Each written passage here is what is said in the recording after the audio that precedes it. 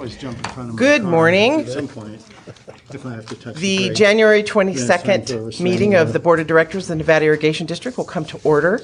Welcome all of you who are here, staff, fellow board members. Thank you so much for being here. We're going to change this up a little bit on our agenda. We will not be doing the public comment until after the presentation on the climate that Mr. Fecco is here to do. So please join me in the Pledge of Allegiance. I pledge allegiance to the flag of the United States of America and to the republic for which it stands, one nation, under God, indivisible, with liberty and justice for all. Okay, Mr. Fecco. Thank you, Madam Chairwoman and Board. Andy Fecco, PCWA. I'm listed as a general manager, although I don't start for another 5 weeks. But thank you for the acknowledgement. Yes. Mr. Wilcox. Chris, can you make sure his mic is up? Yeah, so I'll try to speak directly into it. I've brought Tony Ferenzi and Brian Ricards with me today. They are the smart people that actually know how all this stuff works. I'm going to start off today with a little bit of discussion of the American River region, why we did the American River Basin study, and then we'll dive into some details about modeling, which we hope we will not put you to sleep on. And then perhaps we get through the presentation and then we'll do questions afterwards. We got some backup slides if people want to do a deep dive into some of the details. Without further ado, so why did we do this thing called the American River Basin Study? Well, about 5 years ago, the Bureau of Reclamation did a Sacramento-San Joaquin Basin study that encompassed the entire Central Valley. And the findings were really intriguing. At the time, the technology and the modeling for climate change in the West Coast was at a place where it sort of left you wanting more. The grid scales on how climate modeling would how the climate or a changing climate would affect California were rather large. And so, global climate change models work on grids and interaction from one grid to the next. How the ocean affects the land, how the land moves up in scale as you go up in elevation, et cetera. The grid scales in the Sacramento-San Joaquin Basin study were something on the order of about 80 to 100 miles on edge. So very large scale.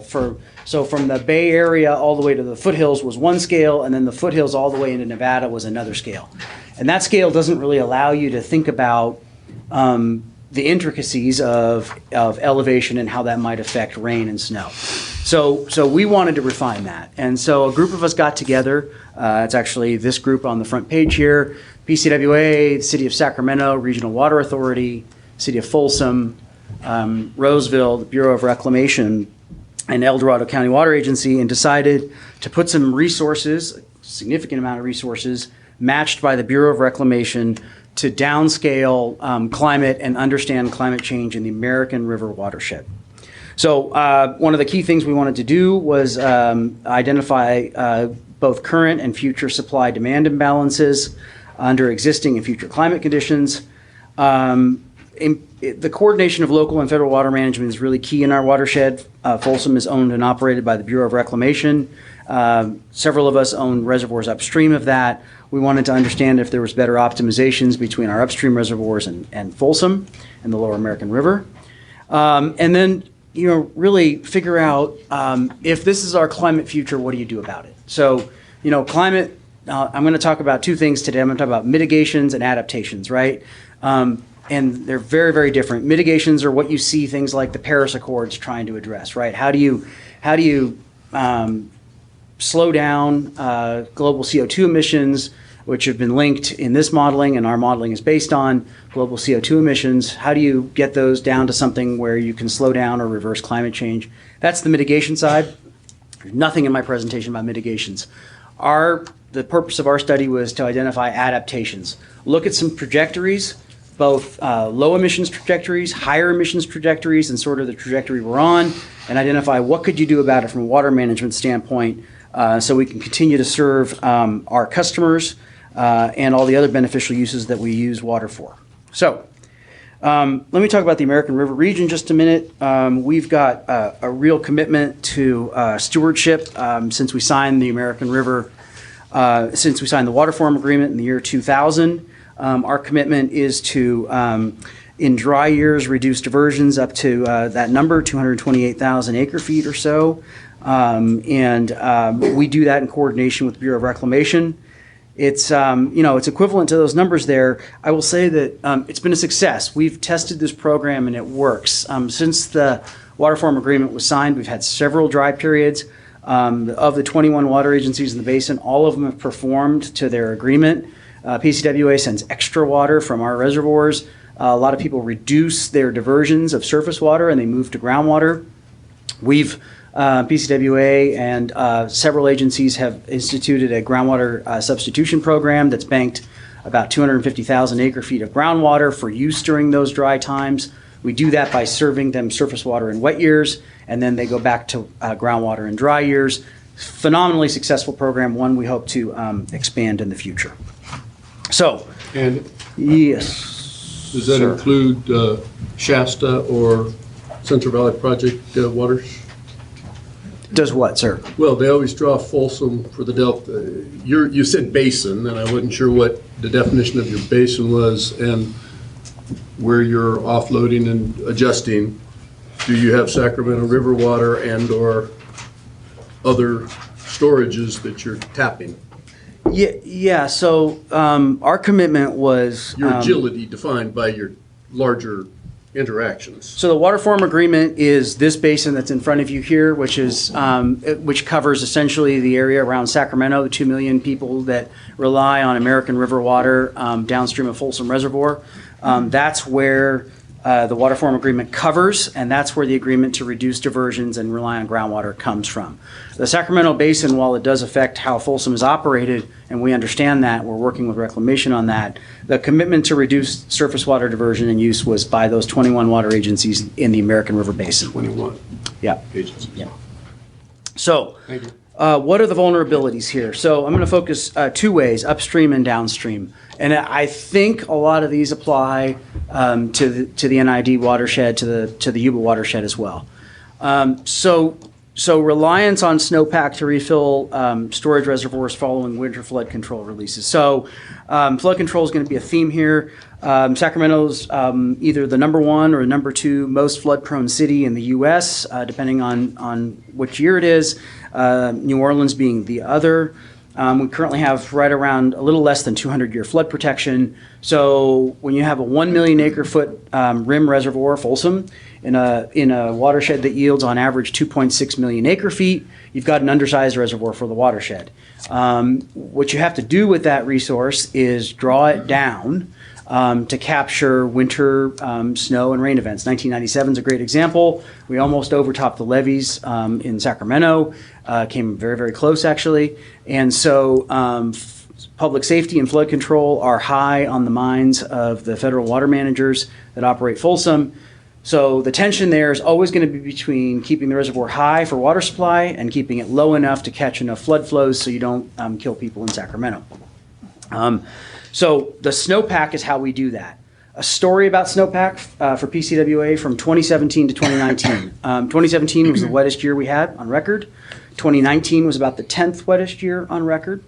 In 2017, most of the precipitation came in the form of rain. So as an example, that year we made about 1.4 million megawatt hours of energy, and that's more than average. We spilled a lot. In 2019, 10th wettest year on record, still a very healthy water year. Almost all of it came as snow. We still made 1.4 million acre feet, 1.4 million megawatt hours of energy, and we never spilled. And that was a direct result of the differences in hydrology. One had a lot of snow, almost spilled the reservoir in mid-July. The other, all of our spill was done by April because all the water came in as rain. And so that is one of the things we wanted to address here. Another vulnerability, poor forest management, significant effects on snowpack retention, a lot of sublimation, too many trees, too tight a canopy, A lot of the snow that falls gets caught in the canopy and evaporates before it actually makes it to the ground. When it does make it into the groundwater basin, when you have that many straws in the ground, what you end up with is a lot of use of water in the upper watershed that doesn't run off and provide base flow to our streams and tributaries, which keeps those streams and tributaries healthy for the fish. Particularly, we have a mountain yellow-legged frog, which we're very concerned about, and foothill yellow-legged frog. And so those tributaries tend to be drier when you have too tight a forest condition. Limited groundwater in the foothills. We worry about this a lot, particularly in our middle elevations. Folks are accessing fractured rock, groundwater. When you get extended dry periods, there is no aquifer for them to tap into. They go dry. I think you've experienced that too. I mentioned Folsom, and then I think this is a vulnerability. Reclamation operates Folsom Reservoir as a CVP facility. This goes to Mr. Miller's question for system-wide needs, not just regional needs, right? And so the entire CVP owns Folsom Reservoir. That includes other M&I parties. That includes agricultural districts. That includes the whole state. And so Folsom is not an asset for Sacramento. Folsom is an asset CVP-wide, and that also creates some tension. So now focusing on that lower basin. Basin-wide water demands heavily dependent on supplies from Folsom Reservoir and the American River. And so Sacramento, the region, those 21 water agencies, grew up sort of organically. If you were close to the river, you became a surface water agency through time. If you were further from the river, you started out a groundwater agency and you stayed a groundwater agency. And so we've got a bit of fracturing among the districts and how they operate. A simple, sort of funny example, but not that funny if you have to live with it, is some districts fluoridate their water and others don't, right? Some people are on groundwater and have systems designed to handle the harder groundwater, and some people don't. And so we have these islands of different water supplies throughout the Sacramento region, and that is a vulnerability. And I think that's something that you're going to hear us address a little bit. We've had significant overdraft in those districts that rely solely on groundwater. The example, South Sutter Water District around McClellan Air Force Base, that's the one that we came to a deal with in the late 90s to supply them surface water. They were dropping 12 to 18 inches of groundwater elevation every year as a result of overdraft. So from the post-war period until about 1998, that groundwater basin was in decline about 12 to 18 inches a year. Since 1998, since we were able to supply them surface water in about 2/3 of the years, we've not only arrested that decline, but we've raised the elevation by, I think it's about 6 feet, and that's that 250,000 acre feet I talked about. So over-reliance on groundwater historically has been a problem. Of course, the increased flood risk we talked about. And then finally, ecosystem protection in the lower American River relies on Folsom Reservoir for flow and temperature management. So the fishery in the lower American River is primarily two fish, fall run, which has not a special status federal species, and steelhead, which is a special status species. And adding another tension, the way their life history strategies work is steelhead spawn in the January-February timeframe, and the juveniles emerge and stay in the river. They spend their first year or so in the river and then out-migrate in the following winter. So that first year that they're spending in the river, water temperature over the summer is super critical to their survival. Fall run they have a much shorter stay in the river. They arrive in October. They spawn, and then their juveniles leave sort of on the first pulse in January, February. So their time in the river is much shorter, but they won't spawn if the water temperature is too warm. So the tension is you've got a limited supply of cold water, and you're trying to manage cold water all through the summer and have enough left to attract adult fall run in the fall so that they can come up and spawn. All that is to say that the water agencies in the Lower American River care very much about the health of the fishery. We continue to believe that a healthy water supply runs through a healthy fishery. And so we are trying our best through habitat projects and cold water pool management to make sure that fishery stays healthy. Otherwise, we think our water supplies are at risk. Okay, this is where it's going to get wonky. All right. Well, thank you, Andy, for the great overview. Thank you, boards. I appreciate the opportunity to be able to describe and discuss where we're at with the American River Basin Study and Calcium 3. So, Please tell us your name and your sorry. position. Thank you very much. My name is Brian Ricards. I'm with PCWA, but I'm also the project manager on behalf of the non-federal partners that's conducting the basin study. Thank you. And I'm co-project manager with Arlen Nickel, which is at the Bureau of Reclamation as well. Thank you. Sorry about that. All right, so in order to do the modeling, we decided to use Calcium 3.0. And originally, Calcium 3 was a water resources planning model that was developed in, I think, over 20 years ago under Calcium just 1.0, or WRIMS, developed independently between DWR and the Bureau of Reclamation to model the Central Valley Project and the State Water Project models. In 2002, they jointly developed Calcium 2.0, which was be able to better model independently or operations between the two different projects. So over the last 20 years or 15 years, they've actually been doing refinements to Calcium 2.0, and Calcium 2.0 has been one of the major platforms to be able to do the various different basin studies over the last 15 years. So in 2017, DWR released a beta version of Calcium called Calcium 3.0, which had a lot more refinements to the Calcium 2. So in general, there's three main things I wanted to highlight on this slide, which is it became more a regional water planning module where it included system-wide operations, not just beyond the Central Valley Project, but also the State Water Project. But it also reached out into the Upper American River watershed, including the Middle Fork Project, owned and operated by PCWA, Project 184, SMUD, and then also adjoining basins as well, and the hydroelectric operations of that basin as well. I'm sorry to interrupt. Calcium 3. Yes. I know in its development, it was envisioned that would include the groundwater, Central Valley groundwater simulation model Yes. as well. So does Calcium 3 incorporate and operate the groundwater basins? Because originally Calcium did not. It does incorporate the CV2 SIM groundwater module in it, so it is a conjunctive use, and that's, yeah. So that's the next point. Thank you for that nice leadway. No, I'm sorry. I'm not totally unfamiliar with this stuff. that's great.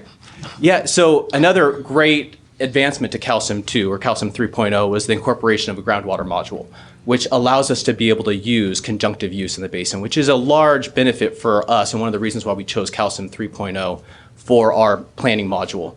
I mean, as Andy pointed out, with the waterform agreement and the conjunctive use in the Sacramento area, we rely heavily on conjunctive use in the American River Basin. So it was a key aspect to be able to move forward with that and develop and model a groundwater bank. And then lastly, Calcium 3 does incorporate land use and climate change, being able to look at parcels and vegetation classes to be able to look at soil moisture and also evapotranspiration for different vegetations and see how climate change can impact those outdoor irrigations. So on the left here, I have a slide of the 2017 beta version, the black outline of the Sacramento San Joaquin, which was originally developed and released in 2017. And with the basin study starting in 2017, we ended up expanding it into the Upper American River watershed.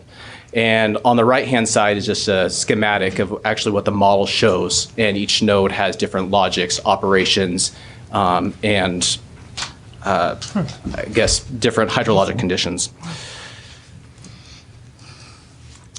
So now getting into the future climate scenarios, this is where it kind of gets a little more in depth. So what we looked at was we started with 32 global climate models, which Andy was discussing, recommended by DWR, the California Water Commission, and Bureau of Reclamation. And these are the downscaled, finite, really small, 3.5 square mile coarse grids that factor in geographic conditions. And combined with two different carbon emission scenarios, that incorporates 64 different climate scenarios. That's a lot of scenarios to evaluate under future climate conditions. So what we did is we ended up doing statistical grouping and ended up combining it into 5 different climate scenarios. We have warm, wet, warm, dry, hot, wet, hot, dry, and central tendency. One thing to note is under all future climate change conditions, temperature is going to increase. So all of them forecast temperature increase. The only difference is really there of how much, how little, and also precipitation. Some are drier, some are wetter, but for the most part, most of them have a little bit drier of a forecast in the future. So I added this slide for people that have it printed out. I apologize, but I thought it would help be able to describe a little bit of how we end up using those 5 different climate change scenarios and apply them to hydrographic or hydrologic baseline conditions. So we have an historic baseline, but then the 5 different climate change scenarios will have a perturbation factor, and we apply that factor onto historic conditions. From there, we end up exacerbating over the future as climate change, I guess you could say, worsens. So we have a 2050, 2070, and 2085 different time periods that we're looking at and evaluating in the basin study. Further we get away from current day, the more we expect climate change to actually affect our water supply and demand. So here is a heat map of the temperature forecast for the year 2085, central tendency, so more or less the average of all 64 climate change scenarios. And we expect to see roughly a 5.6 degree increase in temperature in our basin. So depending on the different climate change scenario, we have a warm wet, which would be the minimum of a 4 degree increase, and the hot dry, a 7.4 degree increase in temperature in our basin, with a slight variability as, I guess, increase as you go up towards the foothills even more. So that temperature increase, as Annie was pointing out, the difference between 2017 and 2019 has a big change in snowpack and hydroelectric operations. So what we decided to do is break it up into bands from 0 to 3,000, 3,000 to 5,000, and 5,000 and greater to see how that affects the snow timing and the snow runoff. Well, under elevation of 3,000, as you'd expect, we don't see a lot of snow, so there's not going to be a huge change in the timing of snow runoff. But as you see, as you get down or go up in elevation, you're seeing that historically the snow runoff happened in May, and now it's occurring earlier. So likely we're not going to have precipitation fall more in the form of rainfall, not snowfall, and snowmelt is going to happen earlier. So you can see in this graph, we're shifting about 30 to 60 days earlier in the snowmelt runoff, which has implications on the way we operate Folsom Reservoir, or should I say the reclamation operates Folsom Reservoir, during flood operations and water supply operations. So here's an exceedance plot of Folsom Reservoir end of September. And what we're seeing in 2070 is, this is the forecast, the baseline scenario for future demands. We're seeing without climate change, we're going to reach dead pull in about probably around 5% of the years. However, in 2070, under climate change scenarios, it can get as bad under the hot dry scenario as 1 out of every 4 years. We're going to reach dead pull. So this is under current operations with no other changes. I think it's going to be foolish that everything's going to be operated the exact same, but that's one of the reasons why we're doing the basin study is what adaptation measures can we do to mitigate this from happening. So we'll have a lower storage and we'll have less storage and cold water pool for all ecosystem habitats, as Andy was mentioning, for the salmon runoff. So that's the supply side. I want to do a brief overview on the demand side. So under the demand scenarios, we had to develop levels of demand for the basin for the year 2050, 2070, and 2085. So we levied efforts off of the regional water, RWA's Regional Water Reliability Plan, urban water management plans, ag water management plans, and also water treatment plant data to be able to disaggregate indoor-outdoor flows and also ag versus urban flows. So we have just an overall presentation or overall view of the future scenarios of demand. However, ag is supposed to forecast to be 7 to 8% increase under future scenarios for water demand. M&I is forecasted to be about a 3% increase in demand in the future scenarios. So again, the highlight on the left, we're looking at not modeling adaptation measures right now. We're looking at under current conditions, under current legislation, no change in crop, because all those are we consider adaptation measures that we can help mitigate and reduce demand. So current steady progress right now, we've done climate change hydrology for the years 2050, 2070, 2085 for the California region, Sacramento, San Joaquin Basin. We've done detailed representation of upstream operations of the calcium 3.0 model, focusing our efforts with a very fine resolution within the American River Basin watershed, as well as you can see, Stantec's been doing a lot of the work, and we've been working closely with Stantec. They've been the developer of calcium 3.0. They've been working closely with DWR, the Bay Delta office, and incorporating the Yuba, the Bear, Consumnes, and Stanislaus, all in the calcium 3 domain. So it's getting a lot of traction and getting a lot of use. We've also developed M&I and ag demands projections for the year 2050, 2070, and 2085. We've developed regional vulnerabilities for the region, which vulnerabilities end up having management actions, and management actions will end up producing adaptation portfolios. So the adaptations where we can help combat and plan to reduce those vulnerabilities and make sure that we have a sustainable water future. These adaptation portfolios we're using are theme-based projects where we're looking at adaptation measures and grouping those and then modeling those into calcium 3 and seeing how they perform under future climate scenarios.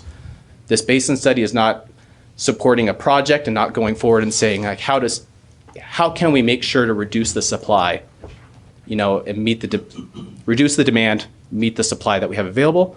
It's there merely just to look at getting a common planning tool, working with the Bureau of Reclamation, with the Central California Area Office, and having a common tool where we can look at and see how these perform and how we can better serve the future for our water portfolio. So that's it for the presentation. My contact information is up there, along with the other project manager, Arlen Nickel with Reclamation. We do have a website that's hosted on PCWA's website for www.pcw.net/planning/ARBS, and open up to questions if you guys have any. So we're going to have board questions first, and then we will take questions from the audience. So, board? Nick, you want to start? Oh, sure. Oh, that's a good point. Yeah, Brian, are you familiar at all with the modeling tools that NID is using? Vaguely, I know that you guys, I believe, use HEC-RAS Sim.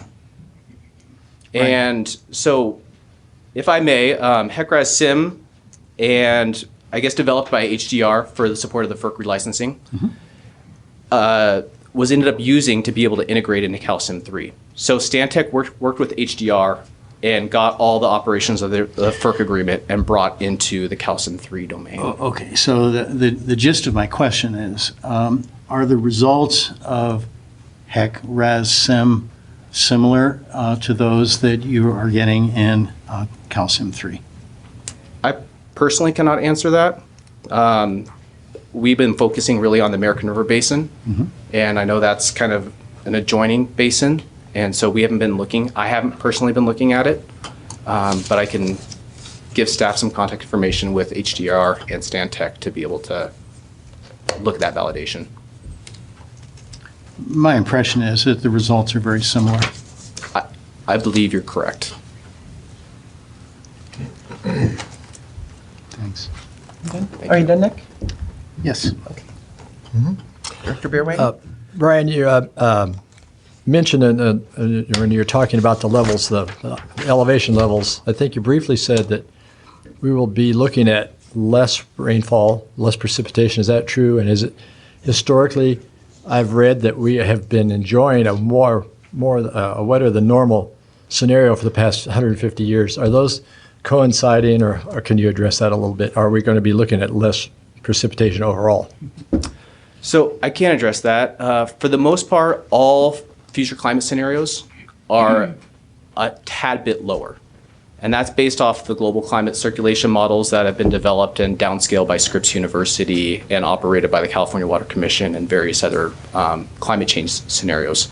So ideally, every year you're going to have variability. Right. We're going off historic levels, but we do forecast, or at least the experts and academics forecast, that it to be slightly drier.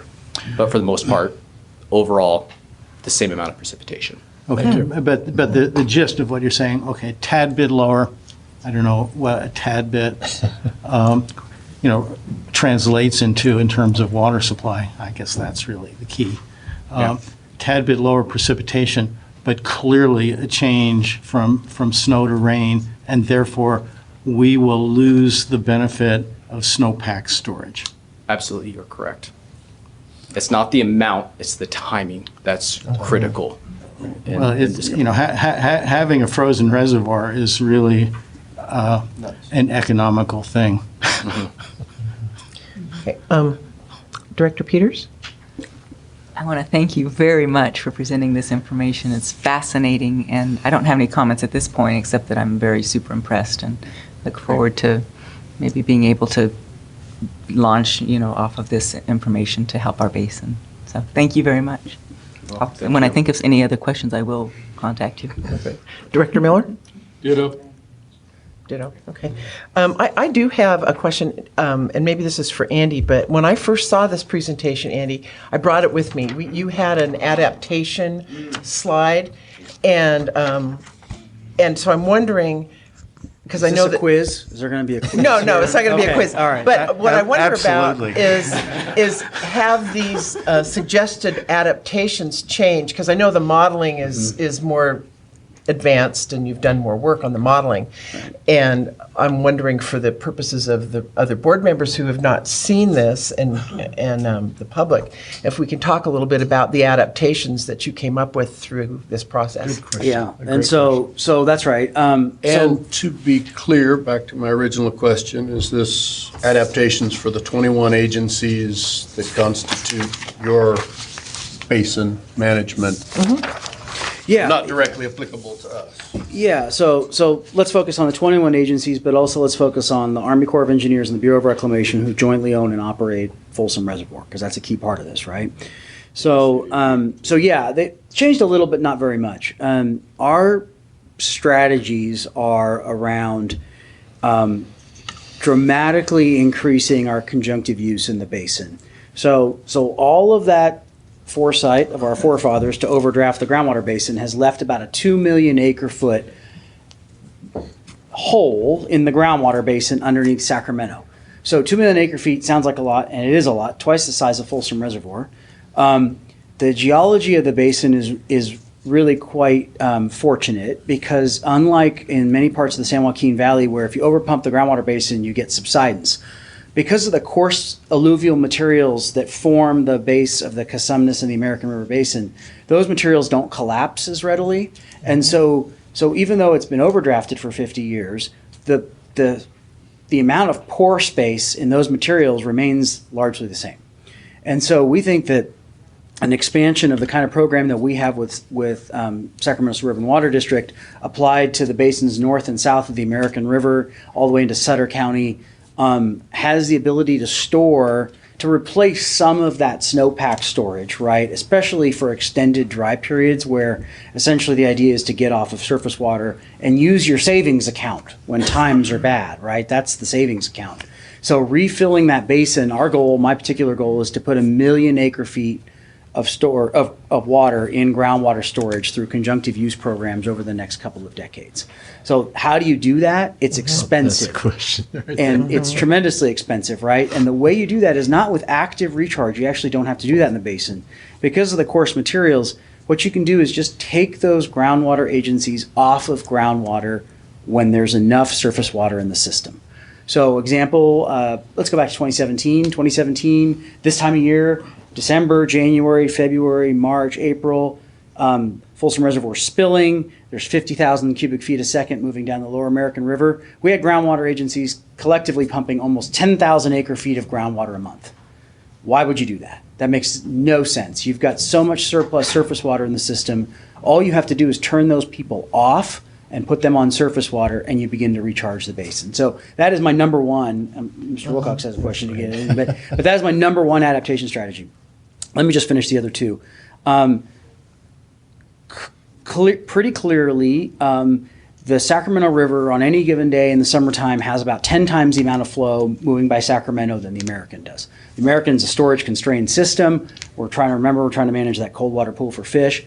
We think a significant adaptation strategy for our future is to move future diversions and some of the current diversions from the American River reliance on Folsom to the Sacramento. We have an opportunity to use a state-of-the-art fish screen on the Sacramento River and plumb the region rather than always plumbing it from east to west, plumb the region for the future growth from west to east. That means pumping water uphill, which I'm generally against. But in this situation, I think it makes a lot of sense because the biological significance of the Sacramento River as it goes by Sacramento is pretty low, whereas the significance of the American River is pretty high. Last thing, I mentioned the Army Corps and the Bureau. So we've recently redone the flood control manual for Folsom Reservoir. We helped on that. We think it's a good result.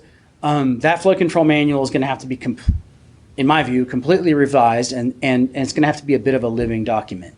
You simply can't, if you're not going to have snow in the system, then you have to change how you think about operating Folsom during the flood control period, because the biggest fear of flood managers is a rain on snow event, the 1997 event, right, where you had a huge snowpack around the New Year's holiday and you got a warm storm that melted it all and it all came rushing downhill. So if you don't have snow, you don't have that problem, or if you have less snow, you have less of that problem. But so if you keep drawing Folsom lower and lower and lower to accommodate flood flows, the chance that you get a dry year after you've drawn it down to catch flood flows increases the water supply risk to a place where that is going to kill all the fish in the river, and we're going to run out of supply. So operational changes are critical as a critical adaptation strategy. So we're not quite done, correct me, with all of the adaptation strategies, but that's going to be over the next 4 to 5 months. We'll have a complete list. We're hoping to be done with this thing buttoned up by, I think, next fall. Yeah, draft report this June, July, and then finalize it this winter. Perfect. Sure. I understand the conjunctive use concept, and Placer County is in a different position than NID in terms of the opportunities for conjunctive use. Placer County overlies a broad section of the American River subbasin. You have historic groundwater users. You have areas where you can actually employ conjunctive use. We overlie just a tiny little corner of the subbasin. Our district is mostly situated in elevations that are significantly above the valley. I don't know what our average elevation would be, but if you take Grass Valley as sort of the average elevation of use, we're situated at about 200 feet. And everybody around here is operating on fractured bedrock aquifers, which are not well known and very limited in their capacity. So I'm not sure that what Placer County Water Agency finds as a good solution is applicable to us, because we have certainly been told that we need to bank our water in the Sacramento subbasin, and in lieu of developing additional storage facilities. But that requires a significant amount of pumping from the area, and I'm not sure that all the other groundwater users in the Sacramento subbasin would appreciate us pumping all our water out of that basin. They would much prefer to see us as a contributor to that groundwater basin rather than a withdrawer from that basin. And so I'm not sure that we're not comparing apples and oranges here. Yeah, the Yuba Basin in general is a much different basin. It's a different basin from the standpoint of the size of the reservoirs. It's a different basin from the importance of the snowpack. Well, I'm not talking about the whole Yuba River Basin. Yuba River Basin has some conjunctive use aspects. Sure. Certainly, Yuba Water Agency employs conjunctive use quite effectively in there. But in terms of our district, conjunctive use is not a good option because we can't force the water into the ground and recover it reliably. Yeah, I think that's right. I say the Yuba Basin because every basin has its intricacies, right? Elevation intricacies, et cetera. You mentioned the elevation stuff. Yeah, where your population center is and where our population center is are very different things. And so, yeah, your NID's adaptation strategies to climate change are, in my view, certainly worthy of a look. I don't know what they would be. I don't know what all of them are. I have some guesses. But, I think operationally, you've probably got some options now and in the future. There's probably some things that we can do together going forward between the two agencies, certainly. But it's just a very different suite of options, and you have to undertake a scientific study to understand what they might be. But my point is that what works for PCWA may not work for NID. Let me weigh in on that just a little bit, and maybe Rem can help. But the resources that PCWA has used, the scientific modeling, we now have, I understand, Rem, and please weigh in, the ability to essentially, hopefully, plug in our data. I'm going to oversimplify this, but plug in our data using those same modeling tools so that we can get something that is specific to our region. That was the. But Can you say? Sure. So two pieces to this. So the answer is yes. What excites us about what PCWA and the Bureau have done is the climate downscaling. This is a really important component of our H&H model as it moves forward, so that our raw water master plan can carry the same strength in it as this work that they have done. So really, we've done a lot of the hydraulics work that we've done has been based on our red and blue model, which was our FERC process. We've taken that model, we've moved it forward, but this is unique.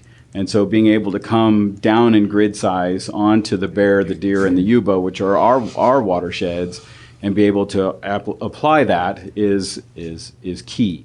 Nick, to your point, I think that the adaptation strategy that PCWA is moving forward on using the groundwater basin that isn't necessarily different than what the district is already considering. It is a reservoir, it's just underground. The district is exploring other reservoirs as well as other adaptation thought processes, and the raw water master plan will put us on that track. So it's not something new, it's a different kind of the same thing, right? So that system is a storage adaptation. And it addresses the fact that the snowpack storage in the American River Basin is no different than our basin and others, right? We're all trying to compensate for this loss of storage. Right.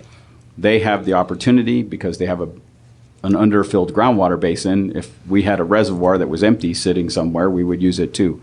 If we had a 2 million acre foot groundwater basin, we'd be looking at that thing pretty aggressively, right? We don't, that I'm aware of. But my point is, I'm not aware that we do have such a groundwater basin. Sir? I'm not aware that we do have such a groundwater basin. The USGS study from 1983 identified that it doesn't exist in our area, in our operational area. But I think the point here is, to Director Heck's point, this is extraordinarily important because it brings the climate change thought process into our model. Right. And will make our model more robust and accurate. And it also attaches us regionally to our peer organizations and watersheds in the Sierras. Right. Okay. Director Peters, you had a comment? Yeah, I think that in response to Director Wilcox's, I think that this was to bring what the potential technology is, and I'm fascinated by it, and I think that because we don't have that, they're not studying our basin, they're studying their basin, and so to find out what they've done in their basin, to me, is of immense value. Right, and I'll just say the whole concept of downscaling the models, I understand, and I wholly support. It gives us a much clearer picture of what's going on at a geographic scale that we have to live with. Right. Director Miller, did you have a comment? Just again, the access to the Sacramento River, we have none. Allows a lot more. Yeah. Oh, yeah. Good. Let me just wait. We have one other question. If we can have Mr. Beer Just a weigh in. technical one, you mentioned groundwater recharge. I'm assuming that when you cut off you stop pumping water in the wintertime, we're recharging by nature, you're not pouring runoff water in the ground. Is that correct? Correct. We've got a bit of active recharge in the city of Roseville and some other places to where the geology is not as favorable. They do some active recharge. It's actually using their groundwater wells in reverse. Okay. And putting treated water in the ground. It's called ASR, Aquifer Storage and Recovery. But it's not widespread. like I said, the basin here is really the basin in the Sacramento region is very favorable to natural recharge if you just stop pumping, right? And I've heard that's the same for ours around Lincoln, that it recharges really fast. Yeah, naturally. That's right. As those creeks, Dry Creek, Auburn Ravine, as they come tumbling down the side of the foothills there, the recharge zones there, I mean, losses in Auburn Ravine are somewhere in the 20 to 25% range. Surface water, but it's recharging the groundwater basin. That's where it's going. Thank you. And so, I was just going to mention on the applicability piece. So I think Rem's exactly right. We've got some ideas. We've got some ways of doing this now.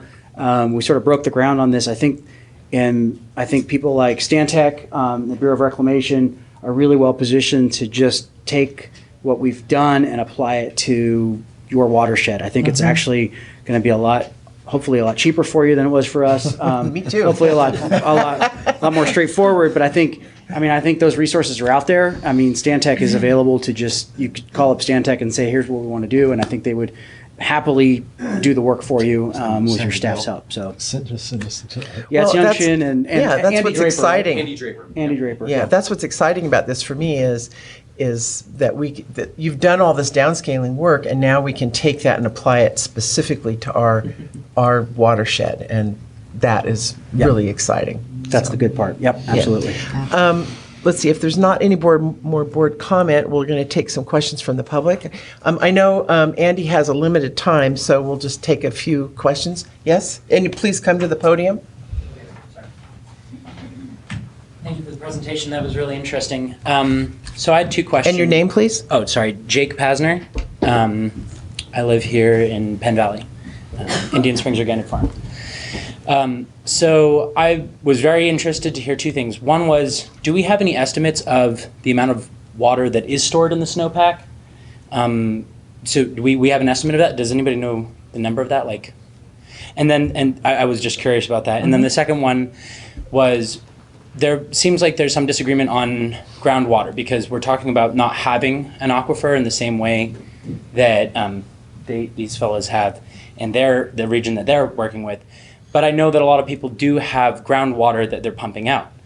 So while this isn't something that, you said the 1980, some old 1982 representation of what there is underground to store, it seems like we are pulling water out. So if we're pulling water out, doesn't that mean that there's some reservoir capability there? So it seems like getting a good estimate of that or having a good number on that seems an update on that's not 40 years old would probably be pretty good for understanding whether or not these systems can be applied. Mm-hmm. Maybe we can understand it better. I also know that there's been research to look into how high Sierra meadows work to facilitate putting water back into the ground. So these studies are ongoing and seem like things that could increase our ability to help with those kinds of problem issues. So the two things that I had was, how comparable is the amount of snow reservoir capacity compared to how much water we're pulling out of the ground right now, in the sense that maybe we could have a similar kind of relationship of this conjunctive use. Maybe those answers aren't right now, but those seem like good questions to me. Okay. Let's see. Do you guys want to take a stab at one of those? On the snowpack one, I can give you a sort of a tale of 2 years. So at the most intense year of the drought, we only had about 10%. So of our water supply that year, only 10% of it was in snow storage that year, and the other 90% of it was as reservoir storage. Mm-hmm. So we had, so that's just, we had very, very little snowpack in the drought. Now, 2017, right, we had a lot of rain. Almost all the storage was again in that year as reservoir storage and very little sort of snow runoff. 2019, on the other hand, we had more snow storage than we had reservoir storage. In fact, we ran about, give or take, 600,000 acre feet through our system that year, and about 400 of that at the height of the wintertime was in snow, and only 200 of it was in reservoir storage. So it varies dramatically year to year, but it's safe to say that, sort of on average, in our watersheds at least, we want to see at least 50% of our supply in frozen storage, right, and about half in reservoirs. If you have that, then what you've got is an optimized system. It means you've been able to dispatch your hydropower to the maximum ability, right? You've drawn your reservoirs down and made energy with that, and then you've caught all the snow as it's melted, refilled your reservoirs while you're still making energy, and now you've got full reservoirs starting the dry season, and you can make energy with that. That's how we look at an optimization. You want to clear enough reservoir storage space to catch all the snow you can as it melts. That becomes more difficult in the future pretty clearly. Thank you. You come and say your name, please. Yeah, Kurt Lorenz. Andy, you passed over very quickly the idea of forest issues and forest health in the question of water storage. I think for all of the foothill region going toward the summit, the health of the forests and how they're managed is a very important part of this. And if you could give us just a tiny bit more about what, and from the point of view of water management, what is an optimal forest perspective? Thank you. That is a really good question. So aside from the direct effects of burning down your watershed and receiving a bunch of sediment, which you have to dredge out of your reservoirs and cost you a tremendous amount of money, which that happened to us, which focused our minds on the forest management issue.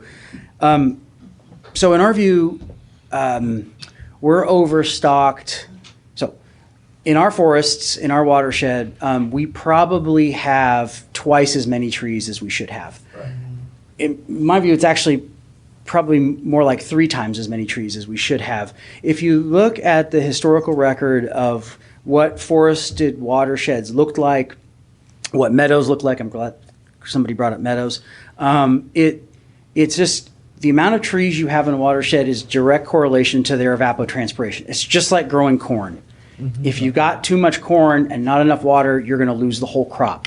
That's what happened in the Central Sierra in the last drought, where you had all those 250 million odd trees that died, right? That's a direct result of an overstocked condition. If you'd have had 1/3 the amount of trees, there's a really good chance you wouldn't have had that beetle kill, because that number of trees can survive a drought based on the local sort of groundwater, right? The amount of water that's in storage underneath that tree. So that local groundwater is what contributes to the base flow of streams all summer long. And what happens is, as snow melts, it percolates down, and then it hits an impermeable bedrock layer, and then it goes laterally until it finds air, and then it runs off into a stream. That's what provides base flow in streams all winter, because otherwise you have dry creeks and streams and throughout the watershed. Base flow is important. The more trees you have, the less base flow. Some of the really interesting work that Sierra Pacific Industries has been doing on their property just south of us, above Georgetown, post King Fire, they lost 26,000 out of 75,000 acres down there, and they've been monitoring stream flows as a result of that fire, and that wiped out all of the trees, right? So all the evapotranspiration. And base flow in that went up by a factor of 3 to 4 in those streams. Those streams experience that. So that's an extreme case, right? But it's not unknown to have, if you do a thinning project, and I think this is what Yuba County Water Agency is working on, they're looking at sort of a 5 to 10% increase in base flow through the summer period if you did what I would consider to be not super aggressive, but sort of try to get the watershed back to a historical density. And that's what we're trying to do in our French Meadows project. I will tell you, it's very, very difficult with all the rules in place around forestry right now. We've probably gone overkills on the rules of forestry, and so we're trying hard to get back to that historic condition, and we're finding it to be difficult to get there. Hopefully that answers. Good question, good answer. Great question, great answer. Thank you. Yes? Hey, Rick. Hi. Rich Johansson, Penn Valley farmer, probably carbon negative. So wanted to get that propaganda out for all the ranchers and farmers in Nevada County. So did you, any studies on carbon sequestration, or does that really apply to what you're doing? And also, Jake brings up a good point on our fractured block. Do we need a study on how our groundwater actually works? Well, I can say as far as the carbon emission scenarios, there was 4 carbon emission scenarios that were evaluated in our climate change scenarios. The concentration pathways, RCP, I think 2.0, 4.5, 6.5, and 8.5. From my recollection, I believe the climate greenhouse carbon emission scenarios that we're evaluating are 2. One is pretty much no actions taken, so carbon continuing to go. Another one is pretty aggressive, kind of a zero net emissions. So there's the 2 different types of carbon emission scenarios that we're evaluating under. We're not doing all 4, and that's pretty consistent with other climate change scenarios. I believe is consistent with what the state's doing as well. So at least that's for the carbon emission scenario. And the other half of the question about studying for the groundwater, I think the answer is yes, that we need to study it. And do you want to take that, Rem? So it's been done. USGS studied our groundwater basin from essentially Highway 20 down and Highway 49 over. That's the predominance of it. It hasn't changed materially since 1983, to my knowledge. But we can ask USGS to go back through it if that's something the board would like to do. Okay, thank you. See that report. It'd be nice to see that report. Okay. John Norton, Division 5. I was very impressed by the presentation today, especially the geographic scope, where they have extended well beyond the district boundaries and bringing in the Bureau and going up the Sacramento River into the east side, which meets us. So I would hope that at some point as these studies expand, that NID would join in with our downstream partner water agencies looking at possibilities of not only conjunctive use, but adaptation where we can support each other using everything from the water project, Sacramento River, downstream groundwater basins, and our own storage here conjunctively together. So, thank you. Thank you. I think that is part of our plan, right? Yeah, that's the plan. Were there other questions from the audience? Yeah, devil's advocate here, Carmen. I was just wondering, Sacramento is like 30 feet above sea level, and I haven't heard in the presentation anything about sea level, because with the days projected, the whole area is going to be flooded, so I'm wondering why that wasn't in there. I also saw, it was interesting, just to build on that a little bit, last night, or last few days, I saw where Folsom is being raised, right? And that's primarily for flood control, but it has the additional benefit of capturing the water. Okay. Anyway, go ahead and answer the questions. Numbers piece now. Yeah.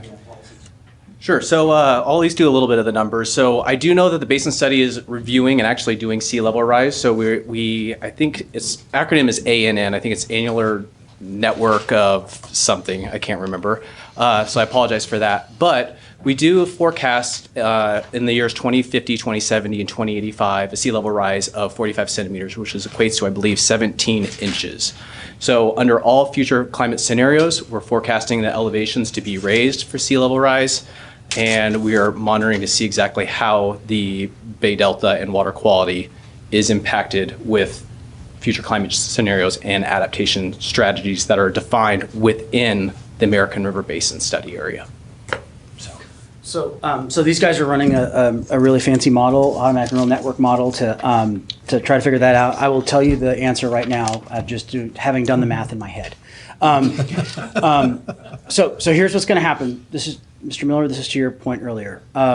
As the sea level rises, we've had about 12 inches over the last century. As the sea level rises through this century, it becomes impossible to keep the delta a freshwater ecosystem. Right, so you can use every drop of water in upstream reservoirs in Northern California to try to keep the delta fresh, and you're trying to hold back a wall of water that is unyielding and will come in.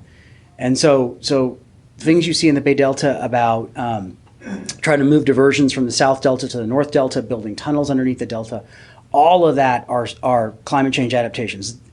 26 million people south of Tehachapi Mountains are not going to go without water, and so they're looking at how to adapt to climate change too. One of the adaptations is to move as far upstream in the Sacramento River system as you possibly can, because once the delta becomes salty, it's actually not a simple exercise to flush it out. So you think, well, it might only become salty 1 year because you have a bad tide or a delta island failure. Once it becomes salty, it's nearly impossible to recover, right? And so the sea level rise thing, thank you for the question, is a really serious one because it goes to operations of Shasta, Oroville, Folsom, BCWA's reservoirs, all of our reservoirs, because if you're trying to keep the delta fresh, and if the regulatory body in charge of keeping the delta fresh demands it, it drives our operations to a place that Northern California agriculture and human uses become unsustainable. We simply have no water in storage in reservoirs because we've used it all to keep the delta fresh and folks south of here in fresh water. Does that make sense to folks? Yeah, it's kind of scary. At Aqua some years ago, there's a Dutch gate that you would put at Carquinez Straits. That's Literally, big old massive to keep the intrusion. Right. We've been watching it for years, but that's $60 billion or some amazingly terrible number. Yeah, it's a heck of an engineering feat. It's been thought about for at least 50 or 60 years, as far as I can remember. It's got some environmental problems. It's got some practicality problems. But yeah, that's what we're trying to do with fresh water now, Yep. right? We're trying to use fresh water as that gate, and every inch the sea level goes up, it becomes more difficult. There are some mitigation strategies around that, which are really interesting, which is, sort of doing tidewater marshes, which attenuate inflow, right? And so the more you can restore marshlands, the more that acts as a sponge as the tide comes in. But that has its limitations. And if you're talking about 8 to 10 feet of sea level rise, that's not going to help you. So. Comparable to the meadow restoration. The math you guys didn't quite do for this gentleman, Mr. Pasner back there, if you're saying 300,000 acre feet, you were speaking in percentages on how much, right, your question. So again, speaking in real numbers is helpful, though variable, you were talking by seasons. The percentage of yield with all the meadow restoration, which we are doing in our district at this time anyway, is 10,000 acre feet, where you have these deficits. We say about 110,000 acre feet is our snowpack loss, just as 150. Sorry, I'm underestimating. So I just, you did fine. You answered in percentages. The question was in real numbers. And so that's where you have a diminishing capacity because the meadows are only so big. Similar with your marshes. Your point is what I'm piggybacking on. You do these things because you can, but it's a big problem and not necessarily always achievable in small increments. Yep. Okay. Got to do something grand sometimes. Well, out of respect for Mr. Fecco's time, I think we'll close this up unless there's further board comment or questions. I'd like to ask a couple questions. I think we need to wrap this up at this time. This is over here. I can do one more if you Okay, one more. Okay, Well, this thank you. lady's been waiting. Oh, yeah, and this lady's been waiting. I've been waiting too out front. Well, excuse me, but she's been standing right here. Absolutely. Yes. I was waiting till the questions were finished because I have a comment. Oh, okay. Good morning. My name is Jeanette Carpenter. I am a surgeon in town, practicing surgeon. I'm the past chief of surgery at our hospital. I am in Mr. Beerwagon's district, and I live on Bear River off of Dog Bar, near Bear River off of Dog Bar. I want to register my opposition to the dam, and I want to encourage you to take some of the information that was shared here today and use it to investigate how we can incorporate that information into any further movement we have on water securing around our community. Just as I worry about the health of my patients, I worry about the health of our community, and I feel that all of us will suffer if we continue with this dam. As the speakers pointed out this morning, the California Future Climate Prediction shows the increase in temperatures no matter what we do. Research shows that reservoirs like Centennial Dam is proposed to be also contribute to global warming, community warming. We're worried about fire in this community. If temperatures increase and we are at fault by putting Centennial Dam there, then we are also at fault for contributing to fires in our community, which we already know we have decreased precipitation and already increased risk of fire in our community. I further worry that my own personal well will dry up. I am worried about my ability to no longer go to Bear River because I use it to relax and rejuvenate as well as my family does. And if I'm relaxed and rejuvenated, I can take better care of my patients and I can take better care of our community. I Ms. moved here Carpenter? for the rivers. Yeah, thank you. We are trying to keep comments I know, but specific nobody put the timer to on, this. and I knew it was 3 minutes. Well, we weren't. Time's up. We We will have public comment. we will have public comment that you will be, if you want to stick around, we'll have that later. But we're taking questions very Right. specific to this presentation. But I said that I was done, or people were done with the questions, and now I was going to give a comment, and then you didn't let me know because I've never been to a sure, meeting. sorry. So thank I'm you. sorry about that. Yeah. Okay. So if you would wrap it up, and then you It's can stick wrapped around. up. Thank you. Thank you so much. Matthew Coulter, Nevada County, specifically the American River region. Two things I didn't hear anything about was the fact that the E. coli and the poop in the water has made the river unusable from the reservoir all the way down to the connection with the Sacramento River. Also, this morning on the national news was the raising of the Folsom Dam, only to be used if necessary. Build it and they will come. They'll fill it, they'll use it. He keeps mentioning the 126 million down south. How many of those people have swimming pools? Recently, thousands of pools were emptied due to the fact of a fuel dump out of an aircraft flying over Los Angeles. The amount of water that was used just to empty those pools and refill them is probably like Scott's Flat and or other reservoirs. Thank you. Thank you for your comments. Okay, any other board comment? And we'll adjourn and take a brief break. Thank you, Andy. Thank you so much, Andy. Thank you, you and your staff. Thank you. Okay, we're going to adjourn for about 5 minutes.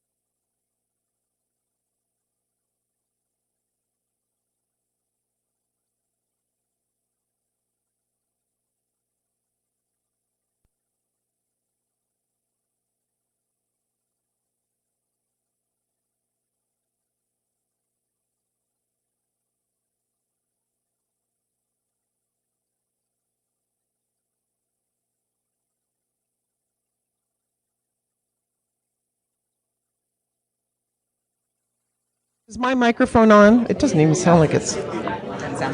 Yeah. They must not have us connected. Broadcasting.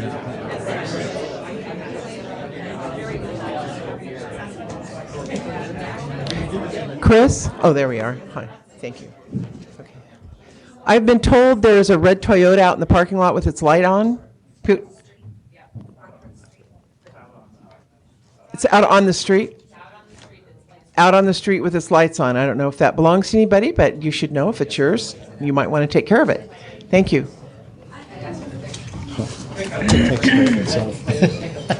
That was very That was great. That was great. Okay, we're going to move now to public comment on items not on the agenda. Your comments will be limited to 3 minutes per person, and I'm learning how to use the timer.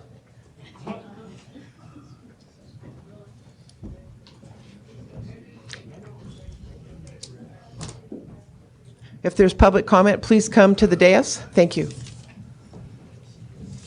And state your name and where you live. Hi. Hi. Thank it's you me for coming again. back.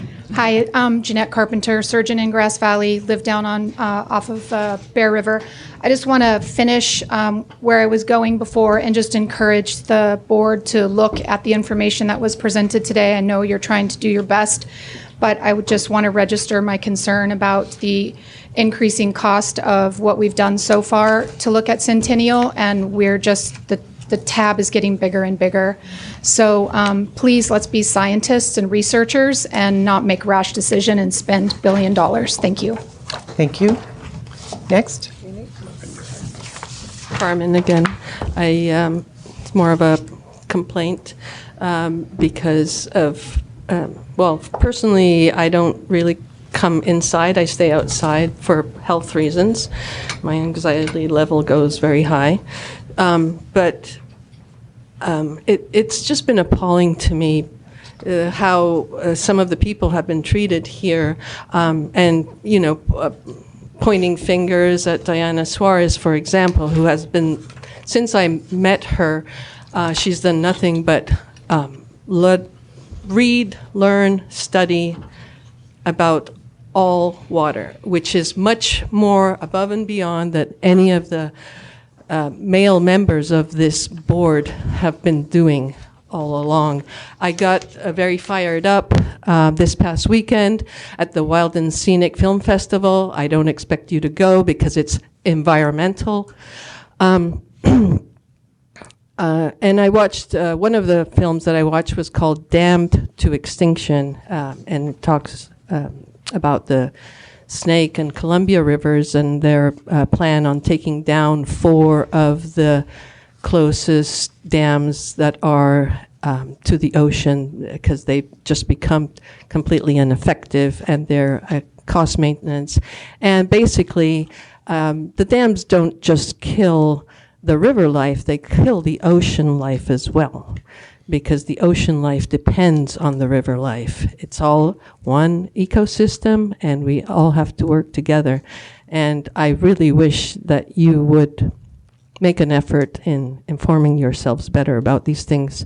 Wild and Scenic has been doing a variety of films on dams around the world, not just here. So, and beyond Wild and Scenic, there's a lot of information on why we should never consider a dam here. Thank you. Thank you.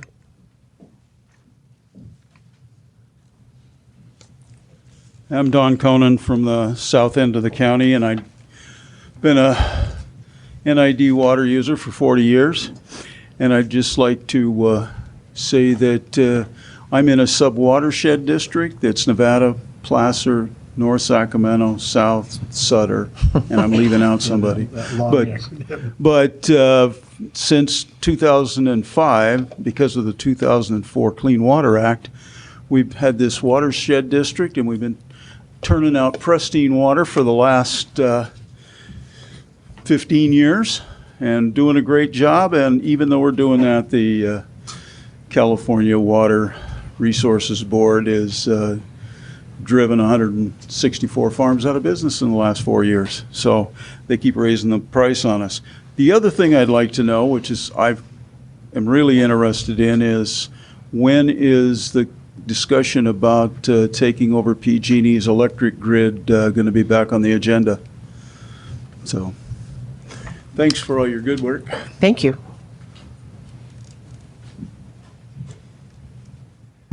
Morning, Marin Lipowitz, Cedar Ridge. Please join me for the pledge to the earth. I pledge allegiance to the earth and all the life it supports, one planet in our care, irreplaceable, with sustenance and respect for all.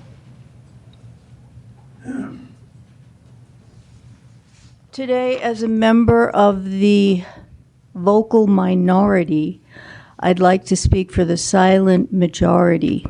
And I'm classifying the silent majority as all who live in, on, and around and love the Bear River. So even though all of those two-footeds, four-footeds, finned and furred might not be in this room, this small minority represents that silent majority. So also, I'm going to wish NID a happy 100th birthday next year, 2021. But I am also going to ask NID to bake a different birthday cake. No Centennial Dam. And finally, Margaret Mead, never doubt that a small group of thoughtful, committed citizens can change the world. Indeed, it's the only thing that ever has. Thank you. Thank you.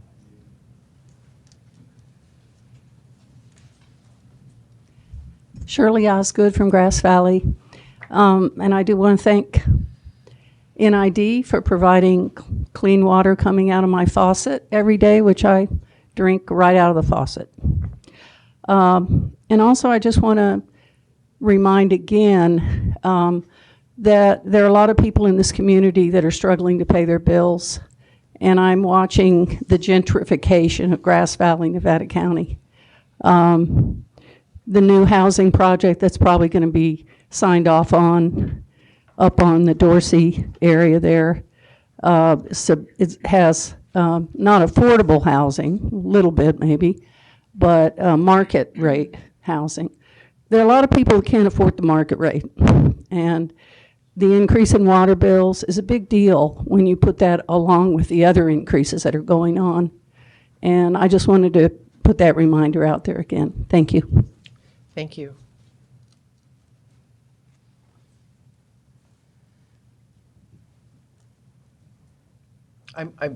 Give me just one second. No, Somehow I messed up. Excuse me, everybody. Okay. Thank you. Fernanda Ruiz. I am a You know, I didn't hear your name. If you could speak up. Fernanda Ruiz. Oh, thank you. I live in Colfax, and I speak for the bear to let it run free. I am my local kayaker, as well as my husband, and we have a lot of friends who kayak the Bear River, and it's a world-class river when it flows. Yeah, I speak for it, and I stand for it. Thank you. Thank you. Okay. Consent agenda. Madam President, I'd like to pull items 1, 3, and 4. I'd like to public B. Okay. I'm sorry, we closed the public comment. Well, when you have a delay out there, it takes time for disabled people to get from there to here. Sir, we So unless closed you're the going public to comment? adjust your meetings to follow the Brown Act things, then I suggest that you maybe change the things, slow down a little bit, and let the public speak, and stop shutting us down continually, every meeting, every workshop, and public event. Sir, you're aggressive. Please calm down. We'll go ahead and allow your public comment. So please proceed. Aggressive? Yes. Yeah, your tone is aggressive. So could if My you want to tone is speak- aggressive. Okay, if let's you'd talk. like to speak, Okay, please good. do so. Let's quickly. talk about aggressive tones. Yuba River, Bear River, Wolf Creek, E. coli, all of them this last year, first time ever. Okay, that's not aggressive. You got people with failing kidneys due to it. The amount of damage in Loma Rica, that the creek is running through the burn area and the runoff into NID's watershed has been unmitigated since last fall in the homeless fire there. The amount of trash, plastic, and burned materials running into the creek, which then NID captures and resells as the tar ditch to Smartsville and beyond, is disgusting. I highly suggest that NID maintains their own watershed here, locally, within a stone's throw of their office. Thank you. Thank you. That is the end of public comment. We have a request from Director Peters to pull items 1 and, what was it? 1, 3, and 4. 1, 3, and 4. 1, 3, and 4 from the consent agenda. And I don't believe we need a motion for that, right? We can just, if there is a request, that's correct. Okay, thank you. Okay, so should we take the other items on the consent agenda, and then we'll take them, the ones that are pulled separately? Do we have a motion for acceptance of the items other than 1, 3, and 4? I motion to accept the other items. Okay. Okay, we have a motion and a second. So that would be items 2, items 5, and item 6. Correct? Correct. Okay, thank you. We have a motion and a second. Please vote. Call the Division roll. 5. Good morning. You're first this year. I was waiting for public comment on the consent agenda. Aye. Division 4. Aye. Division 3. This is to change the consent? To approve No, the to consent approve. agenda minus items 1, I 3, see. and 4. Aye. Division 2. Aye. Division 1. Aye. Okay. Item 1, approve the minutes of the regular meeting on January 8th. Did you have a comment? Yes, on item 1, page 3, the second paragraph, it currently states in the draft minutes that the first paragraph says Director Wilcox made a motion to table the item. Director Beerwagen seconded. The second paragraph said Director Wilcox amended the motion tabling the board. But actually what happened was that Director Peters requested an amendment to the motion to make the item informational only at this meeting and return to the Administrative Practices Committee for further And Director consideration. Wilcox accepted. And Director Wilcox Peters' accepted the amendment. amended motion. Correct. Right. That's correct. That's a little convoluted parliament procedure. We were in the middle of roll call, so when that occurred, so should there be more inserted in that? I'll refer to our legal counsel.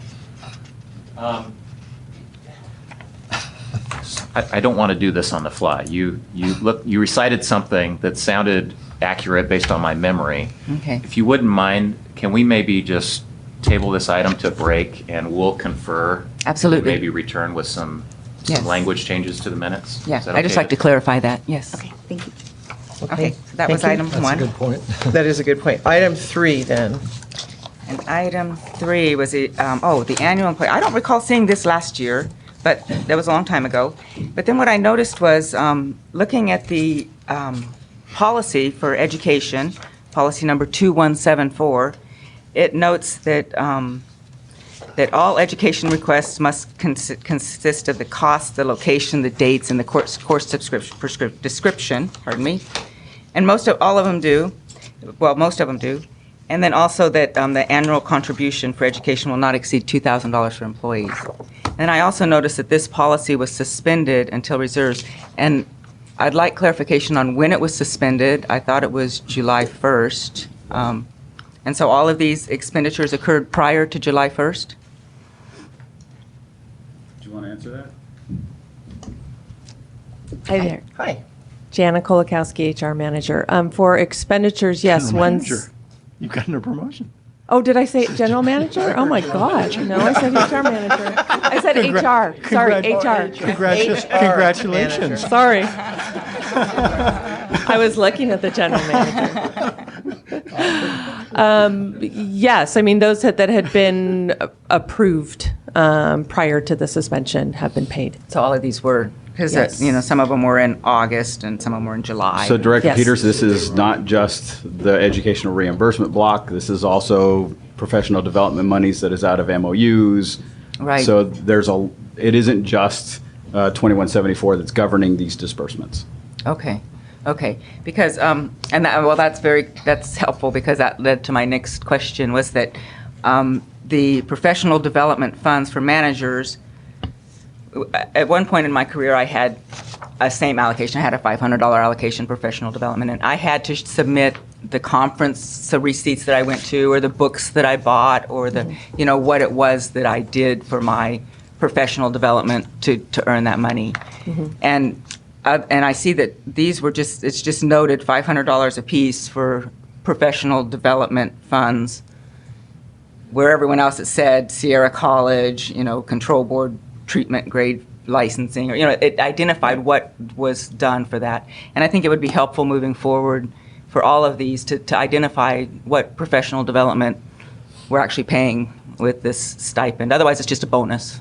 And if it's a bonus, let's call it a bonus. If it's a professional development, we should treat it as professional development. That's my suggestion. Were there questions on the item that you pulled, which was This is the number item. 3?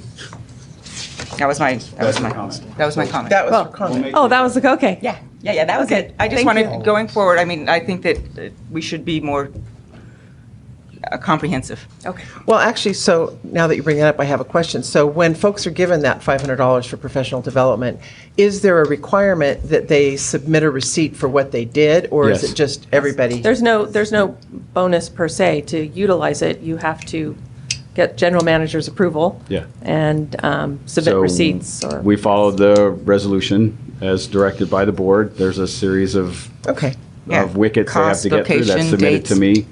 I sign it, and then it goes to Right, cut a 'cause- warrant. Right, because on all the other one, it's like $179 or $200 or $997, and then this one, every one of them, $500, $500, $500. And so it's kind of coincidental, seemed odd. So The department heads are spending more than $500, so they're maximizing the Okay. professional disbursement. So we'd like to see that it's spelled out like the rest of them, though, moving forward. Okay, do we have a motion to approve this item? Oh, okay, sorry.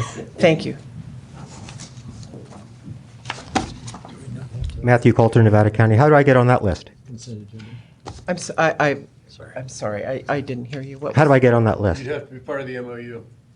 On what and, list? And how many people? How many people are NI? These are for employees of the district. So employees of the districts are getting bonuses. No, I was, no. You did say those words. It Never could heard be, that. it could be construed, it could be construed as that. Thank you. Is there any other public comment on this And I item? don't think she was trying to beat up on staff. It No. just was another example where it gets heard by people. Yeah. The way Right. you say things sometimes. That's right. Okay, do we have a motion to approve item 3? I motion to approve item 3. Thank you. Is there a second? I'll second. Thank you. We have a motion and a second. Roll call, please. Division 5, I was ready this time. Aye. Division 4, Aye. Division 3, Aye. Division 2, Aye. Division 1. Aye. Okay, item 4. Okay. Compensation schedule. Item 4. So I noticed this is the last of a 3-year raise based on our memorandum of understanding with the union for rank and file employees, which was transported up to all of the management. And so it says in the budgetary impact that there's a net savings of doing this. And I understand that because we budgeted for a higher COLA and we didn't have as high of inflation, I don't know if that's, darn too bad or what, it's good. But it's less than we put in this budget. But really the true budgetary impact, this does not reflect at all the true budgetary impact of these raises and how much money this particular exercise is costing the district moving forward, not only in salaries today for the next 20, 25 years, but then this CalPERS retirement plus the OPEB. And what is the magnitude of how does that increase our budget? My question is, how does that increase our budget moving forward? Because the difference now It doesn't increase our budget. That's the point. The budget was approved by the board for this year. That money's already allocated. That's what I'm saying. That How much budget more money is contained it. allocated now because we have higher rates? No additional money was was allocated. This how is are a we gonna net pay? savings. So this is going to be a net savings to the budget of $185,927, which will roll forward into next year's as cash on hand. So let me state it differently. I've looked at the budget, and every department, every classification, the salaries and the OPEB and the retirement, CalPERS, all of those expenses that now we're paying greater for. We're paying more every year because of these increases. I'd just like to know, just because we're getting ready to move into another cycle, I'd like to know how much that exercise has increased our liability, our costs that we have to, now every year moving forward, our budget is, we have to budget more for staff costs because. That's correct. I'd like to know what it- that difference is. Okay, we can provide. Do you have a Yeah. comment? Well, I was going to say that comes, you don't, or do you? No, I have a comment, but you go first. That comes up in the budget discussions the year before already, so we already had those numbers, and I don't No, disagree. they're not number, yeah, okay. I'm Yes, sorry. they are. Well, they're budgeted, yes. This was approved at the budget time in December, Yeah. those numbers. And you're correct, and that'll be an issue that I'm going to be addressing as we go forward with the ratepayers, that this is an issue that's not being, it's not coming to the forefront of how much that costs in each year in our budget. And not that I'm opposed to them, I'm just saying Right. they're a I'm not reality. opposed to them either. And, but I believe they were in the budget, they're not new now. Right. The budget carried forward the full COLA at 3.5. The COLA did not materialize at 3.5, and so it is a net savings to the To this 2020 budget, budget. yes. Yeah. Got it. Yes, Nick? Yeah, I would argue that this discussion is inappropriate. The issue before us is whether to receive and post Yeah. the salary schedule as required by law, I believe. Yeah. And so that is the issue before us, and we should not be getting into a discussion of the appropriateness of salaries and raises and other Not- things. Those come at a different time in a different forum. Okay. I do appreciate that, and I thank you. I know that the way it's presented in the budget, it's very difficult to ascertain, but this was quite easy to ascertain, and so I thought, well, it'd be interesting to know. Okay. Do we have a motion or public, well, wait. Do we have public comment on this item? Thank you, Dustin. Okay, no, we don't. Seeing none, do we have a motion? Oh, wait, yes, we do. Thank you.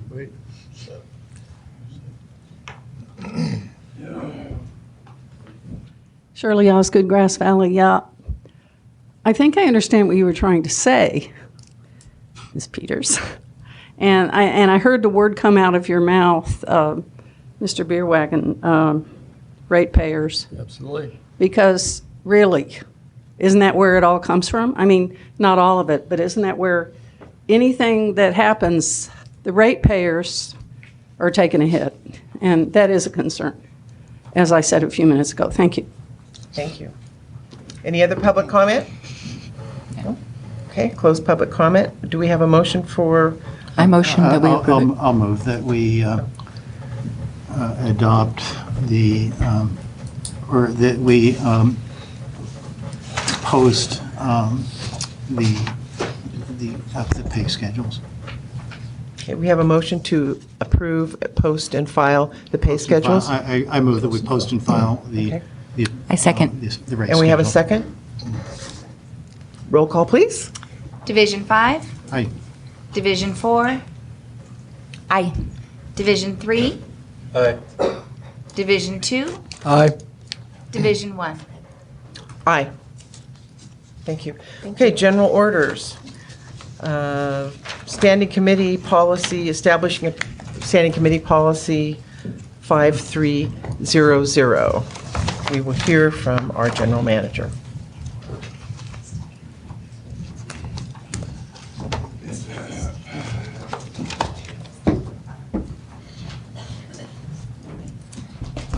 Good morning, board, staff, members of the public. Rem Scherzinger, General Manager, Nevada Irrigation District. So the item before you this morning is the adoption of Resolution 2020-4, establishing District Policy 5300. This is a new policy in its entirety. Standing committees, as recommended by the APC on January the 7th, 2020. Just a quick background, the district has traditionally operated its committees as more of a tribal practice. They were established in Mr. Chatney's era And so the desire for Director Heck and others was to become more formal in our application of our committee process. And so we spent a couple months putting this together to generally codify how we operate our committee program. How do we bring things into that program? How did the committees operate? What are their areas of jurisdiction? What are they intended to give back to the full board? What are the authorities therein? So with that, I'm and happy. a moment's further background on that would be you were threatening to eliminate the committee structure. That's true. So some of us were trying to resurrect for cost-saving purposes. Yeah, so, So to be the fair, recommendation was that committees Get a little are weird an there. expensive endeavor. That is correct, right? This year we spent roughly $130,000 running our committees. If this is something that we think is of value, then we continue forward with it. If it is not something that we think is of value, maybe there's an opportunity to put them together, to reshape them, to focus them more appropriately. But that has gone the wayside, yes, sir. But this gives us a roadmap on how the committees are supposed to operate. And with having the benefit of having 3 new members is that they were looking at our program and trying to understand how to get into it and how to understand and operate within it. This sets that background, or at least sets that foundation. I would also remind the board that these are truly living documents, and so as we move forward, if there are tweaks that we want to do to them as we operate, that is also available to you. Thank you. Board questions? Dr. Miller? No? Okay. Director Peters? I'm good. Director Beerwagen? I'd make a motion. Was there comment by you, Director Wilcox? I applaud and support this effort.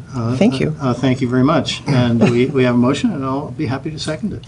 Okay, so was that a motion? I will make a motion that we adopt the Shall I read it, sir?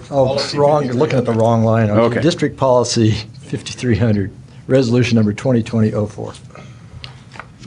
Do we have a second?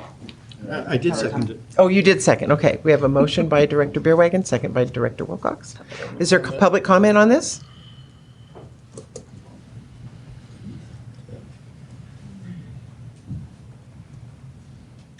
Matthew Coulter, Nevada County. While we're eliminating the tribal system and creating a living document, possibly within that framework could be Nevada Irrigation District becoming more aggressive on pollution and conservation and customer service. Thank you. We have a motion, a second. Can we have roll call, please? Yes. Division 5, Get used to this one day. Aye. Division 4, Aye. Division 3, Aye. Division 2, Aye. Division 1. Aye. Okay, next item, item 8, establishing District Policy 5065, minutes for committee meetings. Oh, this is Chris. Okay.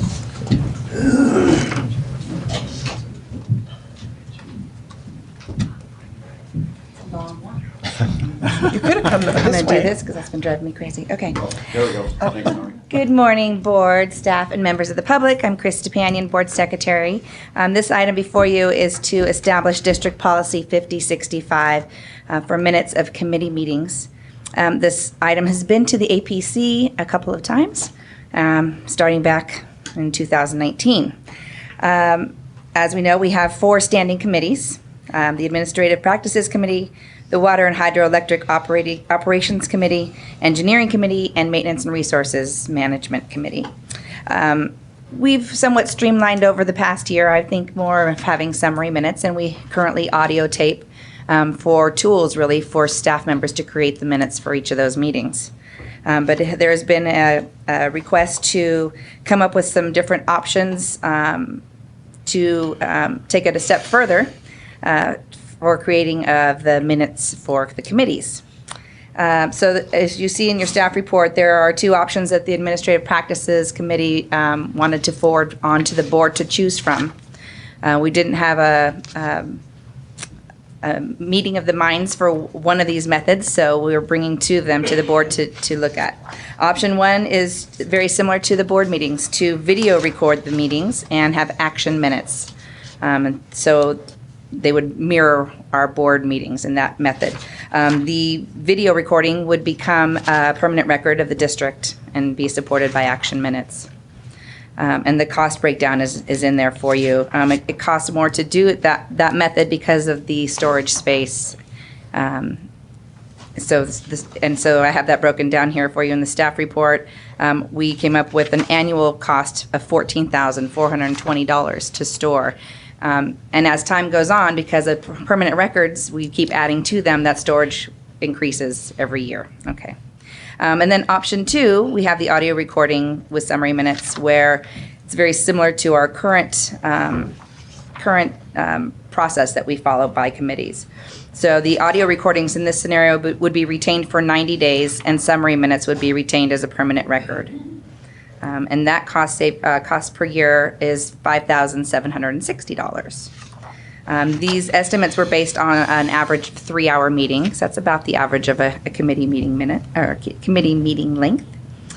And does the board have any questions? There's the presentation. Thank you. Board? Director Miller? I was on the committee. I have just a couple questions. I mean, I applaud that we're standardizing how the minutes are being captured, because they've been kind of over the board over the last year, and so I appreciate that. It notes on both of them that the information packet for the subsequent meeting as soon as practical, but it seems odd that it says as soon as practical. Does that mean that, because historically we've never received a before Friday or Saturday, 72 hours. I'm sorry, where are you looking at? I'm looking at On the both option one policy and itself? option two. Oh, on the policy. on the policy, not on the staff report. I'm sorry, not on the staff report. All right, All right. I'm good with the staff report. Except for on the staff report, it noted that it was the current committee practice. And I just, now that I see that, the option two, it says option two on the staff report that audio recording is currently, with summary minutes, is currently the committee practice. But I know that engineering, we had verbatim minutes, is that what you call it? There were for a while. They were verbatim minutes. Okay, so anyway, that's good. I appreciate standardizing. Which is frowned upon. Yeah. And so as soon as practical, does that mean we could actually get these notes before the 72 hours? As soon as practical is, they are typically, so, and that would be, that's a good question. So now they are prepared and given with the agenda packet for the upcoming meeting. So it's that 72-hour time frame we're looking at. There's never been I've never had a request to provide them sooner than that. And I can't speak for the other management assistants that handle for other committees. So that is typically in that ballpark, but if that verbiage should not be. I was just curious. same. I thought we'd make it We can tight. strike it if you Well, want. in Chris's defense, you have to prepare these. Sometimes you've got a board meeting, a workshop the next, you get into Yeah. the Tuesday thing, she has to spend the hours. So I think Right. practical allows her some freedom, it would seem. Okay, I've just never seen them before 72 hours, and so I didn't know if they'd ever be before Right. 72 hours. No.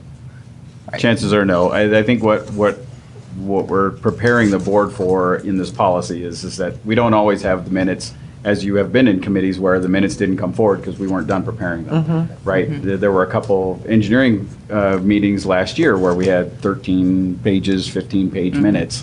And we didn't have them done in the month that we needed to have them done. And so you had two stacked on a following month. I don't remember that. Okay. All right. Okay. I'd like to hear discussion. I'm good either way, option one or option two. Okay, Nick? Yeah, I'll just state a preference. I would favor having committee minutes be in the same basic format as board minutes. So that's the video recording and archive, and action minutes, I guess. I think there's always a danger in having video or audio archiving and extensive verbatim minutes, or in this case, even summary minutes. because there might be slight discrepancies between the written minutes and the video or audio recording, and in the end, the record of the meeting should be what was actually said. Director Beerwagen? Are you done, Nick? Yeah. Yes. So is that in favor of option one? Is that what you're saying? Yeah, so Yes. I would favor option one. I know it's a little more expensive, but, doing business is expensive, and adhering to principles of transparency might be expensive, and that's just one of the costs of doing business. And democracy is expensive. Yes. Democracy is expensive. That's Okay. right. On that note, I would just, I don't disagree, however, the expense part, and we're talking every meeting about austere budgets and cutting and all those things, so I'm torn between which one of these to go with, because we're talking about a lot more money per year to keep minutes. Okay. And that's why there was a split on the committee. Yeah. I went low cost, she went high cost. Okay, and so I'd like to weigh in. I'm definitely in favor of option one, and my reasons are multiple. One is I think it's really important that we have this video saved in perpetuity. The action minutes sometimes have errors that we have seen, and it doesn't give a full representation. And so much of what we do in committees is more of a deep dive than what we're able to do as board. And I just think it's better to have more information rather than less. And the difference in price is $700 a month is the difference, assuming these numbers are correct. So, and I actually think, Rem just gave out through a number of $138,000 for our committee meetings, and that's for 4 per month. And that ends up to be $345. So I think the numbers move around a little bit, but I'm absolutely in favor of option one. I think we need to have a permanent video record. So, did you have a comment, I Laura? have one more comment. I guess one of my concerns, on both of these, is that the approved minutes will be posted for 1 year. And then after 1 year, you have to do a public records request to find out what was said in them. You mean on the website? Is that what you're talking about? For Yeah. committees. For committees. For committees. Right, and so I find I go back and look at the summary notes. Me too. To know what was discussed, and boy, these years go by fast. And so I want to look at something from last year. Either option, it's going to be gone unless you did a public records request. And so while I like the video idea, I think that if we get solid summary minutes that we agree on before we approve them, we make sure that they're a good reflection on what was said. If we could keep them longer on the website, That'd be printed. to me, that's more valuable than having video for only 1 year. Okay, wait, are we talking about you would only store the video for 1 year? No, the video would be in come off the perpetuity. website. It would only be on the Videos forever. website for 1 year, but it would be stored in perpetuity. It would be, and so, and then the written part, or the summary minutes, am I saying that right, or the action minutes? The action minutes. The action minutes would only be there for 1 year. Currently, our That's- committee meeting minutes are stored on the website for 1 year. For 1 year. Is And there then a they're problem with available storing them afterwards. longer on the No. website? It's just more storage. It's more fine. If storage. the board wants to have 2 years, 4 years, 10 Well, years. to her point, it's like, I was looking at, I don't know, some budget thing or the other day, and it was like, oh, well, where were we in that committee? And this is a different issue, but one of the issues for me is that we don't have a way to search through those real easily. And having a method to search through some of these minutes, or even our agendas, would be good. It's like, well, what month was it that we looked at that, and do we have the minutes? And it's kind of cumbersome. With the minutes on the website, you should be able to Control F and search words. They should be searchable documents. Yeah, no, I know how to Okay. do that, but I'm saying it's just kind of Right. difficult. So I would be in favor, again, of option one, and maybe keep the written stuff on there just at 2 years. I mean, that is just an extra little bit of time. Is there any public comment?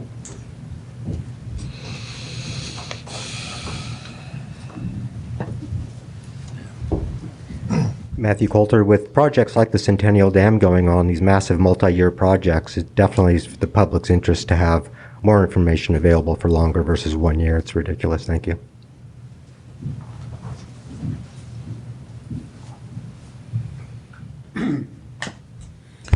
Good morning to the board, the employees, and the public. Mike Pasner, Indian Springs Organic Farm, farming with NID water for 33 years.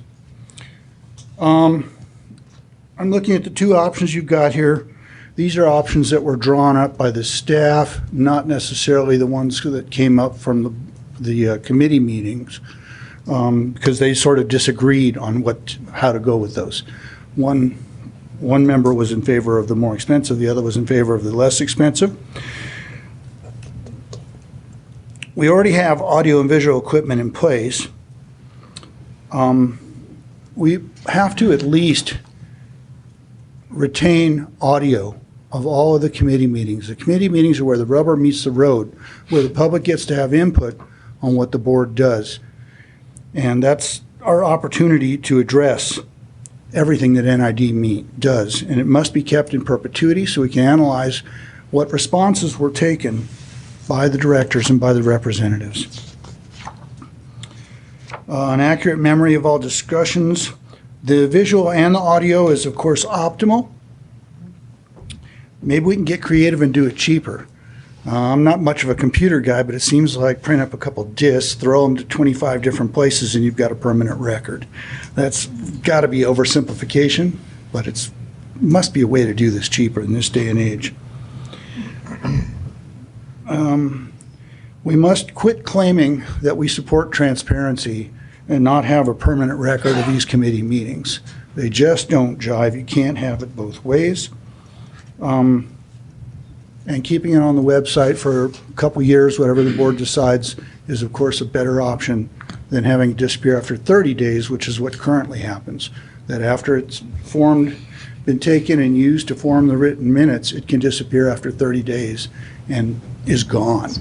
Even 90 days is wrong. We need to keep these minutes in perpetuity. Thank you. Thank you. Hello again. Jake Pasner, also Indian Springs Organic Farm. So I just did some quick calculation for how long it takes you. 3 hours of video, which comes out to about 12.7 gigabytes. Multiply it by 3, you've got about 40. 40 for 26 is about a terabyte. So if you can get about 26 meetings onto a terabyte drive costs about $50. So the cost of storage of this information, if NID were just to purchase directly terabyte drives, which then could be run through a laptop, just to answer the question about how technologically this could be maybe cheaper. That's one way. That requires somebody who's a network moderator who can sit there and plug a thing in and then run the website. If you were to use an online service, something like Amazon Workspace, it costs about $10 a month for a terabyte of space. So instead of $40 or $50 for that terabyte drive, it costs about $120. So I was just wondering, where does the thousands of dollars element come in there? Just because it wasn't obvious to me. And then just an honest question there. It seems like you could store that very cheaply and in perpetuity.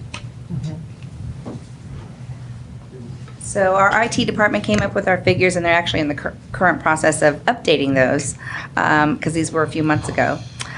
So we're not able, am I okay to answer part of that question at least?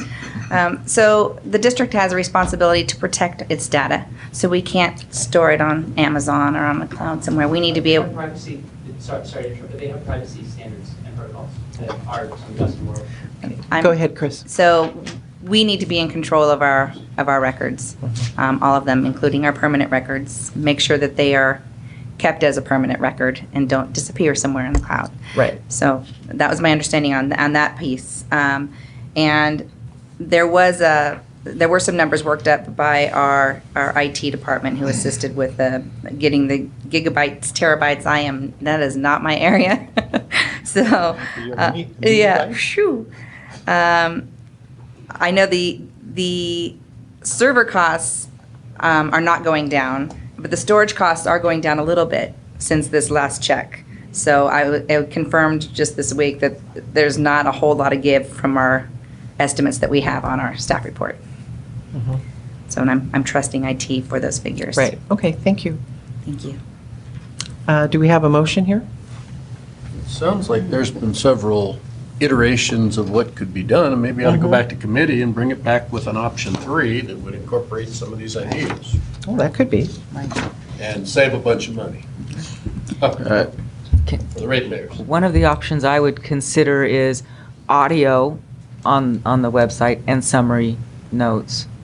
Or you say there's a problem with that, though?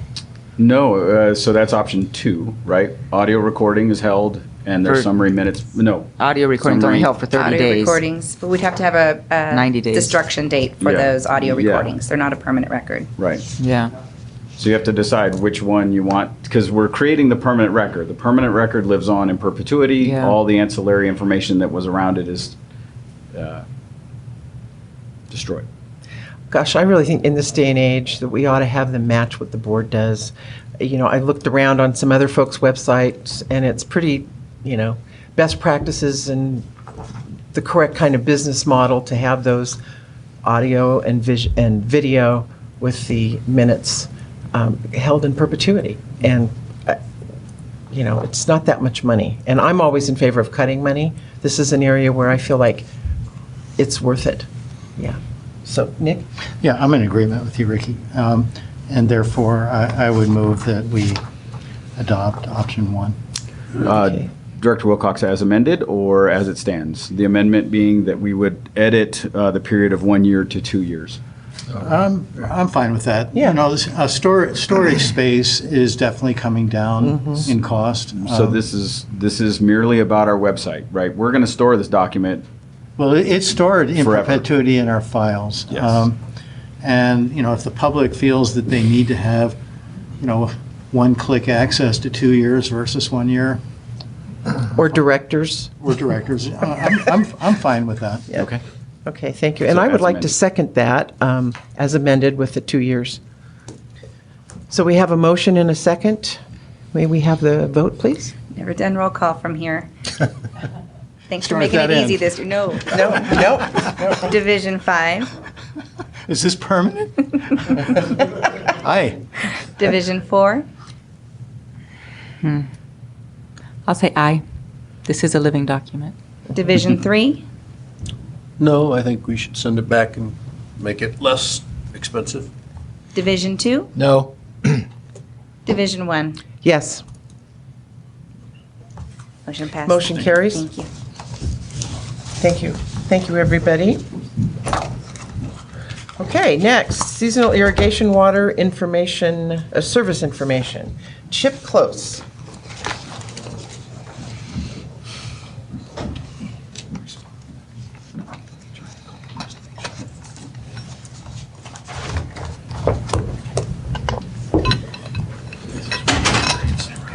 Yes. TV's already on. Thought it was the clapper, I had the clapper. You're bad. That's all I'm saying, send it back to committee and get it published. That's what it is. Okay, good morning, board, staff, and public. I am Chip Close, Water Operations Manager. And today I'm here to present an informational PowerPoint on seasonal irrigation water service. As I reflect on my 8 years as a water operations manager, I can't really think of a year where somebody didn't call me up and ask, hey, can you start the season early? Or, hey, can you extend that season a little bit? I need some more water.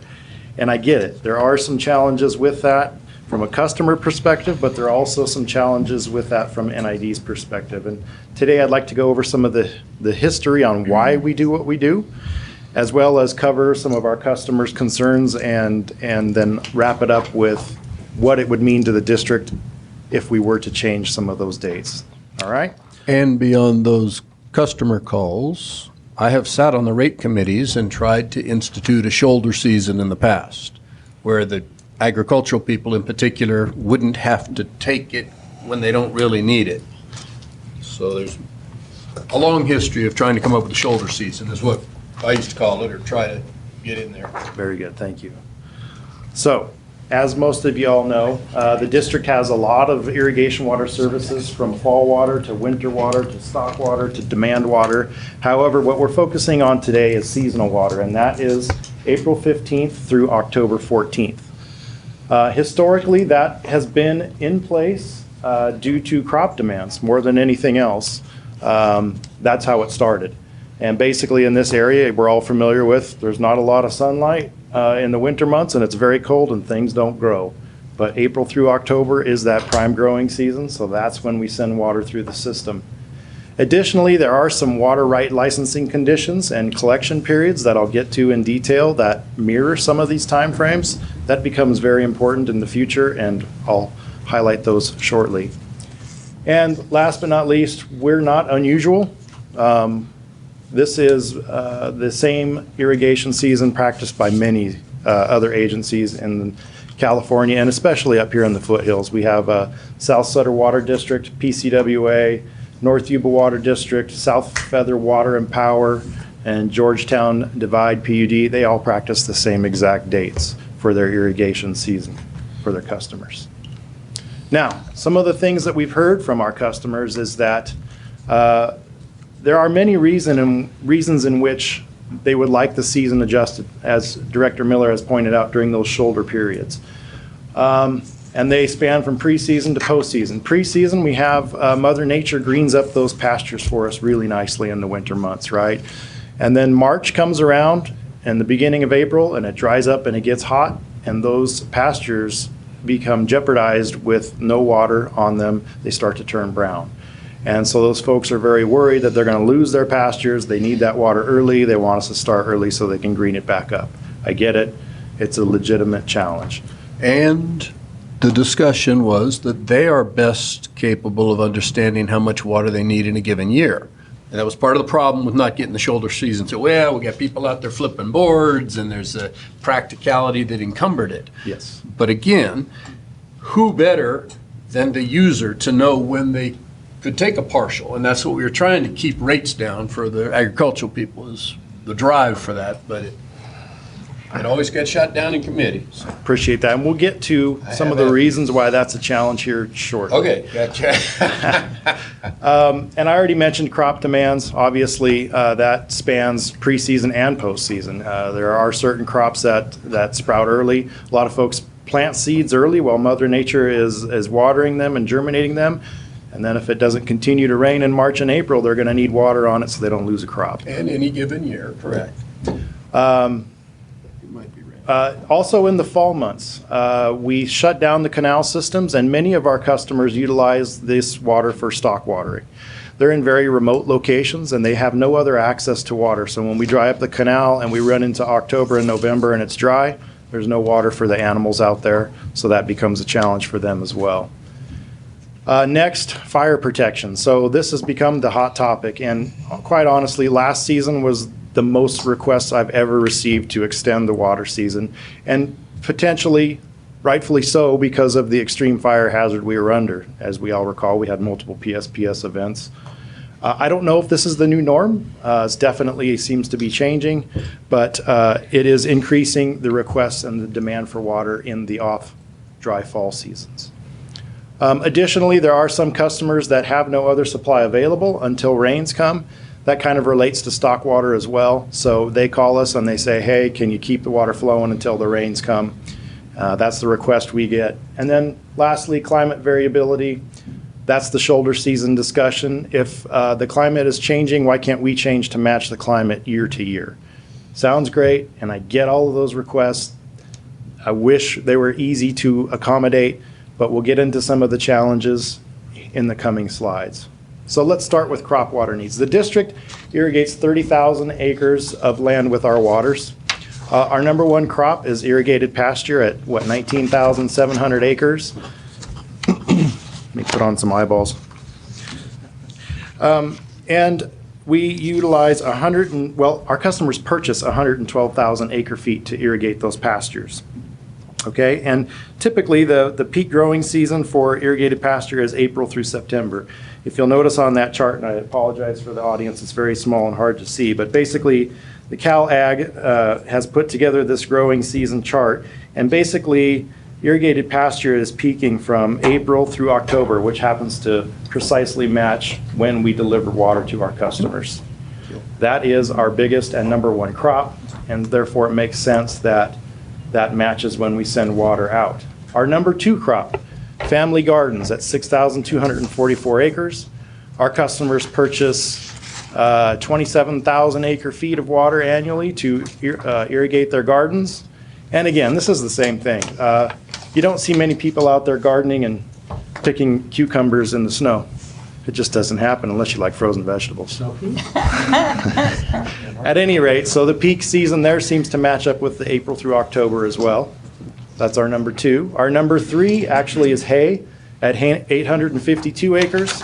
Our customers purchased 2,000 acre-feet of water for hay, and it basically matches the same growing season as irrigated pasture. So it's going to be that April through October period. Number 4 is grapes, 720 acres. And our grape customers purchased a little over nearly 17,000 acre-feet. And if you look at the California Master Gardener's Handbook, you can see that the drip irrigation schedule for grapes, again, matches that April through October irrigation period in which we mirror. Okay, so that's number 1. Crop needs seem to match that same pattern. Number 2, there are some real operational challenges for the district in expanding our service in the off-season and the winter months. As many of you know, we have a lot of constructive conveyance customers. These are people who have been grandfathered in and use our canal waters in the winter months because they use it in the home for non-essential needs like flushing a toilet or something like that. They can't cook or drink with it, but they're definitely using it in the house for other needs. That's supposed to. These are, well, and they do have to prove to us they have other source of drinking water, so that's a caveat. However, those canals that have these constructive conveyance customers on it, we need to keep wet year-round, and we do so. It's the other canals that don't have any of these year-round users on it that we dry up.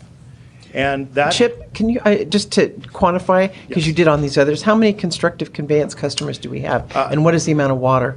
I don't know the amount of water off the top of my head. It's roughly about 1,200 customers. Okay. And they're not buying a large volume of water during the winter months because, again, it's really just for the minor in-home use. Okay, thank you.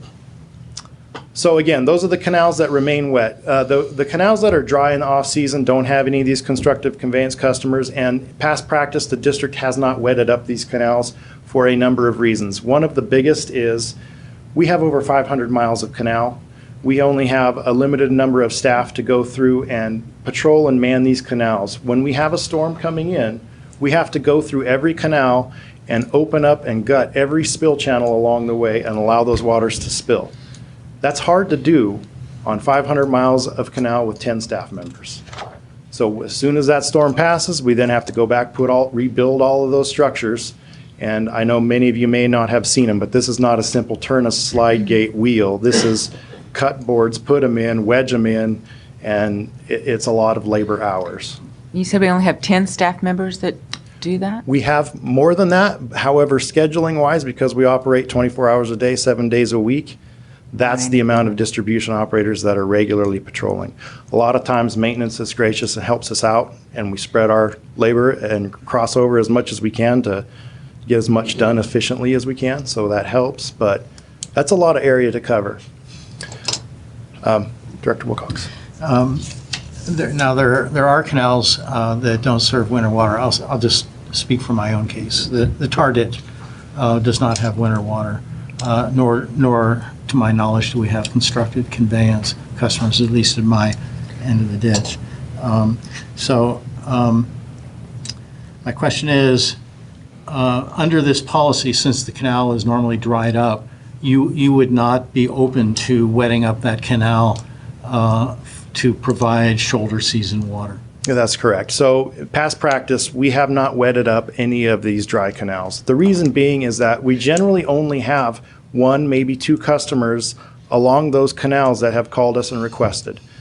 To get water, say 5 miles down a dry canal for 1/2 inch customer is a really inefficient use of water. It takes a lot more water at the head of the canal to get that last customer down there a 1/2 inch. And just following that one step further, presumably the season that is of most concern is in the fall. This year was a good example. Yes. Irrigation season ended on October 14th, and we didn't have any significant rains until almost the last week in November, and so pastures all suffered. Correct. So wetting up my canal to make my 1.5-inch delivery would have an enormous cost in stored water, because at that time of year, all of that water is coming from stored water. It's not coming from direct diversion. Yes, and you're jumping ahead. That's a very good point. I'm sorry, my mind works that way. You know, it races ahead. And so it has an enormous storage, potentially a storage impact. Yes, absolutely. Okay, so wrapping it up on this slide. So fall is the beginning of the water storage period, which Director Wilcox was just mentioning. And so putting these waters into the canals at a time we should be storing it becomes a challenge for us. And last but not least, we have the PG&E canal outage down in the North Auburn area. And so service to our Placer County customers is a real challenge during that time frame.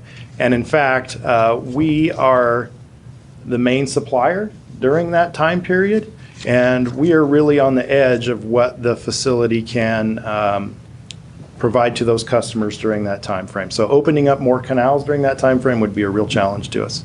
Director Miller.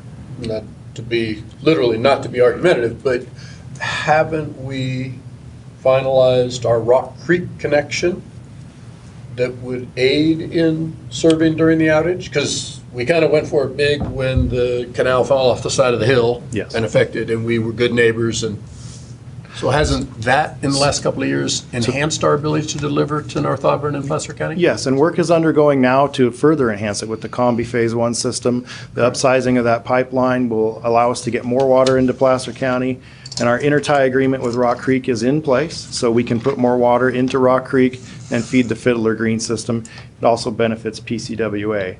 However, not all customers will benefit. The Auburn Ravine side of the system is still struggling to get access to So water. we can't take that bullet out. Correct. All right.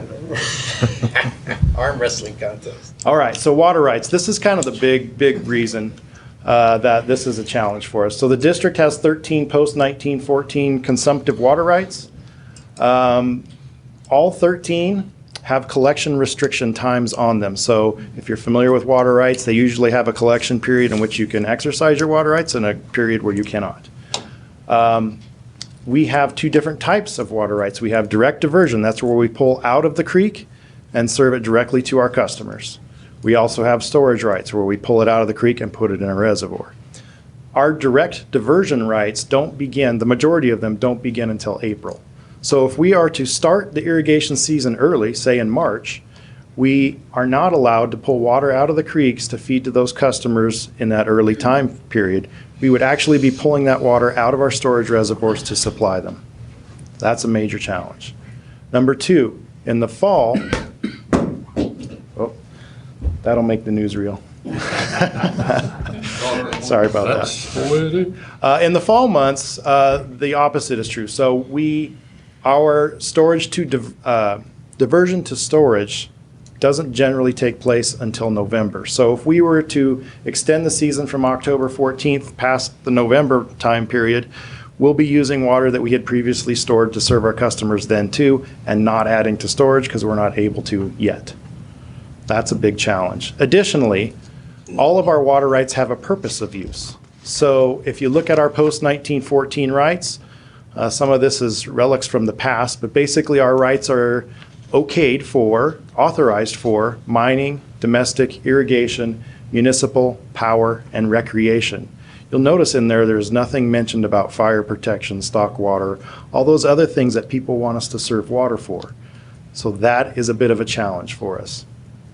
We do have some pre-14 rights. Those rights can include fire protection and stock water, but keep in mind those are very limited.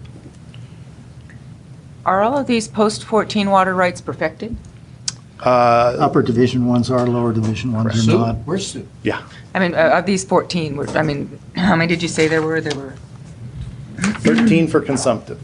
Yeah. And they are 13. in process. So we are in a petition process to get them perfected. So we could include this discussion in that process to expand the beneficial use. I think we've put a bow on it and we're waiting for the hearing at this point, but we're still in process. We'll see where it goes. Okay, so I get all that. Why is all that important? Well, as many of you know and have heard, we have gone through a relicensure of our FERC license. Through part of that process, we had to sit down and negotiate some flows that the district was willing to commit to in-stream flows for the environment. We did so, and the license hasn't gone into effect yet. What I want to do today is show you what the effects of those in-stream flows will be for the future. And I'll do my best to walk you through this. So this chart may look very familiar to a lot of us. It's basically our historical reservoir storage. The blue shaded area you see is the last 7 years average of our reservoirs. The red line across is where our drought contingency plan kicks in. It's basically in April, we analyze the water storage that we have and make a declaration whether we kick in our drought contingency plan or not. That's what that line represents. Moving on to the next slide, what you're going to see is 2015's reservoir storage. As you'll recall, we were in the midst of drought. It was a really dry year, so the yellow line on the graph there represents where our reservoirs were in 2015. Now what I'm going to do is apply our FERC in-stream flow demands onto the graph. So the first one you'll see, and I should back up for a minute. In our FERC license, there are 6 different water years for which we would recognize that DWR puts out and labels it either a dry, a wet, extremely wet, dry, all of those different year types. Depending on which year they select determines how much water we're going to put in the streams. In an extremely critically dry year, we have agreed to put in nearly 16,000 acre-feet of water into the streams. Okay? In an extremely wet year, we have agreed that that would be nearly 60,000 acre-feet. So that's a critical key in all of this, is that it's based on hydrologic conditions at the time. So back to the slide. 2015 is the yellow line. It was a very dry year. We were in the middle of drought. When you apply the dry year condition in-stream flows through the FERC license, you get the green line there. Essentially, we end the year with 15,000 acre-feet, 16,000 acre-feet less than we would have normally. What is ECDY? Extremely critically dry year. Extremely critically dry. Critical dry year. I had to figure that out last night. I know, I was looking at it, I was like, okay, but. I noticed my abbreviations aren't the best on the top of the slides either. They kind of change through here. So now when you take that same year, that 2015 water year, and apply the wet year conditions in the FERC license, you get the purple line, which is a full, 60,000 acre-feet below where we ended the year, and actually puts us down into that drought contingency plan implementation. Oh, this one. Okay, so Let me just sort of get my head around this. So if we have an extremely wet year, correct. the purple line this is the 60,000 acre feet in accordance with our FERC license. Correct. And the extremely wet year, whatever the definition of that is, controlled or regulated by the regulator. It is based on the Bulletin 120 on the Yuba River. So Department of Water Resources makes so that comes from someone else. Yes, correct. Okay, so what you're saying is in a really wet year, by having to give that 60,000 feet for in-stream flows, that puts us into our drought? Well, let me back that up a little bit. So what we're comparing to here, I compared this to the 2015 year. 2015 year was very dry. Okay, yes. So theoretically, we would probably only have to meet the demands for a dry year. Okay, the purple line you see up there is for a wet year. 2015 was not a wet year, and so we theoretically would not be contributing that amount. It would be somewhere between the two probably. I'm just putting this up there for hypothetical scenarios. In the coming slides, I'll go through the average, and we'll walk through that a little bit as well. So these are the two extremes? Yes, correct. Is what you're showing us here. Okay. Director Peters. I have a question. So I think this is quite misleading because in an extremely wet year, you'd start much higher on the curve because it'd be you wouldn't have the average water. It'd be a different graph. Yes and no. Here's the problem, is that the call of what type of year it is happens in April, okay? Our district reservoirs can only hold 270,000 acre feet. If it's an extremely wet year, we're spilling all that water. Well, this only says 225,000 acre feet. I mean, what was that? I'm sorry, I missed that. This graph only goes up to 225. That's correct, because we don't have You'd any. be able to hold up to 275, 280,000. We don't have any information that takes us up to that. We don't have any historical information that would make that graph go higher. But, so my point to all that is that in an extremely wet year, we're going to fill our reservoirs as full as we can, but we can only get to so far. The rest of it spills down the system, and in a wet year, we'll still have to put 60,000 back into the streams. Well, we should get up to 280,000. Well, some of that is PG&E, and there's some caveats to that, but somewhere in there. Nick? It's nearly impossible to fill our reservoirs to the very top because of the gates and all of the regulations on where we have to keep those storage elevations.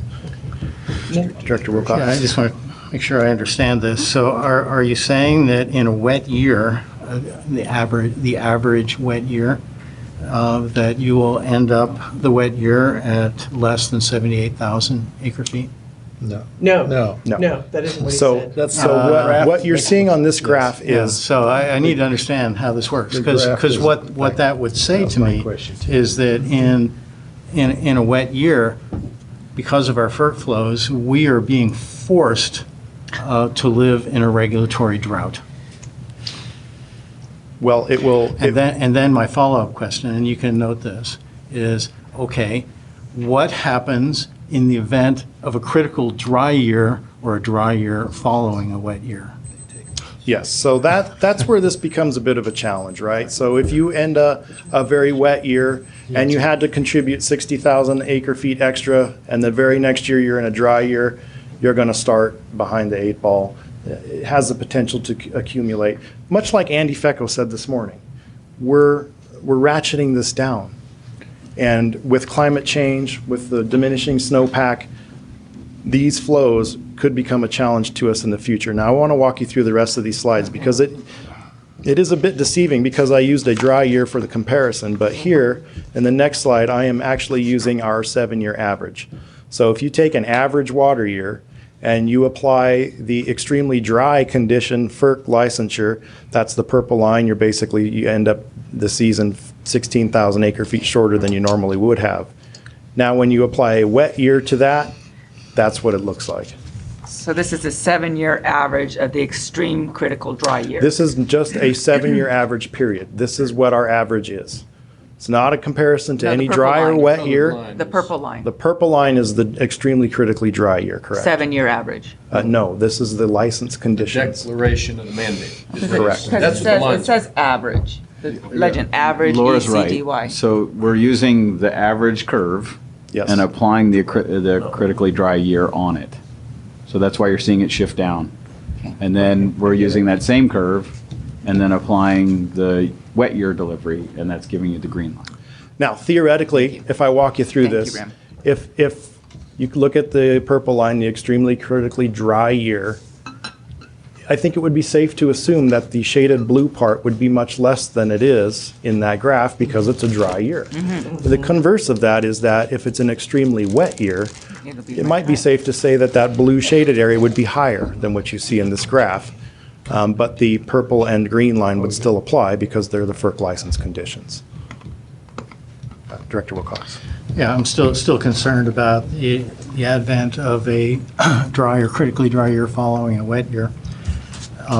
And, I have access to the hydrologic record just like anyone else in this room. I pulled it in myself. Yes, I did. Here it is, right here. Okay, so you might say that critical dry years never follow wet years, but that's not true. Correct. The hydrologic record that basically everybody works on is a 112-year record.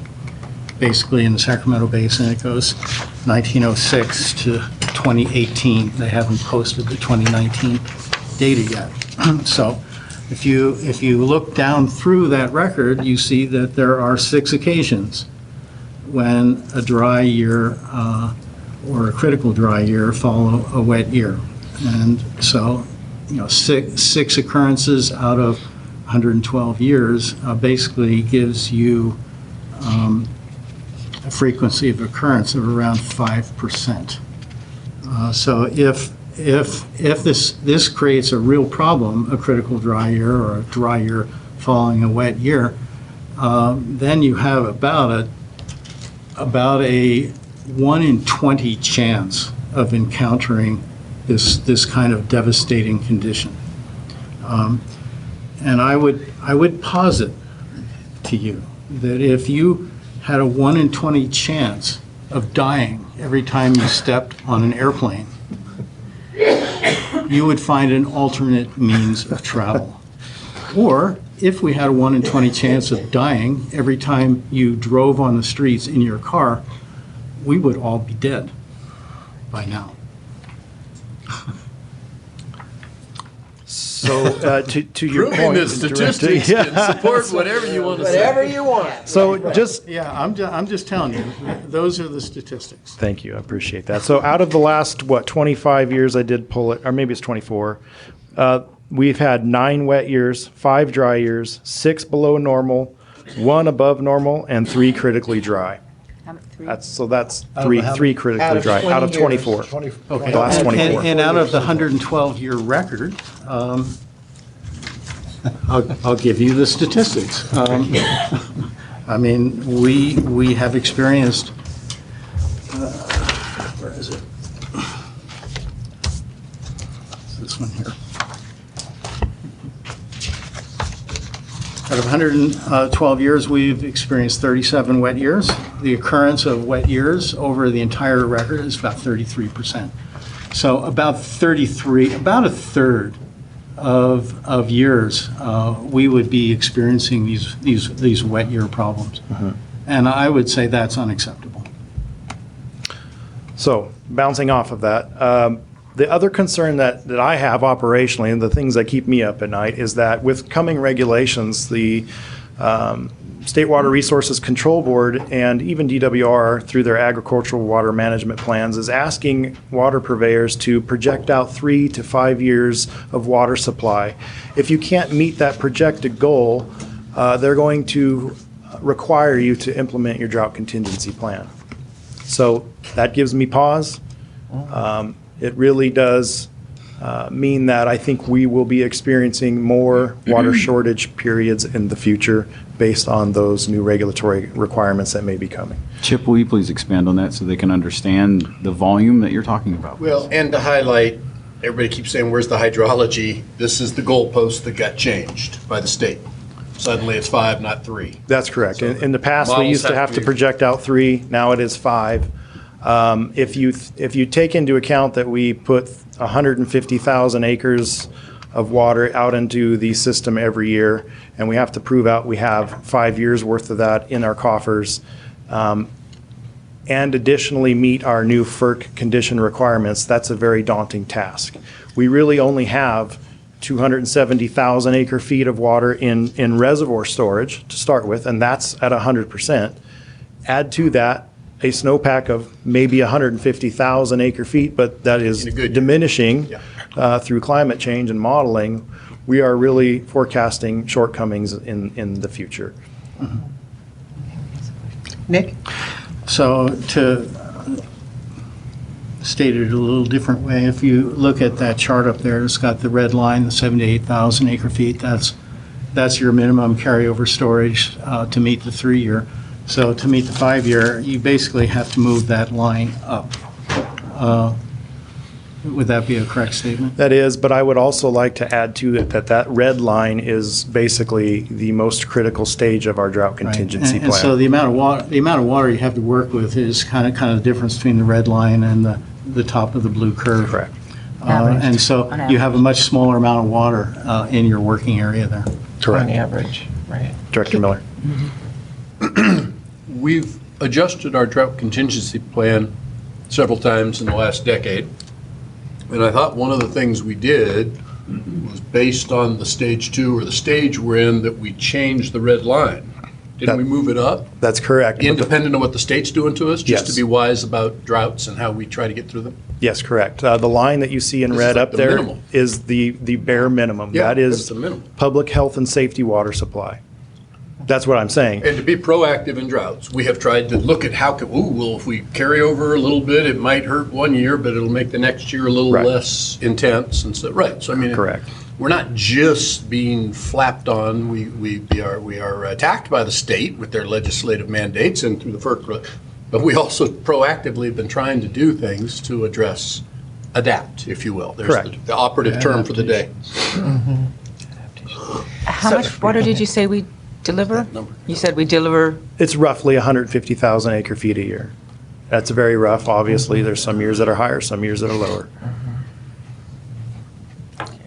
So, Chip, to wrap, or to like put a bow around this, to use your expression, where does that leave us in terms of the requests for the shoulder season water? So, Water. with all the things I brought up, we do the season April through October to support crops. We do it because that's when our water rights allow for collection. And that's very important because projecting out the future, we need every drop we can. And so I think the season in which we provide water now mirrors with our water rights and allows us to maximize our water to the best of our ability. Anything outside of those shoulder months really hurts us in our water supply and storage for the future. And that's the biggest concern for me as the operations manager. I do get our customers' frustration and concerns, and they're valid. However, we need to make that decision of, is it more important to keep what we have in our storage reservoirs or keep a handful of customers wet on a canal that used to be dry? Okay, and so then I have another question. Is it possible to either amend or ask for an amendment to either our FERC license or to some of these water rights to allow for us to provide water as a beneficial use in some of those other areas? I mean, aside from the operational difficulties, is that a possibility that you can amend any of that? You can amend a water right. You can. Yeah, but I think well, she asked for water right and FERC license. So I asked both. So both. So there's hundreds doing an end waiting, around on the NGOs. right? We've been doing it for many, many years, over a decade. We're happy to, if the board would like us to do that, we can. I was on the phone this morning with DC to find out about reopening our FERC license, to look at the 4E conditioning, and to begin renegotiating with the federal entities. That is a possibility. But before we get to that spot, we need to go to ground, retool the red and blue model, and make sure that we're right. And if that's the case, then we may end up asking FERC to reopen our license. So it is possible. It is possible. It is possible. Then, in the event of an amendment, does that provide us greater amounts of water? So 4E conditioning is not something the district has authority over or in. The federal entities essentially request it, and it's put into our license. 4E. 4E conditioning. So Yeah. 4E is one of the conditions within our license. So we would need to go back to the federal partners and ask them for relief in this situation. But I don't. Which is a bit of an end around on the NGOs and the people that got in to the process. And so you're starting to blur your transparency. If we were to do that, people go, wait a minute. I'm just trying to be look careful at what you wish for. is other all I'm ways saying. of solving a It's not problem. just us. It's not just us and FERC. That whole process, which Nick and I lived through, was everybody coming in, and including the kayaker person here, not that person, but the kayakers who wanted an operational change on Canyon Creek, which wasted 9,000 acre feet because of the way we flow it so the kayakers could play. And we had to acquiesce on any number of these things. So to reopen it, careful what you wish for is what I'm saying. The reopening then also reopens the 4E. Sure. Yes. I mean, that's where they were. That's where I they see. came from. Well, that part I didn't understand. till That's just why a second. nobody was going there. That's why I interrupted. Yeah. Okay, did you have another comment? Well, I'd had my hand up prior to your start, so you finish. Sorry. No, I'm done. I just, I And wanted if I Chip might be to- recognized. Yes, sir. So Chip, again, I'm going to get back to our arm wrestling contest here. It's not one or the other. I fully am compassionate and understanding of the difficulty in the fall season. But in this age of technology, I'm trying to remember, we had it, boy, I thought we were going to get this at one point a couple of years ago with this fall season for ag users. And again, we could put in the Schedule F only people, not the gentlemen, people that have property like me, we don't. And you got to blend in that 5% discount that we keep trying to take away from ag. And we're going to do a cost of service study here again. Some of us have been trying to help ag out by keeping that 5% in. So in the age of technology, the spring is the fertile season for conservation of water. And as I said earlier, who better than the users, the agricultural users who are trying to make a living using the water to decide. Now, what they don't want to lose is in the middle of August, they need their full 2.5, 28, inches, whatever their allotment is. But damn, if we could make up for the loss of the 5%, which may or may not be happening to them, by allowing them to say, okay, I'll commit to only 17 of my 20 acre feet till May 1st. They got to sweat it out, make it happen, irrigate how they could, knowing their own business and and then if it does rain, they got a lucky year. And if we all think the almanac's saying it's going to rain, they could cut back. That's what I'm saying. Technologically, we should be able to adapt the billing structure because this would allow for true conservation. If they don't draw the 20 miner's inch, I'm using the wrong term, sorry, but you know what I'm saying here. The irrigator gets to decide, boom, how many fields do I open, how many days, they can, it's a sophisticated business. We're just doing, and then when you say it's all or nothing, well, it's both seasons or not. No. How about a half a shoulder? Give us a half shoulder in the spring, because most of the time it does rain somewhere along the line in the spring, despite a drought year. You get the weird, things that happen, and that, boom, helps them make it through that shoulder season. So I'm back to advocating for all those reasons, including the 5%. Let's not, keep this discussion so compartmentalized. And I appreciate this bigger discussion on the hydrology, but I thought we were talking about ag and trying to help people out a little bit here. Again, in the fall with the fire, I get it. It's tough. But boy, if we made some proactive actions in the spring, and if we needed to restrict it only to those that are truly Schedule F or, true farmers, whatever, however we all want to sort that out. But boy, it just seems like we're agile enough. And I get the flipping of the boards and the how many people you got doing it, but you could also incorporate the farmers to help you. If I may. They're out there cleaning out their boxes anyway. So that flexibility currently exists within the system. What is happening, though, is that our ag customers are holding on to the miner's inches that maybe they don't need in the front end. If they choose to turn down the allotment that they're using, say they go from 20 miner's inches to 15 miner's inches, because that's really what they need, then they buy a 5 miner's inch block water on the back end if they so choose. The issue here is that that you're asking us to hold water for a specific person in a reservoir when others may want it. And that locks others off. Locks others off of the canal. And that's we could do that if we so chose to help ag, though. Again, I'm back to, and then we got a couple ag guys here, Dave and Okay, well, Director Peters has a question. They could speak to some of the particulars. Yeah, we'll hear from them in a little bit, because I really want to hear from our ag folks. Yeah, and this goes to exactly what. And Brad, sorry. I was going to say Mr. Goat. What Director Miller. He's an ag guy. No, Brad. So this goes to what Director Miller was saying. I noticed in the slides, we're careful to say, and also in our reporting to Department of Water Resources, we don't say water used, we say water purchased. Correct. Reserved. As he just reserved, and so we don't and right now looking at it, so 112,000 acre feet, irrigating 19,700 acres is 6 acre feet per acre of water that we're selling. Correct. And I look at the statewide numbers for what it takes to do irrigated pasture, and it's 3. Mm-hmm.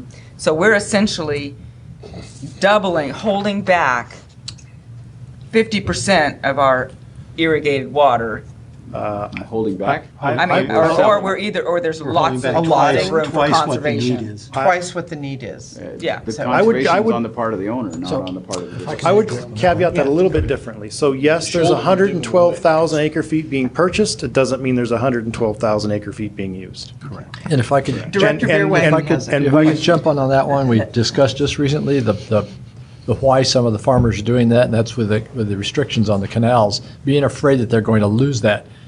Don't know how many canals that is. You could probably address that one, but I think that's part of the issue, or it is the issue. hoard water. Especially it was for us during the time that they rebuilt the Cascade.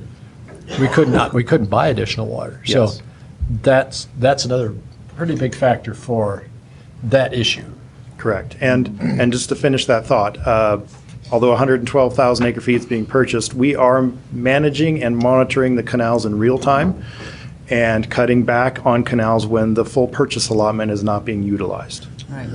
But So that's that- the choice of the farmer, not the choice of the district. And that leaves more water in our reservoirs. Correct. That's correct. Director Miller. And back to the realities of life, a lot of folks, and again, I would have the active people here tell me more, but they don't know, they don't understand block.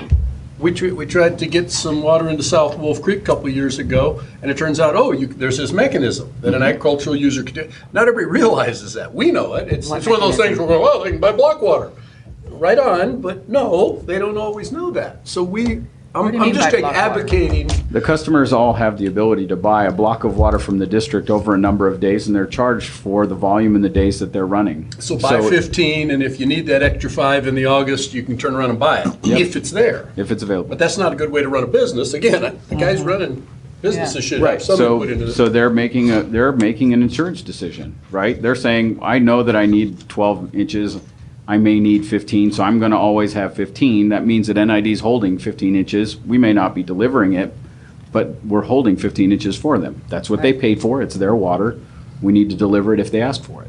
But if they could ask for 20 and only take 15 in the spring, or 10, they could play with, there's a lot more, it's fertile ground, But they I think, do for them that, to be able- that's in their wheelhouse. We're not. in their wheelhouse, but I don't think it's always marketed, or, again, please, You'd like either us to Dave market or it, Brad, do you guys know about block water? Well, let's. And how commonly? Okay. Well, that's germane wait. to the conversation. It is, but Well, Director Miller, we sure. want to be able to take everybody's comments as during a public comment. So is the board, is the board comment done here for now? I think it would behoove me to add one more detail. Okay, thank you. In the FERC licensure conditions that I put up on these slides, it is only in locations where in-stream flows are lost to the district. There are many other in-stream flow locations where, yes, we put the water into the local creek or ravine, but we also re-divert it and use it again.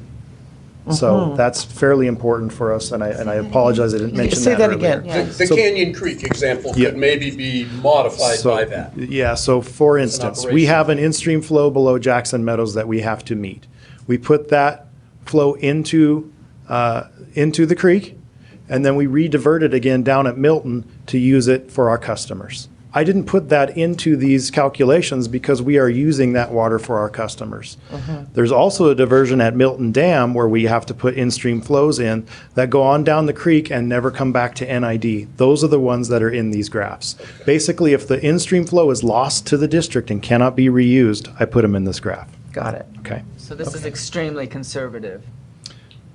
I think it's more realistic, might be the better way to say it, yes. This is actually water that we cannot reuse. That's the best way to put it. And it's not extremely conservative, because I'll go back to that red line. You could have drawn that red line a lot higher based on dry and, well, this is wet and dry. Anyway. Okay. You keep having it at the same, and I think that line changes. So it's not ultimately conservative either. He's trying to make a full discussion. I apologize for heckling your conversation. No worries. Okay, Director Wilcox has a question? Yeah, okay, so following up on that, let's put numbers on that. Okay, so how much water under the new FERC conditions are we releasing to the system that we cannot reuse as opposed to the current condition? In what year? So currently, we have On roughly I'm going to rough this, but it's 8,000 acre feet that we're putting into the environment. 80? 8,000. Oh, 8,000. Thank you. 8,000 acre feet. Under the current conditions. Under the current conditions. In an extremely critically dry year, the FERC conditions move that up to 16,000 acre feet. In a wet year, that's 60,000 acre feet. Okay. So because the FERC mandates have not been imposed yet. Correct. Is what you're saying. So Correct. current is what it is, but what we're looking at is how do we address this future? You got it. Thank you. Yep. Okay, great. A little minute at a Thank you, Chip, very much. Okay, let's have some public comment here from our farmers and ranchers and And I apologize, Dave, Hey, for putting you guys. on the spot, but. No, he was going to be there. You He's hear coming. him? That's why he's here. That's why he was here, yeah. Yeah. The block water issue, are you aware of Okay. that? Please identify yourself for the record. My Thank name's you. Dave Barheit. I'm Thank you. South County rancher. I've been buying water from the district for 40-plus years.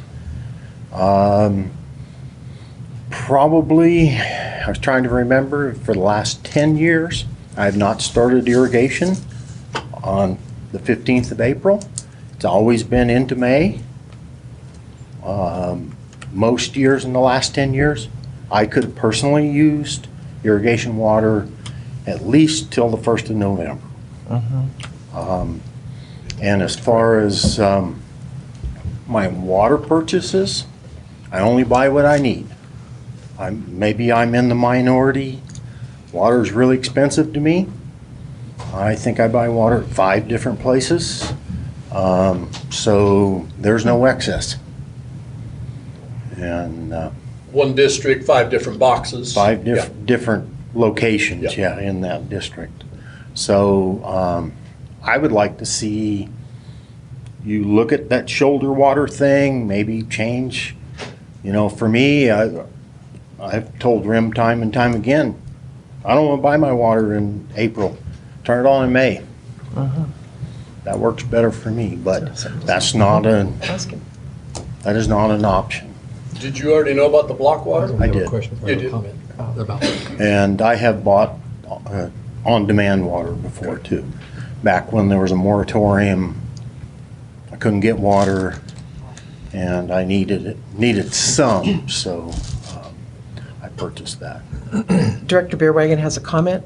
On that issue, Chip, maybe we could address that also, that the argument has been, or didn't come up, not the argument, but the reality is that the spring water is from snowmelt and that fall water would require storage.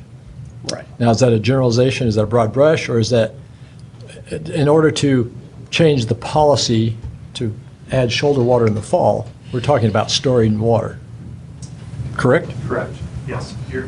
It is broad brushed. However, that is how it affects our water storage. How it affects our operations. And to be clear, I'm saying divide and conquer. We don't have to do it all. I mean, the fall one might take more noodling, but it seems like this low-hanging fruit has been the spring for a decade. So if we can do it, do it. Is there a way to do a soft start to the irrigation? Right, I mean, I was thinking the same thing. That's the shoulder thing. Because I know a lot of producers in a wet year, like me, I don't want to have wetlands out there in my irrigated pasture. So that's why I don't irrigate.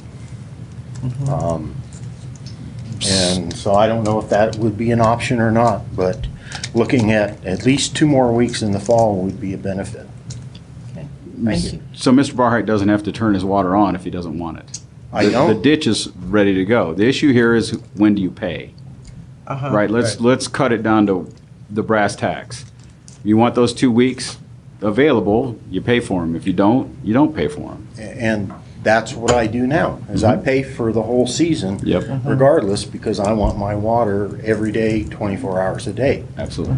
But I hate to see my total of about 65 inches of water going down the canal. So it's not going down the canal. If you're not drawing it, we're I'm not leaving it drawing into storage. It's going down, it's going to Camp Far West. No. No, they don't release it. So we're not releasing it. So that's why the ditch tenders are so important. They're managing the system so that those that are taking, we're going to leave the WDOs alone, right, Dave? Right. But the point here is that if we want to be able to create a soft start opportunity for our ag customers, that's fine, but we need to know that there's going to be a hit to the ag rate. We're still going to wet up these canals. We're still, because Dave's one of many on a canal, right?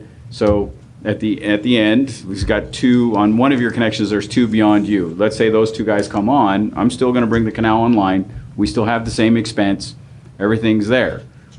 It's where you're reserving your block on time, and it's difficult for the district to say, well, the 20 miners inches, we're gonna hold those 20 miners inches for 2 weeks without, and we're still gonna incur the cost, we're still gonna hold it in the reservoir, so that Dave doesn't have to pay for whatever the weeks are. And I apologize, Dave, I'm not aiming at you No, necessarily. and like I said, I don't I can mind say the paying. Right. I just, if I need water in the fall, which, as we look at climate change or global warming or whatever, right, that's been more the case, especially in the last 10 years. Right, and I think to that point, we've relied a lot in that fall water block. So while the ditches are still up, those guys that need carryover water that have ponds and whatnot, we'll sell them a block of water to get them through that period. And it isn't unheard of. The district has, Chip, and you can throw something at me. We have moved that boundary in times of, I think Chatney moved it. It's actually written on or about, if that's what you Yeah, said. it's on or 15. about the 15th. That's written, it's on or about the 15th. Historically, we did. Historically, we did, right? In 77, 76, we opened the season because people were in real bad shape. Yeah, I think we came on early. But again, there's an impact to the district, and the impact at its most root is a financial impact. Bringing the system on early means that we have to expend our financial wealth, but also some of our storage wealth, or keeping it going. And in this scenario that you're looking at here, just cuts into when we start the curve. I think that's the point. Brad, did you want to? You have a question? Oh, there's another question. Sorry, Scott, I didn't see So, it. no. You're Well, we making know where he it so simple, and it's not. It's all very complex, but with our SCADA and electronics, and these guys do a hell of a job. Staff does a hell of a job. They monitor the end of the flow. You're still going to conserve water. Not on day one or day two, or, I don't know how you manage your monitoring the end of the canal, but if we get a month or 6 weeks out of that, guys, where they're really not taking it, it eventually backs back up and is conserving water in our upper reservoir. That's correct. Because of SCADA. So this oversimplification, we just keep saying it's one or the other. It's not, it's all this. And this would be an inclination and a direction to move for ag. And again, yeah, it's just dollars and cents. What about the 5%? What about it? Did that go through last year? Did we Yeah. take it away last year? It was on the board, it was on the table. No. It was No, saved, we it s- was we saved in the saved- 11th hour. we saved the 5%, Okay. yes, we did. But again, so hello, ag people, all the more reason if we're gonna wind up taking that away with this next cost of service study that's gonna show what it's gonna show, and we can always save everybody. But here's another way, and if they get the 5% and we do this, hey, open space, fire suppression with greenbelt, all the benefits that ag brings to this community, I think the community would like to support ag. We just oversimplify it, and I appreciate you're making a presentation, and these are numbers, but it gives me a base to go from. So, I just think it is doable, and it would result in conservation. Would it be the absolute 30, exactly on the graph? No, it's not exactly. The real world is the application thereof. But if they had an opportunity to have a shoulder season and soften, ultimately there'd be more water saved because we wouldn't be. More water save, increased cost, yes. Yeah. Laura? And I think this For the benefit of the this community. highlights the need to sharpen our metrics.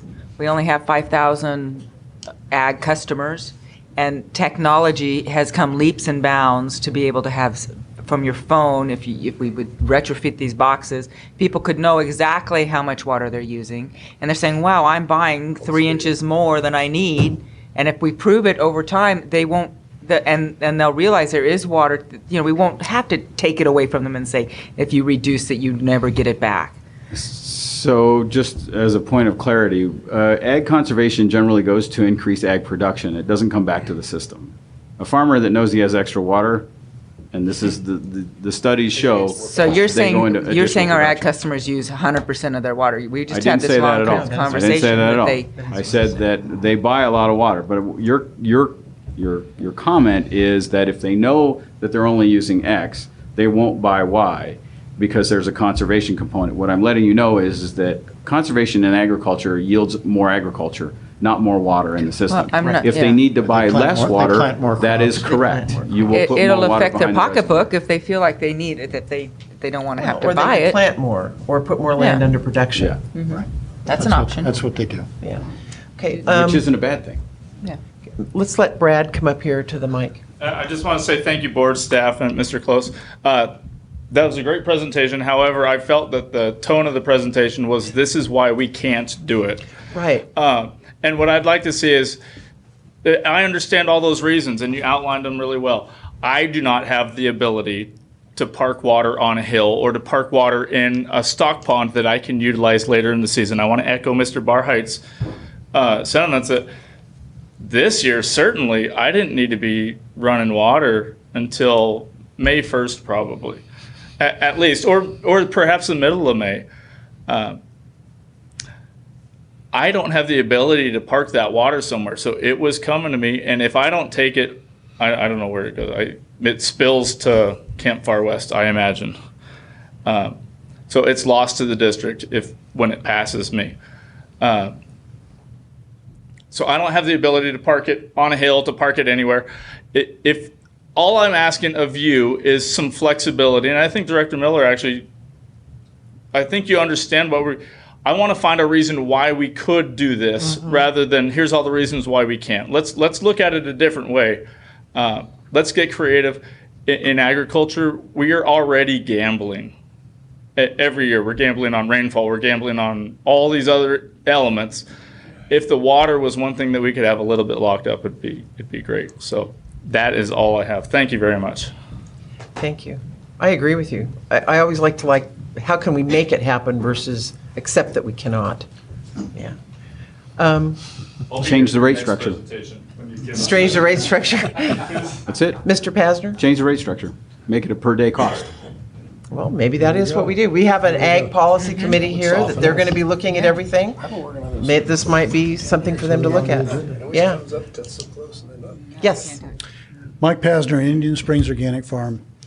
I'm sorry Rich isn't still here. He left early because he's in a similar situation as I, being a farmer versus being a rancher. That's your boy? Rich left early. Johansson. Johansson left early. And he's in a similar situation water-wise to myself, I believe. He'd probably tell you that. We do start our tomatoes, or I start my tomatoes. I don't think he grows tomatoes. April 15th, peppers, tomatoes, eggplants all go in. I use that water starting April 15th.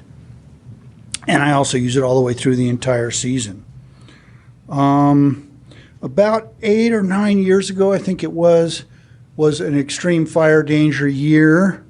NID kept the tar ditch alive. It was very well received by me. I'm grateful to have that source for emergency water. I've got well and I've got emergency water. We get into these seasons this year with PSPS and end of irrigation season. I'm kind of screwed. I'm looking at buying a generator. I don't like that, but I'm looking at that, even though my two sources of water, anyways. So that water after October 15th for fire is safety water.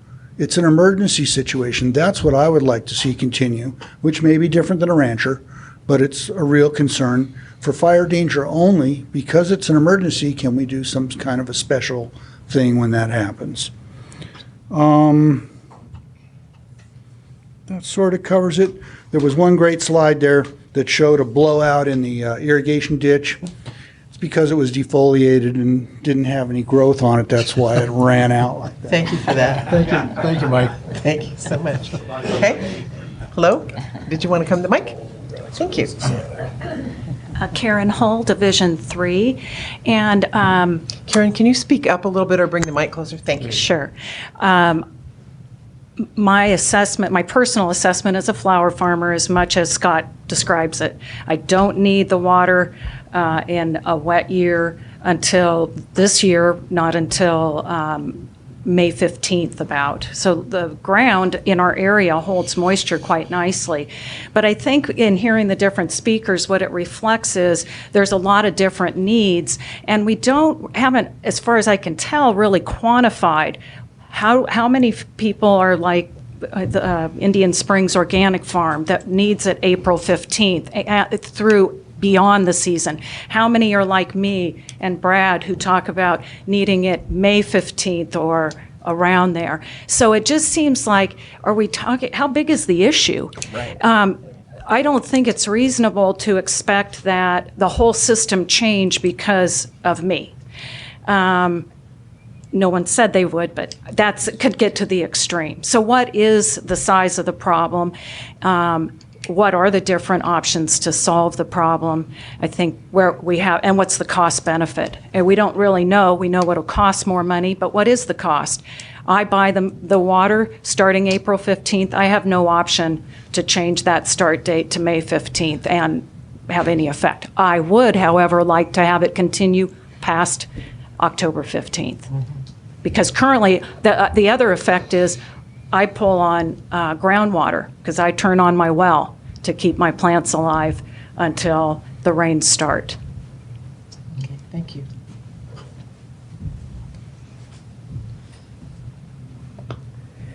Matthew Coulter, Nevada County. With the possible reopening of the Idaho-Maryland mine and the dewatering and that triplicating the water that will be put down South Fork Wolf Creek, has NID considered tapping that water source, being that it's going to be supposedly cleaner than drinking water standards, and then put back in the creek?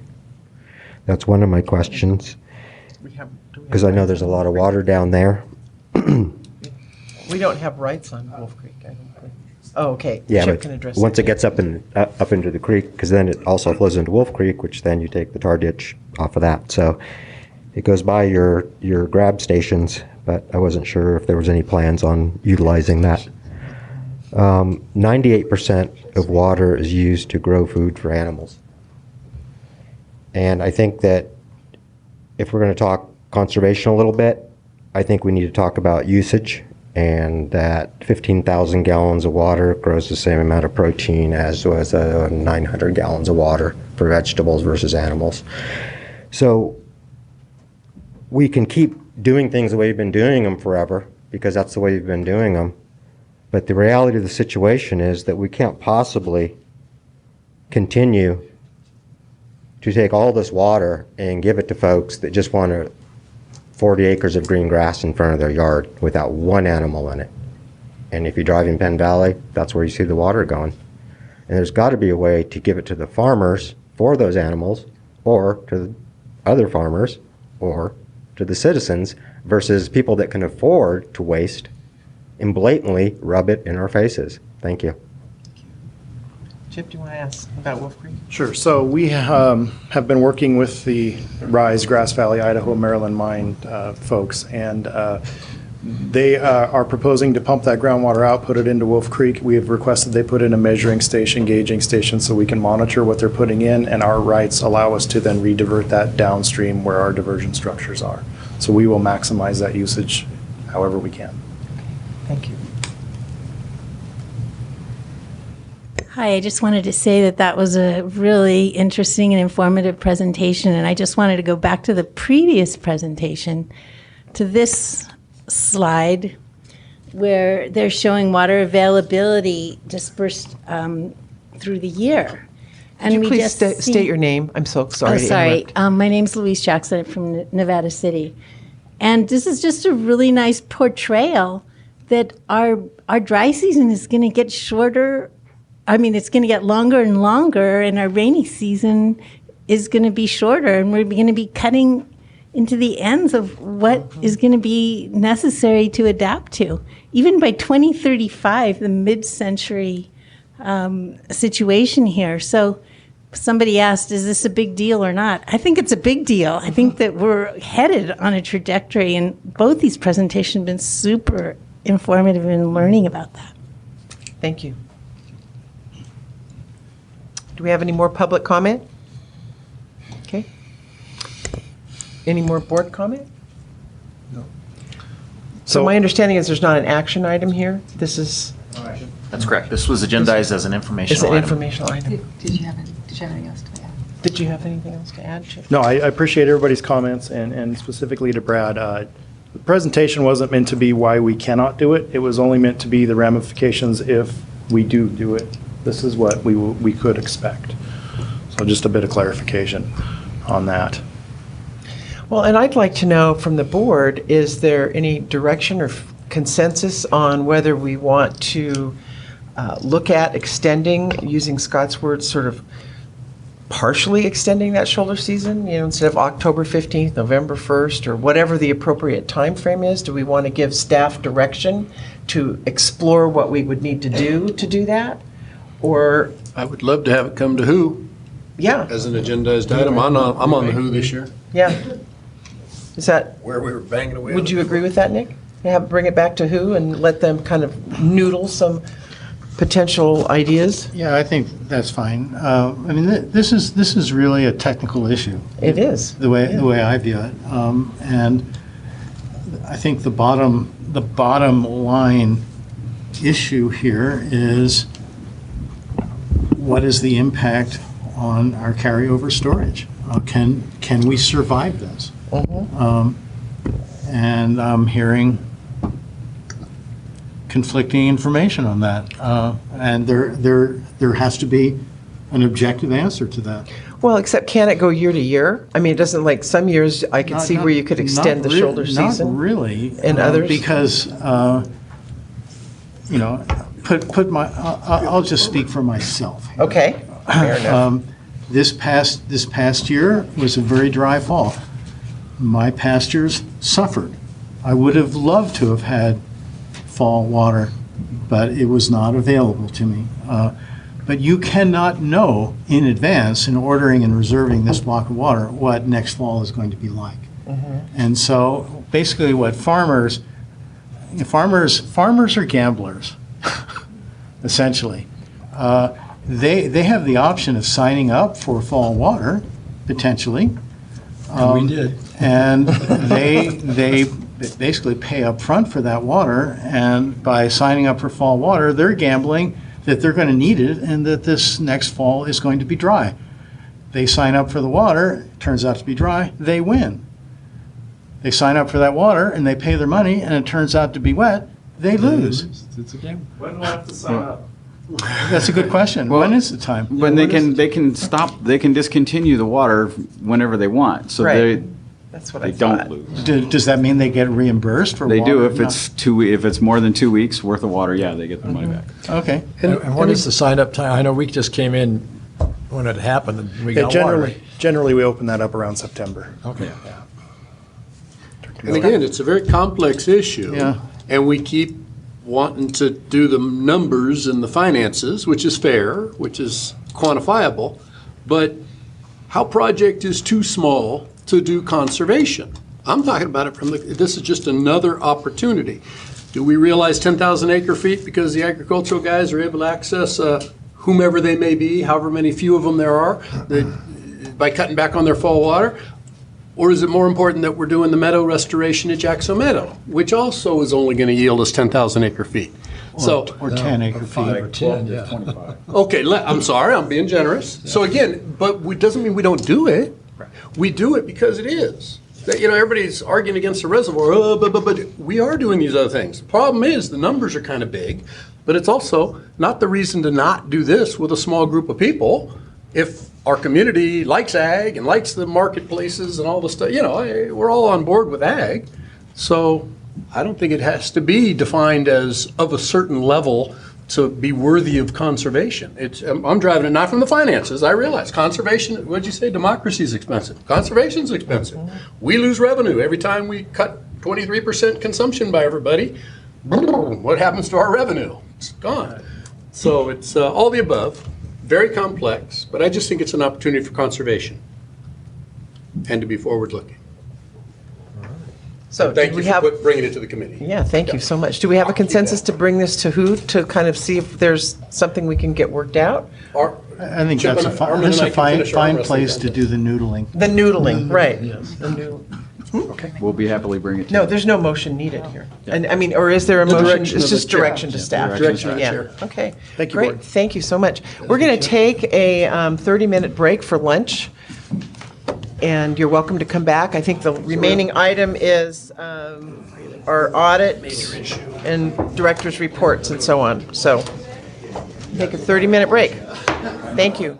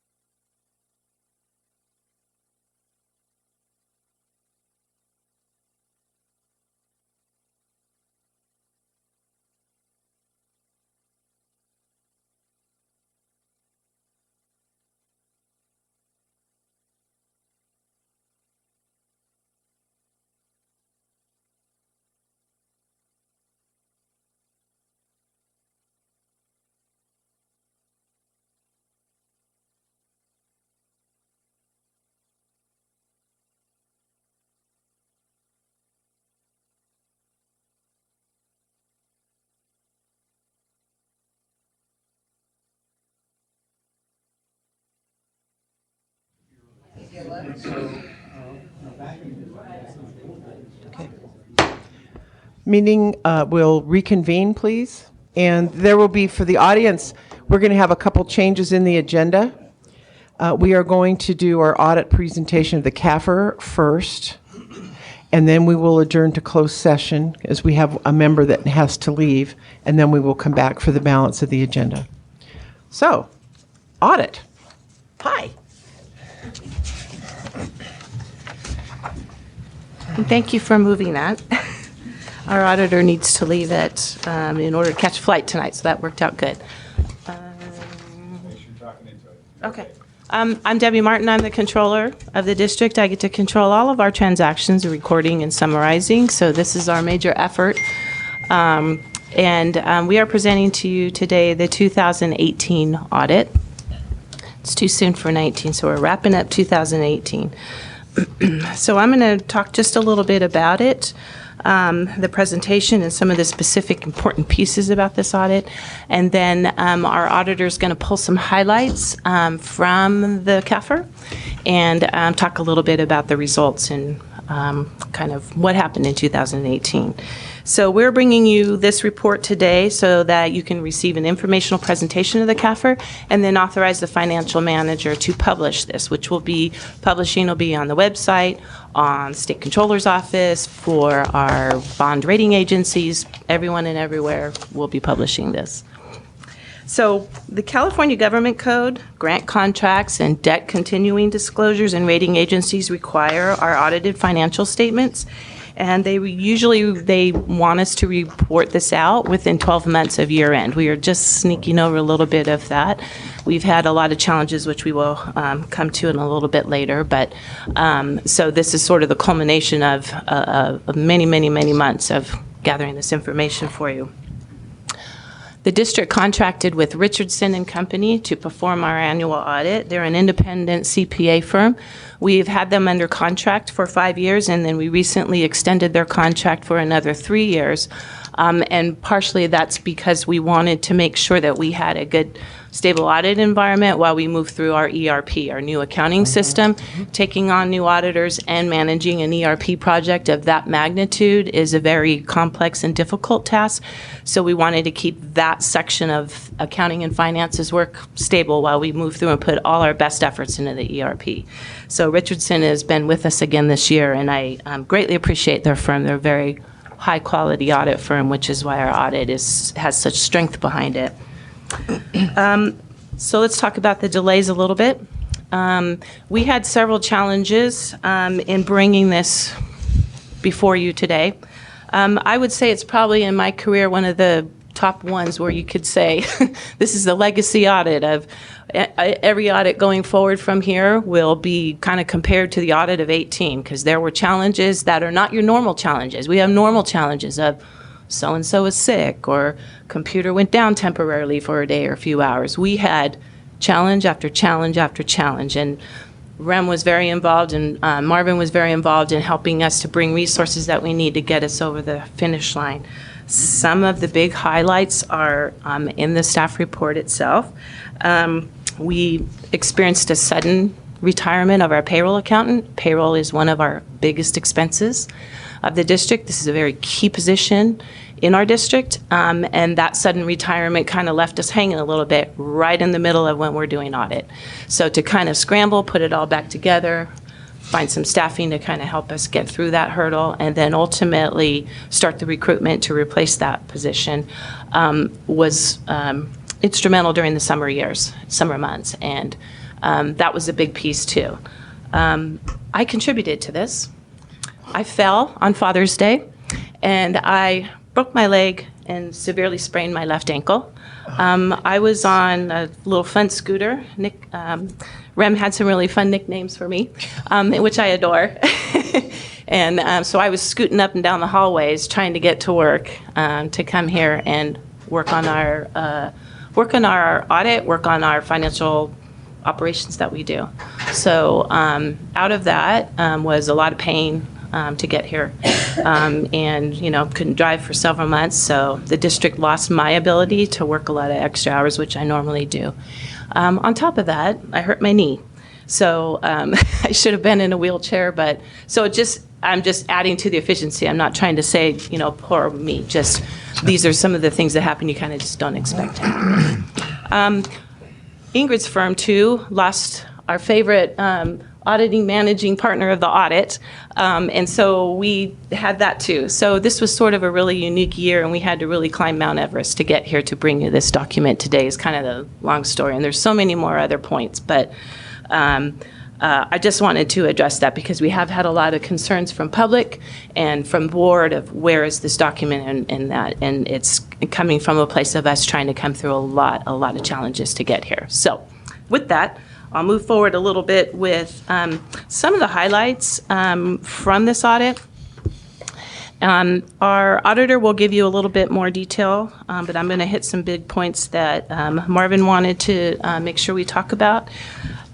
One of the important things about our audit is there is a Government Finance Officers Association that we're affiliated with as CPAs and professionals, government accounting professionals.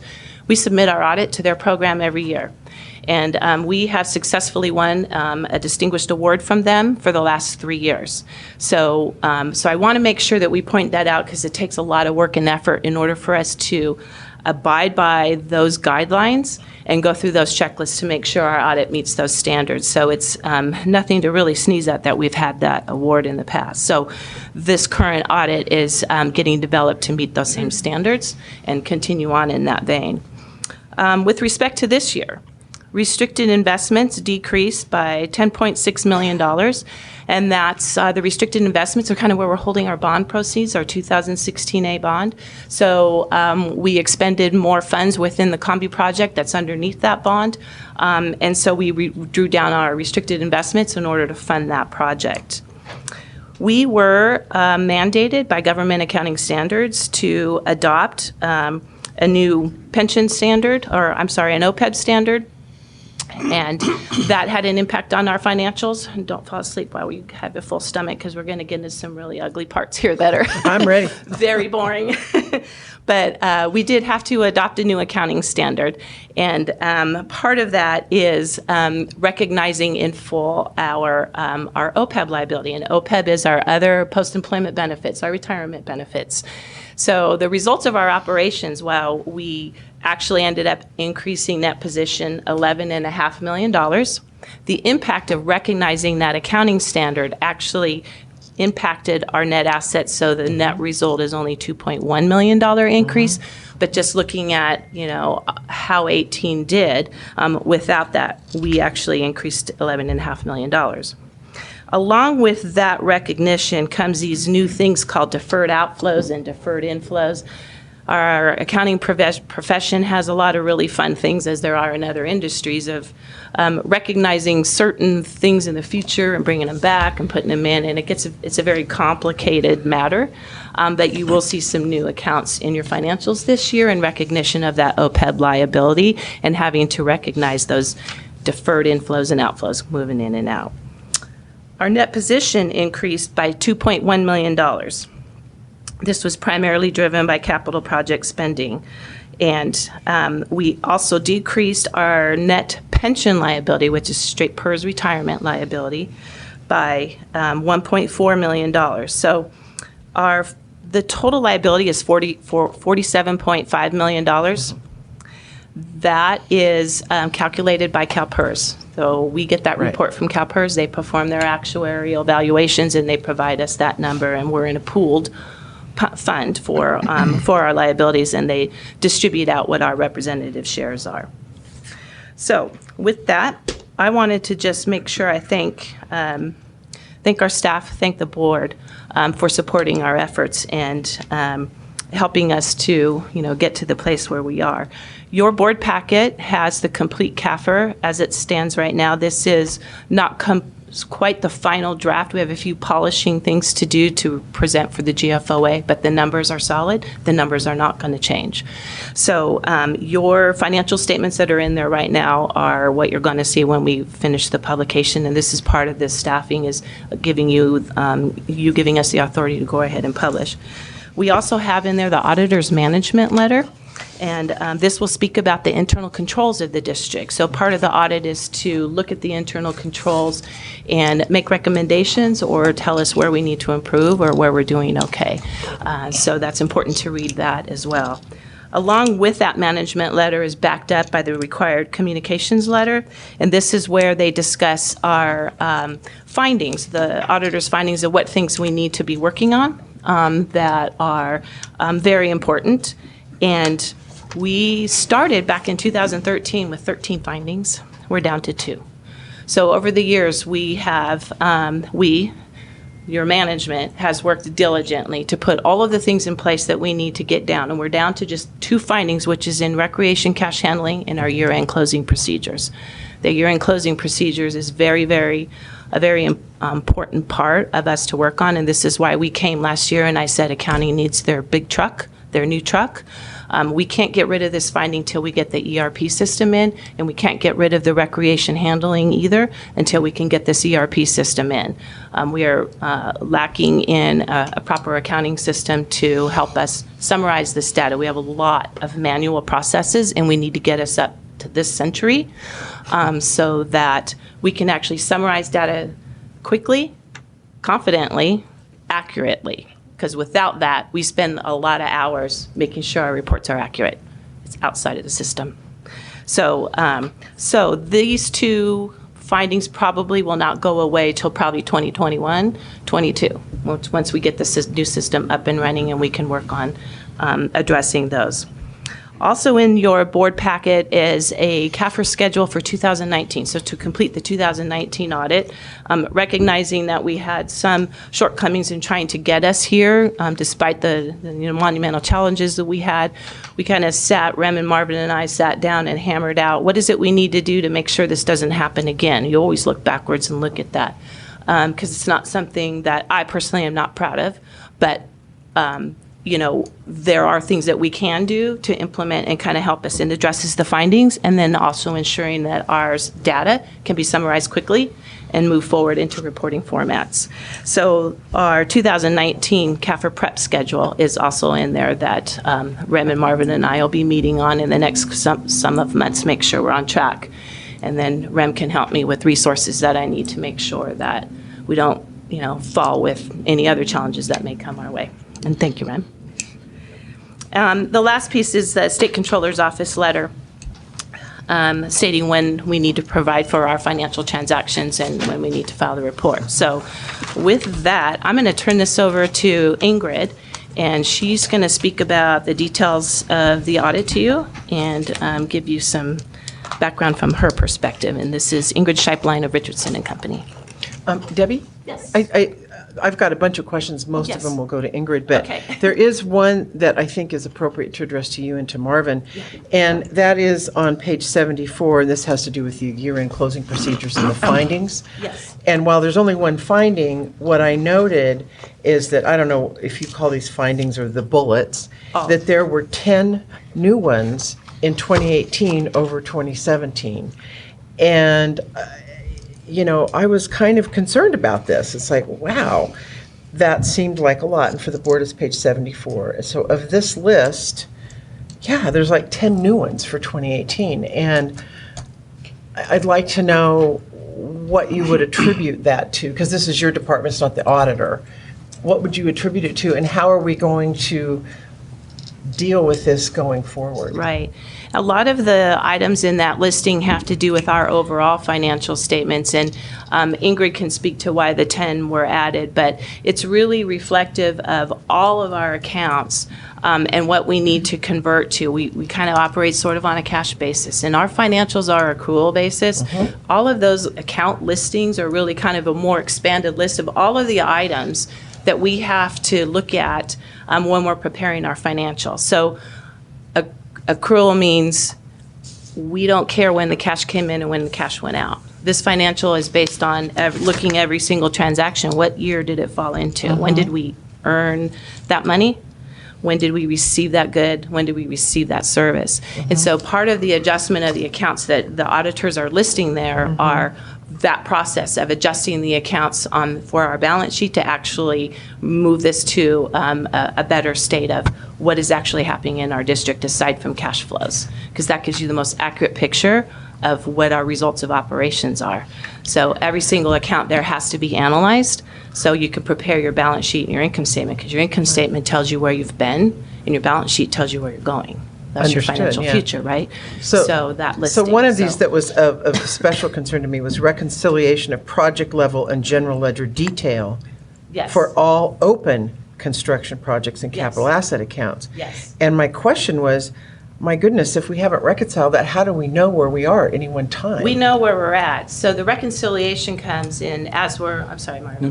As we're writing checks and paying our contractors and buying materials and that, we have a system in our accounting to kind of say your project numbers that you're seeing in your registers and what you're approving in your budgets, we have numbers assigned to those. So as we're writing these checks in that, we're accumulating those costs in our system, right?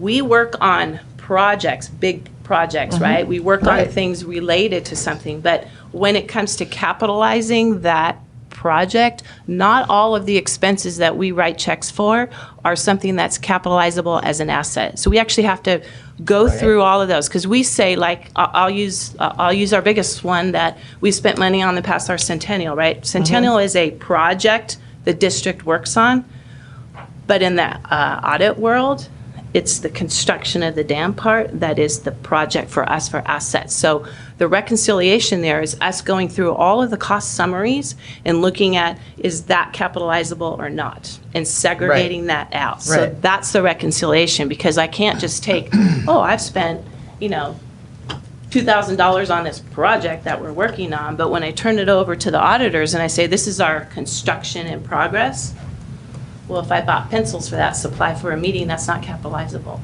But it was our project. Right? I could add to So, that too, Director. yeah. One of the biggest challenges we have is that on a monthly basis, we should be doing certain cleanup to the accounts that's not occurring until the end of the year. So if you think about your checkbook, if you don't reconcile your checkbook every month, and then you get down to 6 months and reconcile it, you got a big job.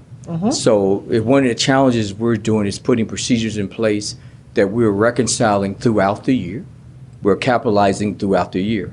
So when we get to the end of the year, we were looking at maybe a month or two of data. And another challenge that we're doing is that we're going to strive next year to make sure that when we give the auditors the trial balance is completed. We're not doing reconciliations while they're looking at a number, so that number's changing. So it's a lot of the challenges is that the activity in accounting should be occurring throughout the year. You'll get your quarterly reports on time, but your quarterly reports, you're kind of looking at, it's kind of like on a cash basis. Right, So you're not seeing yeah. all of that. You don't really see the There full you go. picture from the So cash it basis. is challenging with Debbie because our system is not conducive, and some of our practices are not conducive to be able to do our monthly reconciliations the way we should be moving them forward, as opposed to kind of at the end of the year, you're reconciling 6 months of data rather than 1 year. So it's a challenge to reconcile 6 months of data at the end of the year. So, I get that, but so then the question is, so why are we not I was going to get to that. doing it Our every month? One thing is our system is not conducive, like our accounting system. When we post accounting system, we can't easily get to the detail that's posting from, say, accounts payable. Really? We can't get to it. It takes a lot to get to it because of the way the system is set up. Also, capitalization. When we capitalize projects, we don't have a clean procedure that's saying, okay, this is a capital project. A capital project is not a fixed asset. Did you do pipe? Did you do hydrants? How much labor did you have? So there's not clean procedures yet to capitalize and move this along. But we are working on it. We've identified that they're not, and we are working to make it cleaner. One of the things we put in place was by January, at the end of January, we're having all of our engineering department, which is predominantly our capital projects and hydro, they're completing capital list at the end of January, identifying what should be capitalized, what is ongoing, and here's our depreciation schedules, identifying the fixed assets associated with that. And so we got some things put in place that's going to ensure that audit moves faster and more accurate. So when Ingram see it, if you give them a trial balance, and you're still making adjustments, they have no other choice but to say, you had an adjustment, you didn't give me a completed number. So. Well, I guess just to be the devil's advocate for one more moment about that, what struck me was, because I know that you're working on a new accounting system, and I've been hearing all about that the last year, but I think what was alarming to me was that there were all these new ones. So presumably the accounting system you're working on now is the same as you had in 2017. But in 2018, you had all of these new findings is probably not the correct accounting word, but these new bullets, if you will. And that to me was like, wow, that can't all be attributed to the old accounting system, because you had that same system in 2017 and didn't have all of this. So maybe as a help, Deb, would you take us through the adjustment process and why it happens and how, and the numbers going down? Yeah. So could you take us through that really quick, just so that you understand there's an improvement here, we're not going backwards, we're actually going forward. Because it looked like from this audit to the 17, it very much looked like it was going back. Right, and I think, Ingrid will talk about the specific additions in there. It's been the same. So the audit adjustments that they count are the ones that happened. The ones that happen after I give them, we call it a trial balance, which is really all of our accounts, right? So what sometimes happens when, especially in this year it happened, we start working on these adjustments and need to go to the accounts to move it to accrual basis.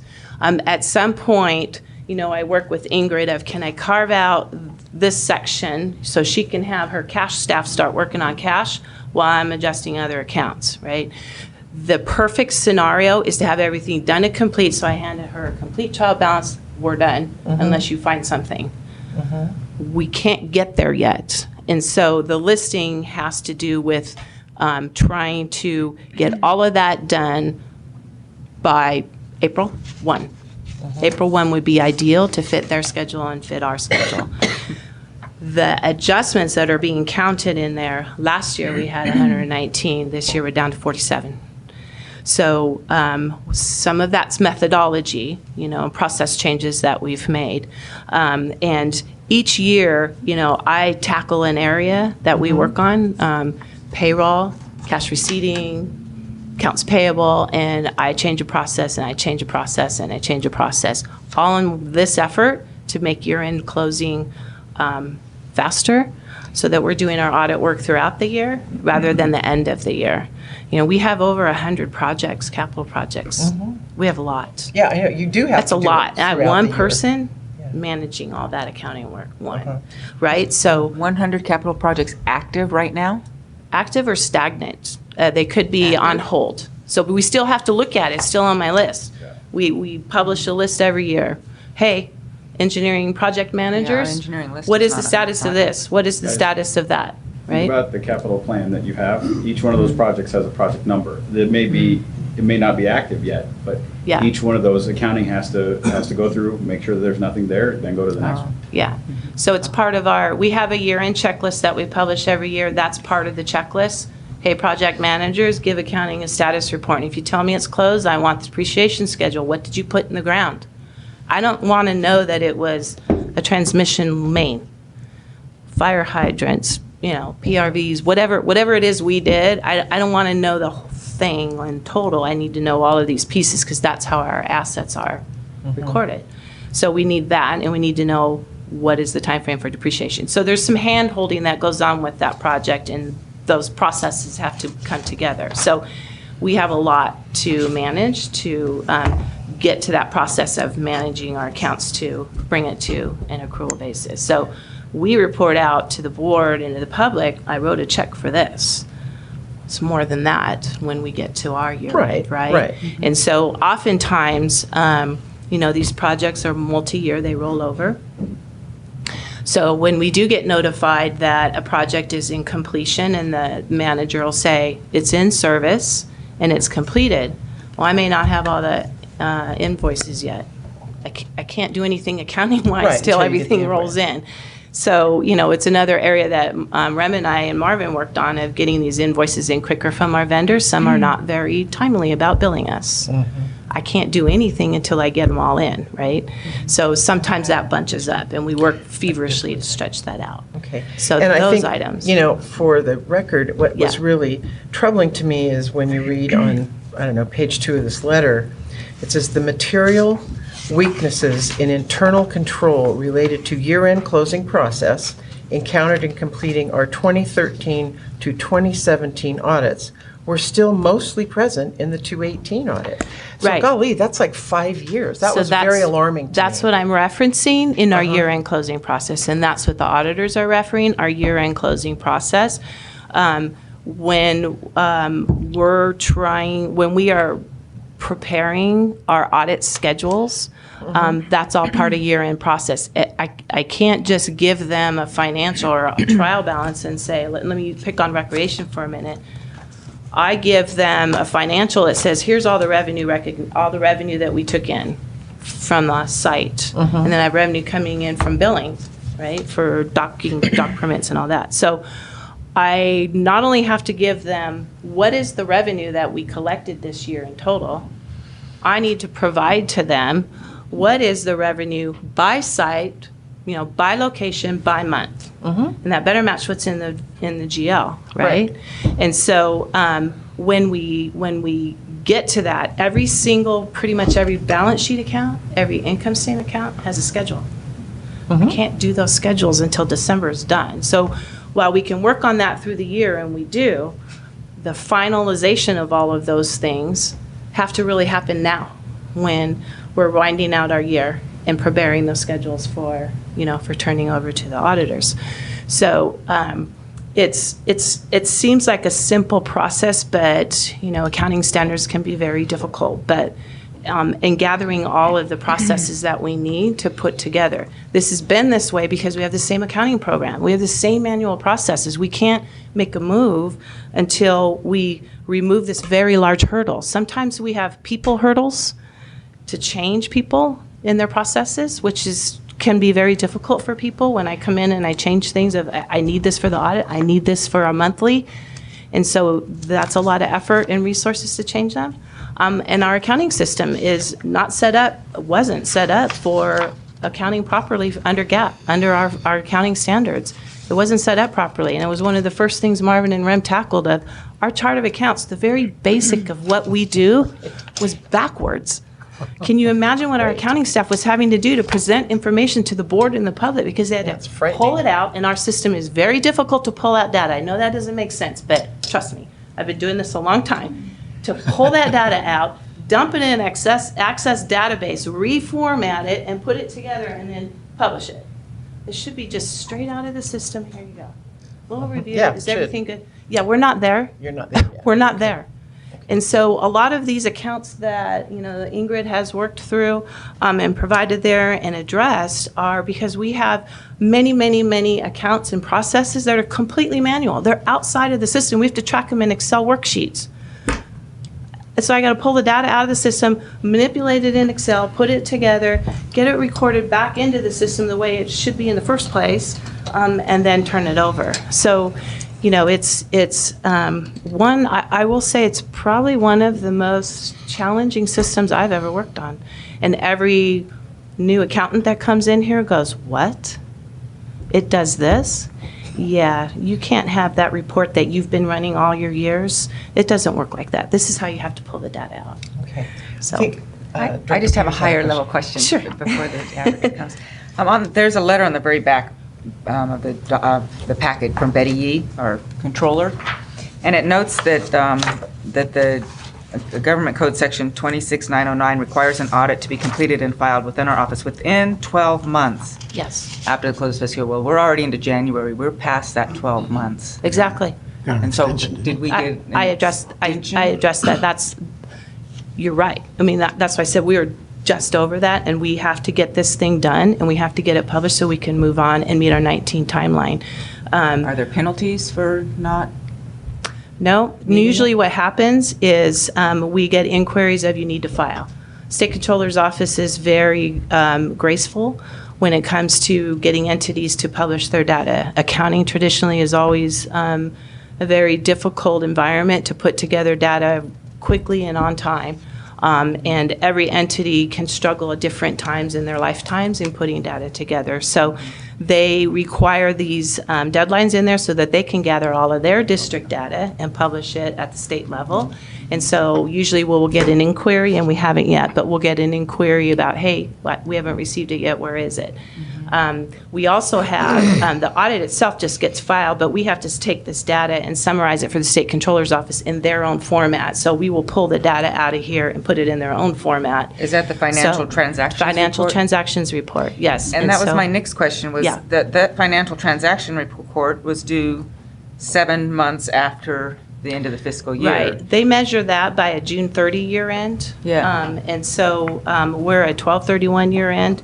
So we also are falling, outside of filing that as well, even though our year end falls in the middle of their 18-19 year, they call it. So it's July. We start in Yeah. July. Yeah, so we're still in that mode, and that's why, we're at this position of, as soon as we finalize and publish this, we have publishing everywhere that we need to go. State Controller's Office, Moody's, Standard & Poor's, everyone, wants this, our banks, everyone, vendors, and that. So it's critical that we move through these things. It's critical to have the proper resources. It's critical to have the accounting software. It's critical. And if we don't move forward with that, which we are, and you guys have gracefully given us the money for that, but that is I was teasing last year, but I was totally serious. That's accounting's truck. Like, we buy trucks every year for all these other divisions, but, we need to have our resources too in order to get the data. You guys demand very specific information, right? The public does, our regulatory agencies does. So if we can't get there with what our data is or what resources we have, you're asking our staff to do, monumental things, and they do monumental things, and thank you. I know you're listening right now. But it is a monumental task. It's not always so easy to put this information together with the tools that we have right now and the resources we have. So the big hurdle for us right now is to put all efforts into this ERP so we can get past all of these manual processes that suck up so much time. And I know that's kind of a loose term, but it really is very, very time consuming to have so many manual processes. We're a huge entity. We're a What is the complex time frame entity, right? for bringing that online and so that it's working, the ERP system? Thank you, Director Hick. We're actually having our kickoff meeting tomorrow in East Annex, and Tyler's going to be on. We actually had a meeting 2 days ago. We went through the chart of accounts. We set that up. So right now, we're believing we have it scheduled for somewhere around June 2021. That everything will be in. We have to interface it with the new federal program. They got to talk. The electronic timesheets have to come in. But once it's all done, you're looking at us being able to produce a monthly report 10 days after the close. Electronic cash registers will be at recreation site, coming in, feeding into the GO. We run a report. June 2021. June 2021. Yeah. However, even getting the process moving faster is still going to yield benefits. So we're going to be looking at workflows. Our invoice processing is going to be electronic. So we're going to be getting benefits all doing the migration. We're going to be getting. Okay, thank you. Yeah. I'm sorry to have taken so long. We should fine. invite our No. auditor up unless there's She's questions okay. of staff. But it's important that you ask these, because even like Marvin referenced, that our time cards are manual. I know. 250 It's employees. I'm surprised this wasn't a 500 time priority cards. sooner. It's one person just for entry. So that's ridiculous. That's crazy. So that's why, we come to you about these ERP things. And so that's why I say these two findings are the ones that are alarming you and concerning you. We're aware of them. That's my job in internal controls, where they identify a weakness. I have to go build other controls around it to overcome that. So there's the best practice, and then what do we do as the step drops? Since I can't do it that way, I have to do it this way. So that's my job. So Thank you. I'm going to turn this over to Ingrid if you don't have any other questions. I'm good for now. Thank you. No, those are good questions. Thank you. Oh, yeah. Oh, good. I told you I had a lot of questions. Good afternoon. I saw those parts. I'm here to present real high-level highlights, and if you have questions as I go through the presentation, please feel free to stop me. You don't have to wait till the end. I'm going to touch it real high level, so if you need more clarification, I'd be happy to do that. So first of all, the reports that we issued an opinion on the audited financial statements, which is in the large CAFR document. That also includes our report on internal control and compliance. We issued a required communications letter containing certain items we're required to disclose to you, and a management letter containing other recommendations that are not already included in the internal control report. So first of all, just to do some high-level audit results and observations, we did issue an unmodified or clean opinion on the financial statements indicating that they are fairly presented. But there were a large number of adjustments, as you've read throughout the document, in order to get to that clean opinion.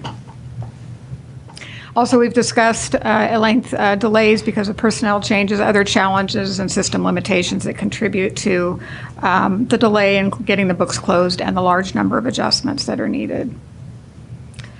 The recommendations that are included within the internal control report are carryover recommendations from 2013 audit. We continue to monitor those until they're resolved to our satisfaction. And I have a slide later, we'll go into the details of those. First of all, the discussion of the financial statements. Again, I'm going to keep this real high level. I do have another slide that shows the components of your net position or your equity, but overall you have an unrestricted positive net position for all funds of $32 million. You can see that on page 14 of the CAFR. However, if you looked at two of the funds, the Water and the Recreation Fund, that unrestricted net position is a negative number. So basically, even though the board, you have issued resolutions approving certain reserves or what we call designations that are on page 35 of the audit report, that's really more on a cash basis. When you look at the equity side of your balance sheet, you have negative $16 million in the water fund, even though you're saying that you have reserves of $11 million. But I have a slide that'll go into the main reason for that negative situation. As Debbie had mentioned, in 2018 is when you had to implement the new accounting pronouncement that required the full OPEB liability be recorded. In the past, this was only recorded or shown as a footnote to the financial statements. And similar to the accounting for pensions, your OPEB, which is your employee or retirement healthcare benefits, the full liability had to be recorded. And as a result, that reduced your beginning net position by $9.4 million as a result of question on that. How long have we known we have to do that? That pronouncement has been out for probably at least 5 years, I would say. And most organizations don't choose to early implement. And in this case, you really can't because the actuaries had to change how they did their calculation in order to come up with the amount.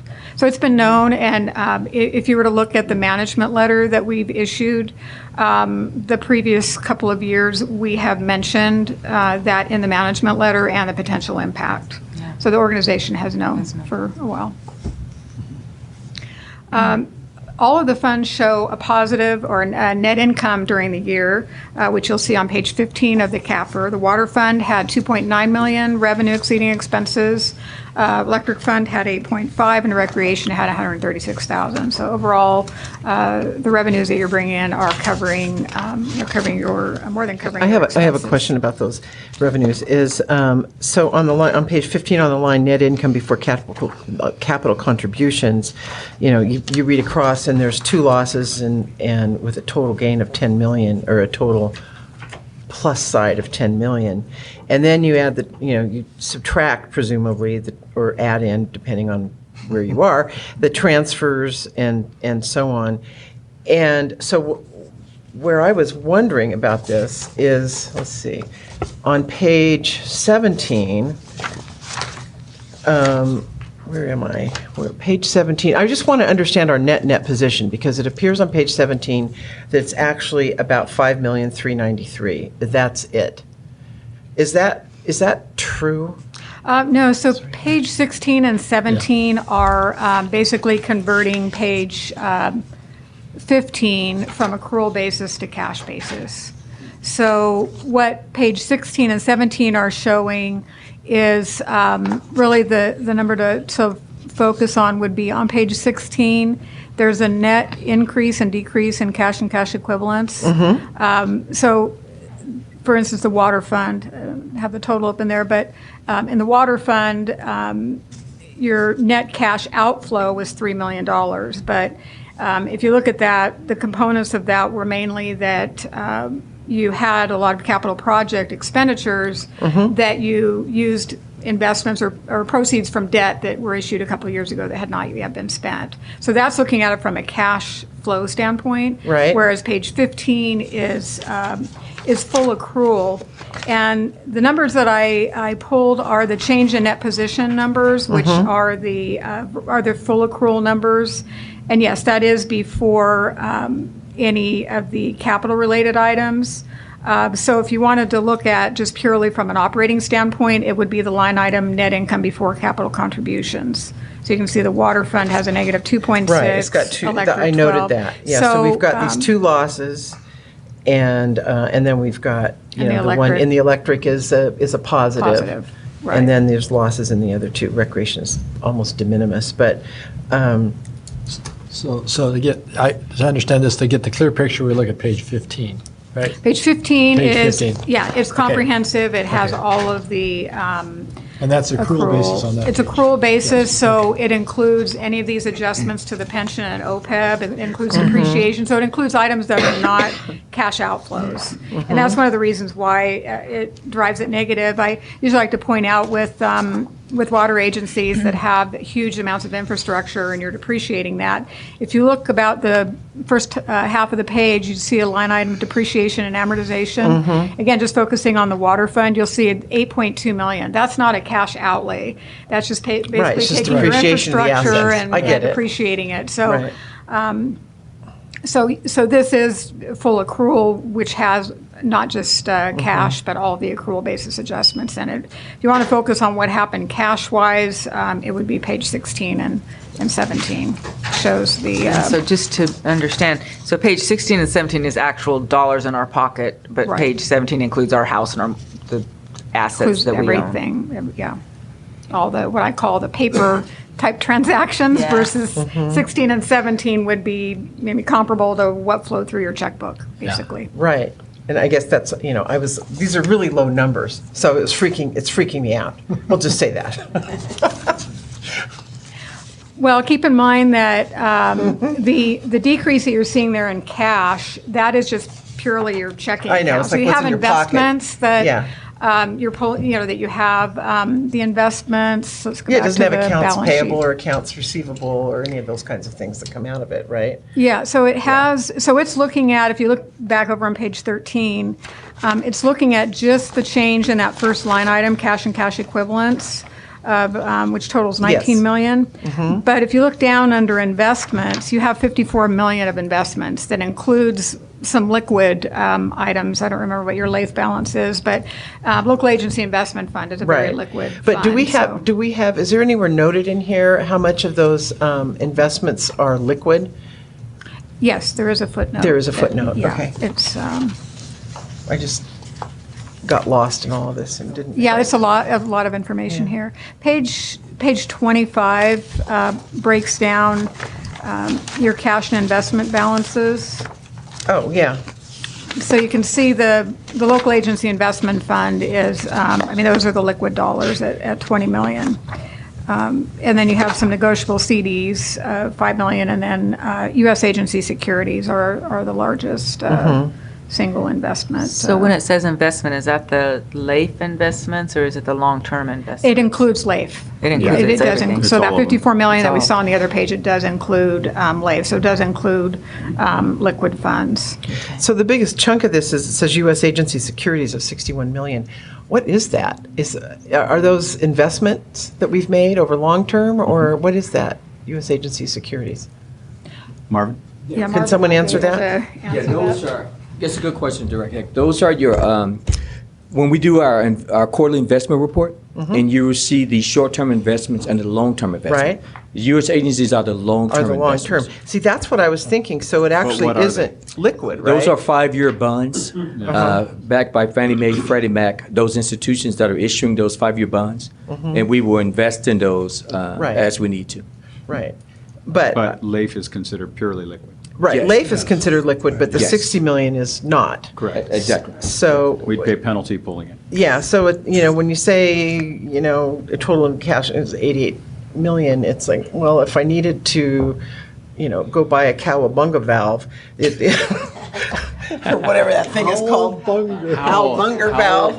That's close enough. That's, We're gonna start you with Darcy Weisbach. Then we'll get to it wouldn't come out of that 61 million. No. No way. That's right. So the 88 million is like, it's a cool number, but it's not really useful to us in terms of operational things. Is that right? Exactly. And Well, I'll it's give you- eventually useful, but I mean, I have to say it a little differently. Yes. So this is in a stack. So when you look at next time, so now when you look at your quarterlies, you'll be able to see, okay, Marvin is stacking these, so we're Yeah. seeing them come due in periodicity, Every right? year. I do that with my CDs too. Exactly. I stack That was my them. question. look at So that. every year, some of Right, it's so going to come some of them are coming up due. So Marvin and I and engineering are looking ahead always to know what kind of capital we need on the ground in any one time. And that's really, so the LAIF account at 20 million, I mean, if I have something that's over 20 million in terms of our on-hand need, yeah, we're all in trouble.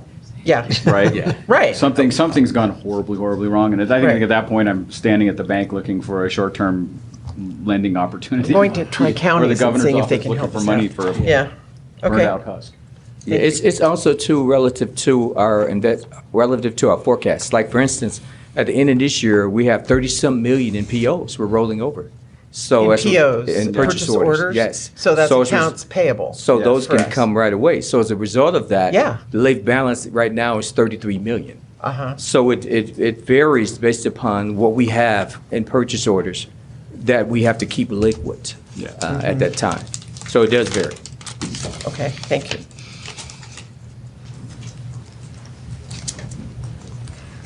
Did want to point out also that there were capital project expenditures during the year of 17.5 million, which you can see the components of What it on page page are we on 30. there? Oh, I see, you're doing this summary. Okay, page 30. Oh. Yeah.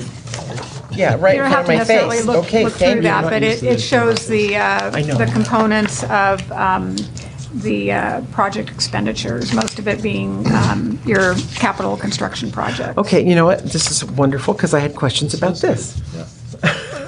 I mean, if anyone else has questions, you're doing I don't fine. need to dominate here. No, you're doing It's just fine. that I had the most, so I thought I could just go through. So one of the things that I found interesting was in 2018, in the beginning, and then at the end, it shows that there were no land purchases, and yet we know that on the Centennial project there was $1,600,000 in land purchases with buildings or whatever. I don't know. I mean, I have a list of what they are, but it seems like that should be in there. And if it's not there, where is it? It's in CIP for the Centennial Project. CIP. Construction, it's in the construction and project. But it's line. not. But when you purchase a hard asset like a house and a piece of land under it, that is not construction. Right, so this is sort of an area that Ingrid and I talk about. We also have, with respect to those land, we have rental properties on those lands. So Right. as we move towards Centennial, either aggressively or we pull back, accounting standards come into play of how we record that data. The land purchases for 2018 right now are sitting in our CIP, and it is a discussion point between Ingrid and I of where to properly classify that land, given our focus of where Centennial is. So is it investment properties? Are they going to be moved forward into the overall project costs? Where do we sit with that? So it's sort of one of those analytical pieces we have to look at year end. And we actually went through an exercise last year and coming out of the Centennial audit of, where these pieces are as we buy these pieces of land and what we should do. And then at some point during 2018, and you'll see that in your records for 19, the rental income coming in for the properties started to exceed the expenses.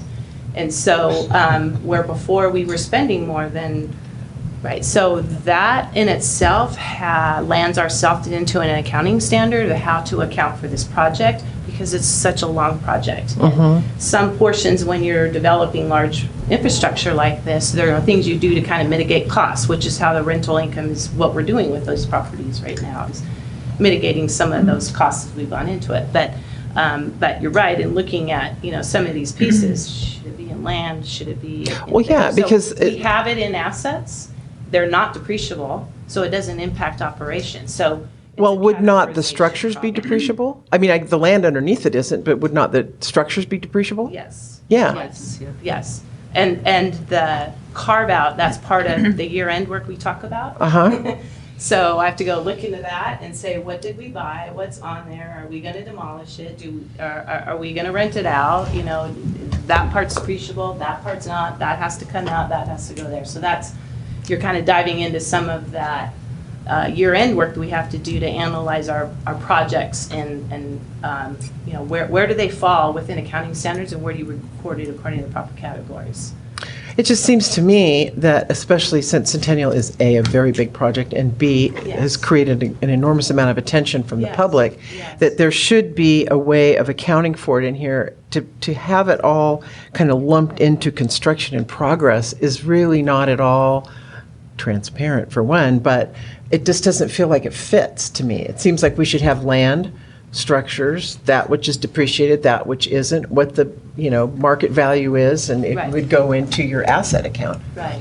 So we don't address the market value when we're recording our costs, but we do address those issues when we're looking at our projects. So, well, you can record, though, the book value or what you paid for it. Yes, historical cost. Yeah. Correct. Well, so I think we're not hitting on the same iron cylinders. here. Well, Okay. so this is about construction in progress, and this is a place where you and I have rubbed horns a little bit, right? About how whether we're putting the land purchases and all of that work inside of the Centennial project, which is your position, because it is construction in progress. The project is in total. When the project completes, it's my understanding that then accounting will break the project into its components and assign those components. Right, this wouldn't be any different than if we were just building a pipeline tomorrow and we were acquiring properties along that pipeline. All of that would stay in the project. I'm looking to Ingrid, because this is it all ends with you. But once the project is complete, then the project manager hand turns over the project necessarily to accounting, and accounting breaks it apart, and we assign to capital, we assign lands to lands and all that jazz, right? Depreciable assets, all and whatnot. So we've had this conversation a couple of times, and I was told that we keep it in the project until the project is complete, at which time we break it apart and then we put it onto the books. That's why it's all in there. And construction in progress in this case, right, this is going to be one of those ones where it's really not accurately descriptive, because there is no construction. So sorry. It's still going to be it's a capital. The problem here is that this is a project that we're running. It wouldn't be, and it has a capital asset that is acquired under it, and it just sits inside that space as we move forward. I think the quarterly report that we're giving out to the engineering committee is a better space to dissolve that, or to have that conversation and break it up. In this space, we're really we want to capture all those assets as part of the project, so that when we get to the end, the project is appropriately accounted for, right? So it has to live there necessarily. I don't know that we want to change the lines inside.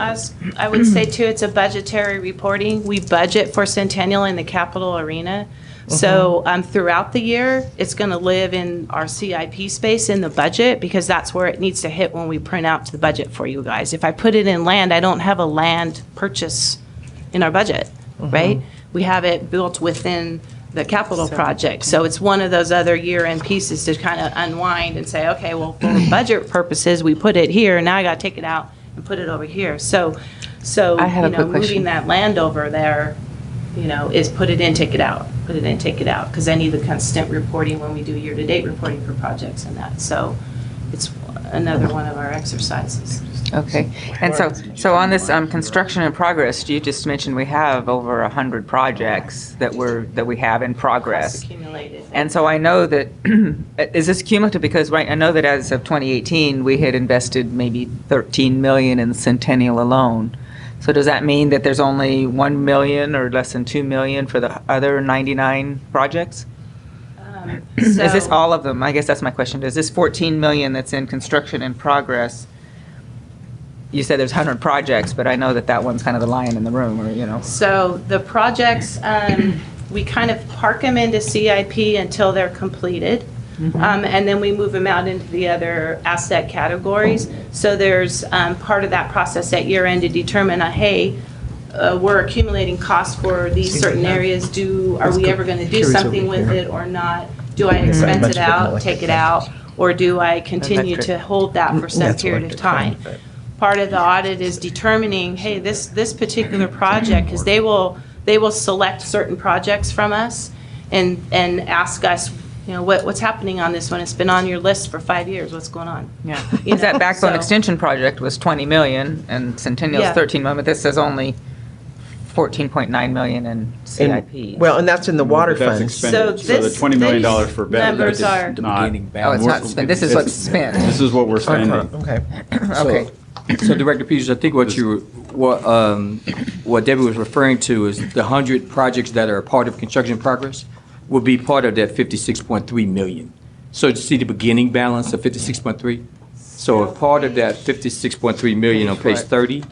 Yeah. That would be what would be Construction making in up. progress is 56. Yeah. Yes, that's making up. And It's that's, got and that's land, only the Bear money River. that was spent in 2018. It's not, Ah. it's not cumulative. And water and electric and Yes. Water, Yes. electric. Got it. Okay. Yeah, and that's the beginning balance. I get it. That's what we brought in. And so all those other ones are in that 56 million. Yeah, the beginning balance.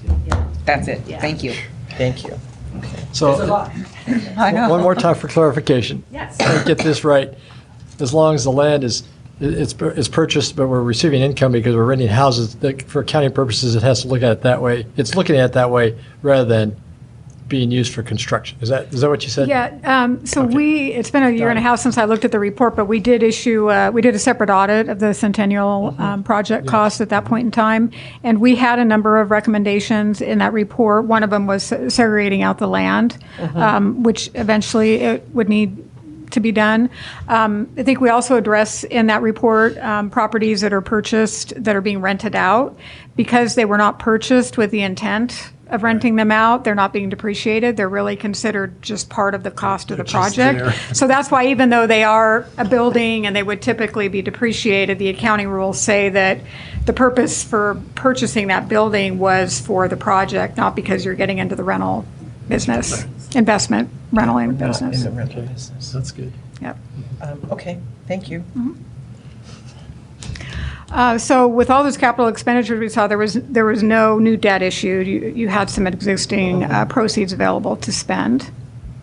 You had repayments on your debt during the year of 2.3 million, and that's on a table that's on page 33.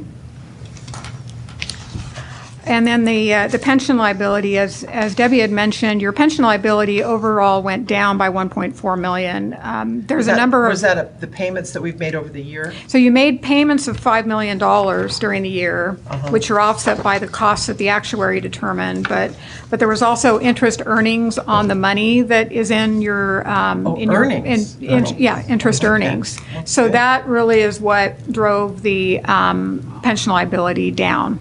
Is the offsetting the interest. The interest earnings offset some of the costs in addition to the $5 million of contributions that you made during the year. So your pension liability in total is that 47.5 million. So What's this the minimum? table, We're supposed to pay $5 million a year on that minimum? There's the amount that you contribute is determined by the actuary, so it's a percentage of salary. And then in addition to that, they've been charging you for kind of a catch-up for the unfunded liability of your side fund. I don't recall offhand the breakdown of what, how much of that is the, I think about 3 million or 4 million? It's set to amortize the 47.5 million over 30 years. given the assumptions there. 30 years, okay. So this table is a snapshot of the, basically the equity section of the balance sheet, which I believe is on page 13. And I talked about some of the numbers in here earlier, but I thought it might be better to visually see it. So this is basically the net of all your assets and your liabilities. So you can see that the amount that you have invested in your infrastructure is that first line item, and I have it listed there on the slide by fund. So that first line She said item. page 13. I'm not tying. 13 and page 14. I'm sorry, 14. with that slide. It's 14 at the bottom of that page. Oh, it's at the bottom of 14. Yeah, bottom of Thank page you. 14. So I have it shown here on the slide by fund. That first category of invested in capital assets totals $375 million. So that's your equity that's tied up in your infrastructure. It's not spendable. Right, but wait, 1 second. I'm still not seeing, oh, it's at the bottom? Yeah, at the very bottom, you'll see the 200 and. Oh, 253. Oh, Actually- okay, I'm with you now. Thank you. 253. Yeah. right there. Thank you very much. Sorry. And then the restricted for capital improvements are the capacity fees that are received, and those are restricted for Correct, yeah. facility expansion. And then the 611,000 are the amounts that are restricted and held aside for making your bond payments for debt service. And then the unrestricted line item is basically your reserves that are available. And that's what I mentioned earlier with the water fund, you have a negative 16 million, but if you look at the reserves that you have set aside, it's 11 million that you supposedly have a reserve set aside, but there really is no equity basically left to Okay, wait. for those That reserves. sounds very important. Say that again, very Okay, so slowly. within your, I don't know if it's part of your budgeting process, or you have a Give us the reserve name, policy nobody that has says that, maybe we should turn to that page. Yeah, please. What page? Let's see, what was that page? Because that's what I was trying to get to. So, like, okay, so what actually is in reserves that, So page 35. oh, I was just there, that had, yeah. Okay, So this is showing that the first part of the table that says total designated. Yeah, it's 11 That's the million in amount that, water. based on your reserve policy, those are the reserves that, that you're saying that you have. or that we want to have. Or that you want, yeah. That we want to have. Yeah, not that we have. Right. Okay, But then thank you. you can see the undesignated is basically a plug figure because you're limited by what your total unrestricted net position is. Mm-hmm. So the 6,674,000 there that you see is the same number that's on the slide and Right. over on page 14. So you're basically there, that 28 million is a plug. If you look at it from the cash side of your balance sheet, yes, you do have the cash sitting there for this, for all of these reserves, but from an accounting standpoint, we look at it from basically the equity side. Right. I was going to add maybe one comment. That figure you're looking at, the unrestricted, that's assuming that you're going to liquidate all your long-term liabilities, like your pension, your OPEB. Not the whole 16 million, though. What it means is that it's an actuarial figure. It's an accrual figure. Your cash reserve policy is Yeah. based on the cash basis. Right. So when you look at it like that, it puts it in context. You're not going to liquidate all of your long-term liabilities. Of course not. So it puts it in context. Uh-huh. Yeah, and the reason why I did at the bottom of the slide, it's not in the same order on page 14, but I dropped in the bottom of the slide here your total pension and OPEB liability, because that's really what, not just with your organizations, but we audit a number of water districts and other public agencies, and it's really those pension and OPEB liabilities that are driving the unrestricted fund balance to be, or net position to be negative. So you're not alone in that. Right. But- No, I so you get can that. see, so if you look at the bottom there, just for the water fund, the pension and OPEB liabilities are 45 million. Well, those are actuarially determined based on, when your existing workforce retires. It's not based on current retirees, but everybody currently working for the district. So they're not currently due and payable. So I put those numbers on there just to put it into context, just so that you can see what is really driving that negative unrestricted. But we pay net on those position. liabilities every year You're or paying. every month? Right. And do we pay, like some people like to pay down their mortgage, and give an extra $100 a year or whatever? Do we pay ahead any to more quickly reduce that, given Because sometimes people do, some districts do, and some don't. We had, remember, I don't know if you guys recall, Director, or maybe not. We did an analysis we brought before the board indicating if we should try and pay down that long-term retirement. And because it's so volatile, like the investment rate, PERS can change their investment rate 1%, and that liability goes from 45 to 62 million. So it's kind of like you are chasing a number that you can't control. So as a result of that, when we brought the analysis before the board, we kind of determined just to stay on PERS amortization schedule. So PERS amortization schedule says that we will liquidate that liability in 30 years, provided the investment assumptions remain similar to what they are now.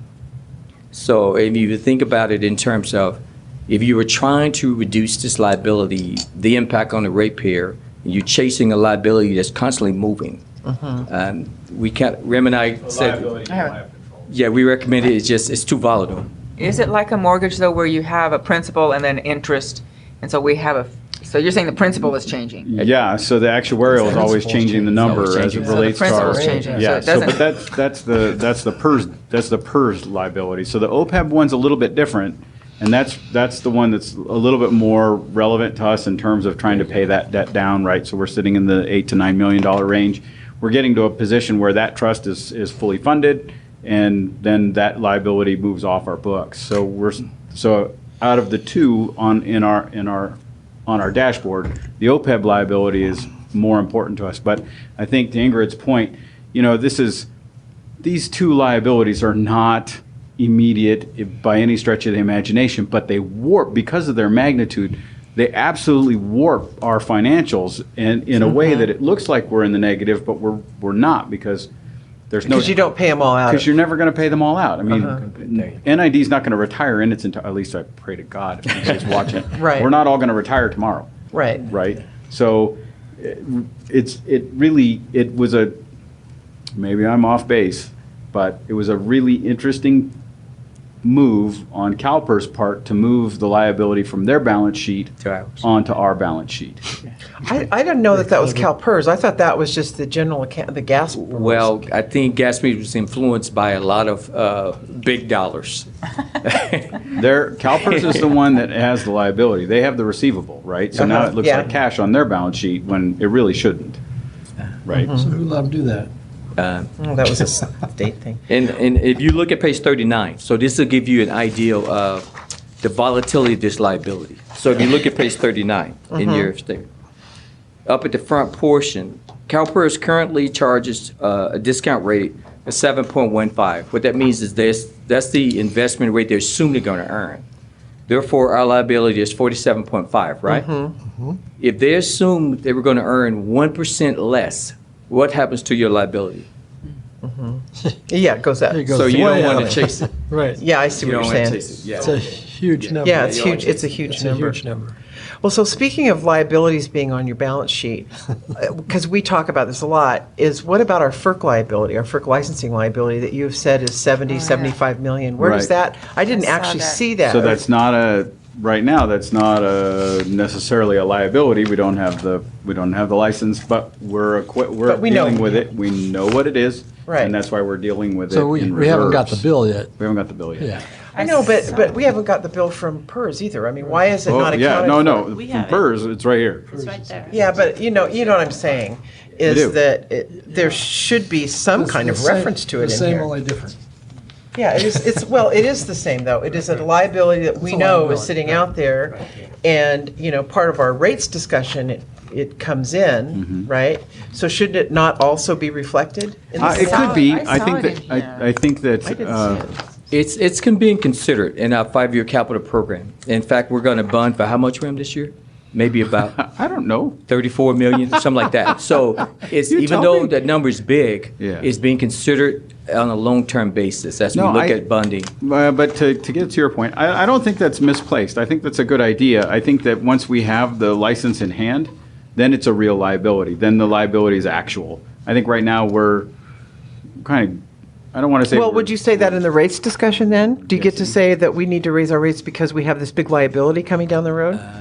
No, I don't think you can because But you did, last fall. No, We I talked said about it, this right? is something. I didn't say it was a liability. I said this is something that's coming, and that's why something that's coming, we're yes, building right. this reserve bucket.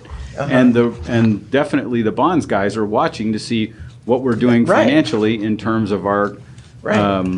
in terms of our planning inside the budget documents to be prepared for it. I would say though, until it's an actual liability, I'm not going to book it against the system. No. And it's going to book against the system in a series of time windows, right? I mean, right now the board's only elected to develop a reserve balance for half of what we anticipate Right. the total FERC outlay is Uh-huh. going to be, Right. But Okay. I don't think that's a bad idea. I kind of like the idea. I don't like the idea because It makes us look bad, but it furthers our debt liability. Understood, but it's continues real. to twist that idea. But I don't know. I'm more than happy to talk to Ingrid and staff to see if that's something we want to do in the 19 document. I have a question about that relicensing. On page 35, this is the designated, this is the net position designated. The last line on it, hydroelectric relicensing, we have 2.5 million. Wait, I'm not seeing where you are. Page 35. I'm at 35.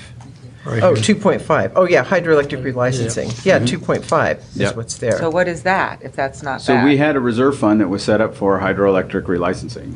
We've now we've converted that. I mean, remember, this are a year old. I know.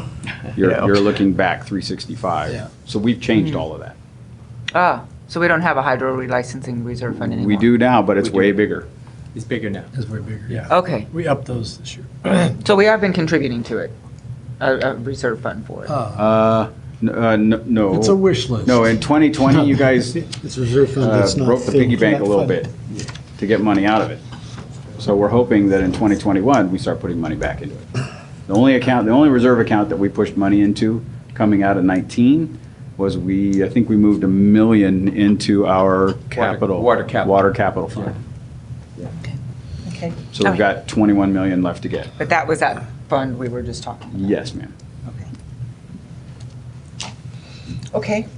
Thank you. I Thanks really for your appreciate patience. your patience, Yes. because this is complicated stuff. is, you it know. is. Thank you. And we do it one time a year. And we do it once a year, so it's like, oh, I have to go relearn this next year. Well, the nice thing is it'll be within 6 months, right? Yeah, Yeah. that's good. So it'll be fresh in your mind. Yeah. Okay, so moving on to the report on compliance and internal control, which is on page 71 of the document, of the CAFR document. So there were no new areas that we noted for improvement in the 2018 audit. There were 2 items that are listed in there that are remaining in the report because further improvement is needed on those. So the 2 items that they're categorized as material weaknesses, the first one being the year-end closing procedures. The list that we have in there is, maybe we used a slightly different format. We probably went into more detail than we did last year.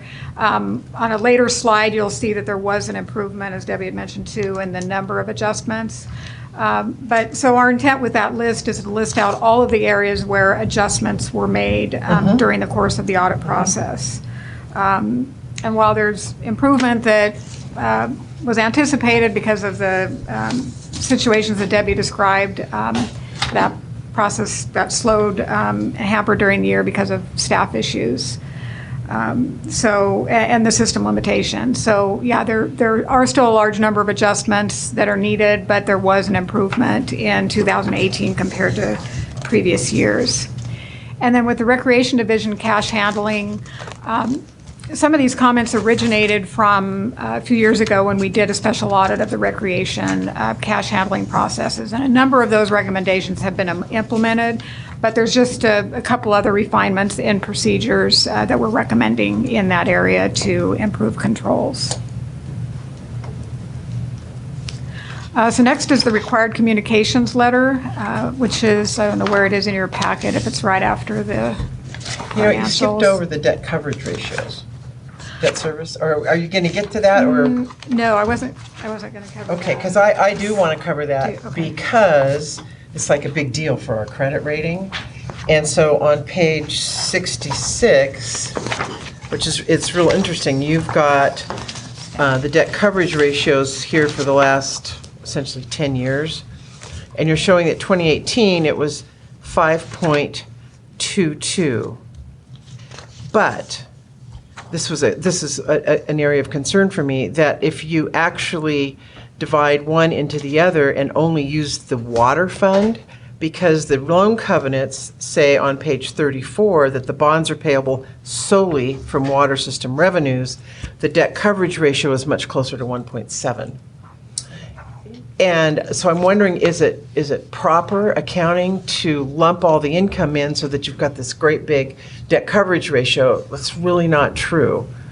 I think the 16A bonds was more comprehensive in the income that was included versus the 11A bonds. All district income was. So, Yeah, the bond documents themselves, this could be a, just Well, maybe a okay, typo, look on but- page 34, because Yeah. it says pledged revenues, and then it says the bonds are payable solely from water system revenues and special assessments that are payable to 204. That's probably a typo. The actual. That's not correct. That's not correct. The actual It's all official revenues statement for pledged pledges dark all district revenues for debt service. So The like our actual bond- loan covenant or bond Yeah, the covenants? bond covenant. So we'll correct that. Yeah, the actual bond covenant. So you can see why I was alarmed, Oh, yeah. right? Yeah. It's like, whoa, wait a minute. Yeah, they pledge it all. And in fact, when you look at the calculation, you can see that Ingram are using all. because Yeah, when they you were look- using all, but There then I you go, saw the yeah. bond covenant on the other page, and I went, And you wait. go, oh, wait a minute, yeah, yeah. Yeah, that was a problem. So that should be corrected, We'll I would correct that, think. yeah, yeah. And so then, but Rem, then Yeah. taking that question back to you. Yes, ma'am. Again, when we were like talking in our rates discussion, you were talking about how the debt coverage ratios were really going under 2, and that was a concern. And yet, if you take this at face value, they haven't ever reached there. Right, that's why it's a big concern. We have comfortably operated in this other space for many, many, many years. Uh-huh. And we're now driving our bond covenants down. I mean, it's how we move from a AAA to a AA, now a AA minus, and they're ready to take us into the A territory. Okay, now I'm really confused. Right, I know. See, it's really confusing, because why would that happen if you're truly at a 5.22? I get it if you're It wouldn't, but you were 1.7. at 5.22 a year ago in Yeah. 2018. 2019. But they don't know any different, because we don't have the financials, we haven't reported in what our, right?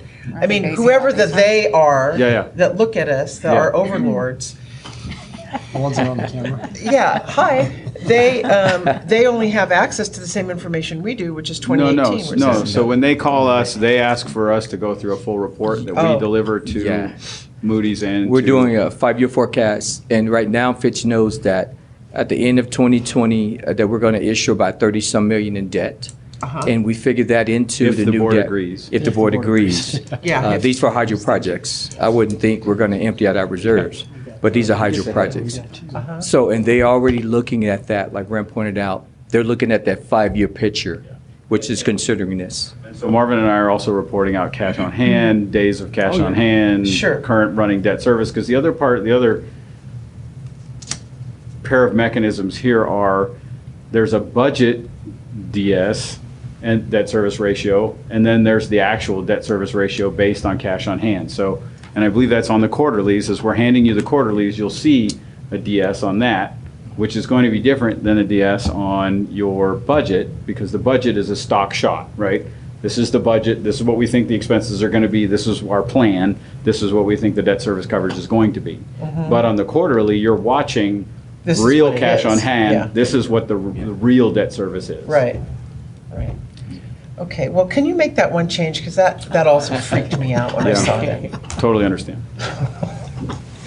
Thank you. So is this a good number or not? Thank you for catching it. So is that a good number? Yeah, well, they're saying it is a good number, That because 5.22 is a that good you can number? use the revenue Yes. from all sources, Yes. as opposed to what it says on 34, Because the which number is, that I have in my mind is somewhere between 2 and 3 that I've heard. that's what I was hearing too. Is that? We're above average. We're above The average. debt service. Okay. So we are well exceeding the coverage documents. So that are means required for we, 2016. you can prove we have the ability to pay Yes. if we borrow money. Mhm. Right, Yes. okay. Okay, thank you. Now back to Okay, difficulties. so required communications. So this letter discusses a number of items that we're required to communicate. In particular, it has an item in there about difficulties we encountered. I'm going to go through this quickly because we've already kind of touched on. Yeah, we did. Not all the account analysis completed, large number of adjustments, staffing changes, and system issues. One of the items covered in that letter, too, is the number of audit adjustments. So there were 48 adjustments that were either provided to us or noted during the audit process, basically from the time that the books or the general ledger was given to us to start the audit. Now, this is an improvement over the 119 adjustments that were noted in the 2017 audit.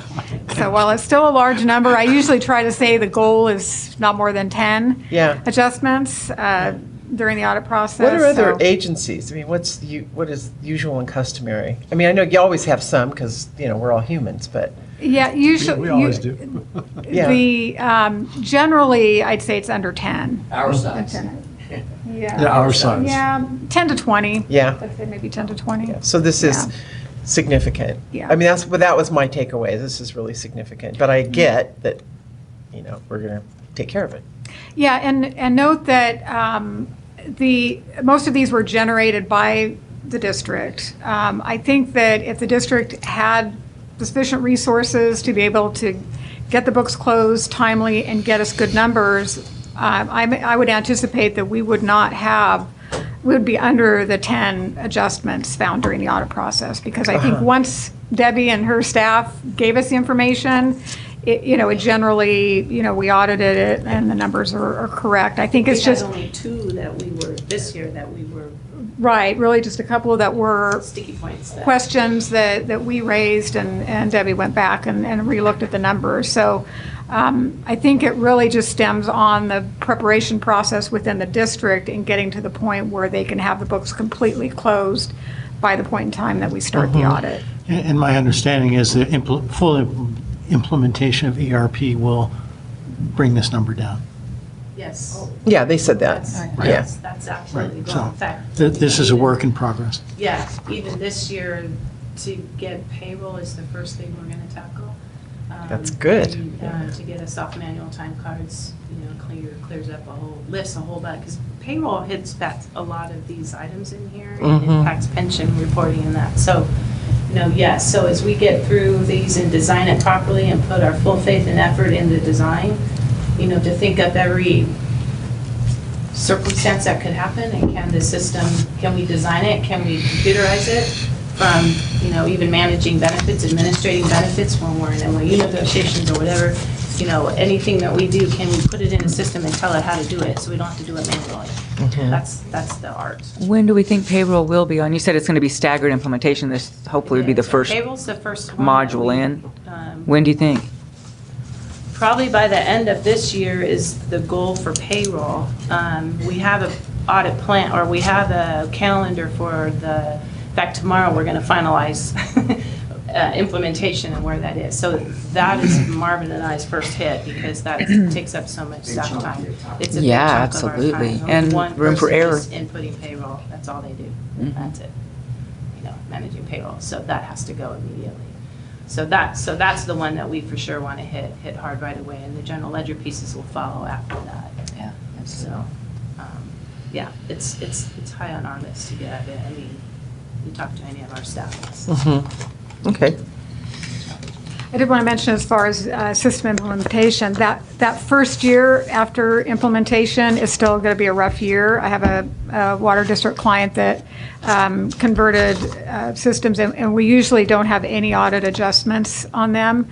And this year they actually implemented Tyler, and I think we had maybe between 10 and 20 adjustments when we normally don't, just because they were trying to get used to the reporting and how information comes out of the report. So it will be a while before, at least one full year where it's not an implementation year till everything's completely cleaned up. Yeah, but 10 or 20, we'd consider a win. Yeah, I know. We'd be like, howling in the streets, man. That'd be great.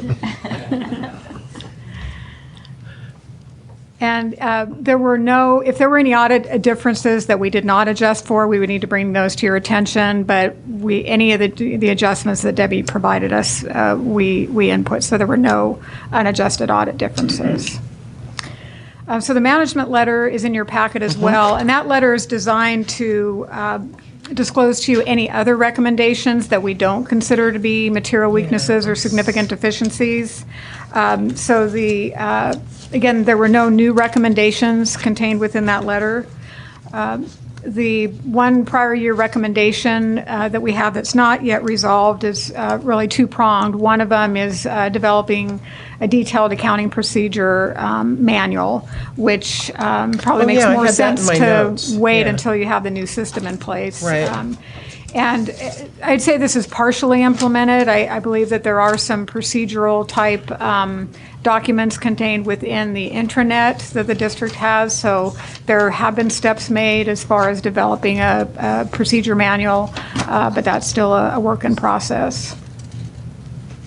And then along the lines with that too is making sure that you have, first of all, an adequate number of staff and that they're properly trained for the accrual basis accounting. And that goes back to making sure that you have adequate trained staff to minimize the number of audit adjustments that are in place.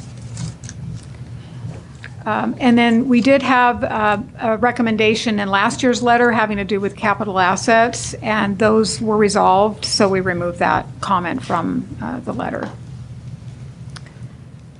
So with that, I did want to thank Debbie for all of her assistance. I know with all the challenges that she had, and there was a lot of emails flying back and forth. We had planned to come back up here when everything was completed and available, but since the information was kind of staggered, a lot of it we were just doing remotely through emails and electronically. So we do appreciate that assistance. And some of those emails came at very late hours and on the weekends. I know Debbie was trying real hard there to get everything done. She was working weekends and late in the evenings on weekends too. So we do appreciate It's a team efforting. all that she put in. So. It's a team effort. Thank you very much. I have one more question for Marvin, or maybe it's the group here, the team. You know, there was a meeting back, I don't know, a couple months ago where I asked if going forward on our chart of accounts, if we could separate legal from temporary help from consultants, and you said that yes, we would do that, and I just want to make sure that that gets done. Yes. You remember that? Yes, okay. yeah. That's Direct been Heck. done on your monthly Yes. report. Aim that at me. Okay. Oh, well, but they're doing the chart of accounts, but I okay. understand, but- Legal? Roger that. I got it. Okay, you got it. All right, thank you. And otherwise, unless others have questions, thank you very much. Yes, thank you. This was a mind bender exercise. I could weigh in here. Go ahead. Operating expense. I just want to thank Richardson and Company. Yes. I was on the committee that chose you guys all those years ago. Well, thank you for that. I hope we haven't let you down. Well, the thing that impressed me at that time was that you could do an audit of El Dorado Irrigation District with their mountains of debt, and the state water project, or the state water contractors all, and get it done, and you could put lipstick on all of those beasts. You have not let us down. You guys are great, and I would be pleased to move that the finance manager publish the 2018 cap. As amended, please? Yes. So thank you very much. Thank you. Thank you. Thank you. Thank you. Is there a second? Or is this an action item? It does require a second. I'll second it. Okay. Moved and seconded. Roll call? Oh, sorry, public comment. God, you guys, you have to keep me on this. Okay, thank you. Thank you for your perseverance. I know, really. You win the prize. I think everybody else here is staff. Very good, thank you. I learned a lot today. John Norton, Division 5. Just a quick question for Rem. I thought I heard you state that in 2021, we're going to move back into restoring the FERC relicensing reserve. And I wondered, is that just doing business as usual, or is there a change going to take place and how we're going to get back to rebuilding that reserve? Okay, so two questions. So the reserve was created by the board in July resolution of this year. And we are in the process of trying to develop a budget so that we can start to energize that reserve.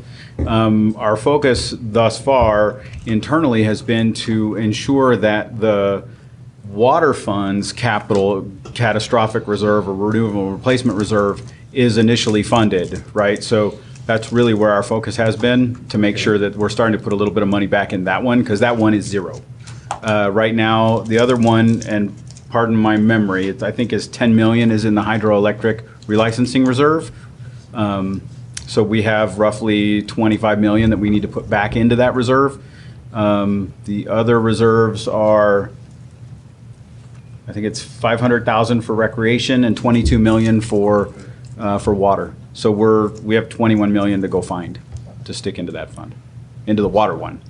Oh, well, you felt by 2021 that 21 million would reappear? No, that we're going to start funding those through our process. It's going to take us years to. Okay. I mean, if the board decided on some very aggressive rate package, we could do it faster. Or if we decided to shut down a lot of our capital activities, we could refund some of those funds. But for the most part, I don't think our operational tempo in terms of capital, my recommendation is to continue to do, but over time, definitely bring money into these two reserves. So you'll see in the 2021 budget, I would imagine, at least from staff's perspective, you'll see continued funding of the water reserve, and you'll see a softening of the pull against hydroelectric revenues, which will allow the hydroelectric reserves to start to rebuild.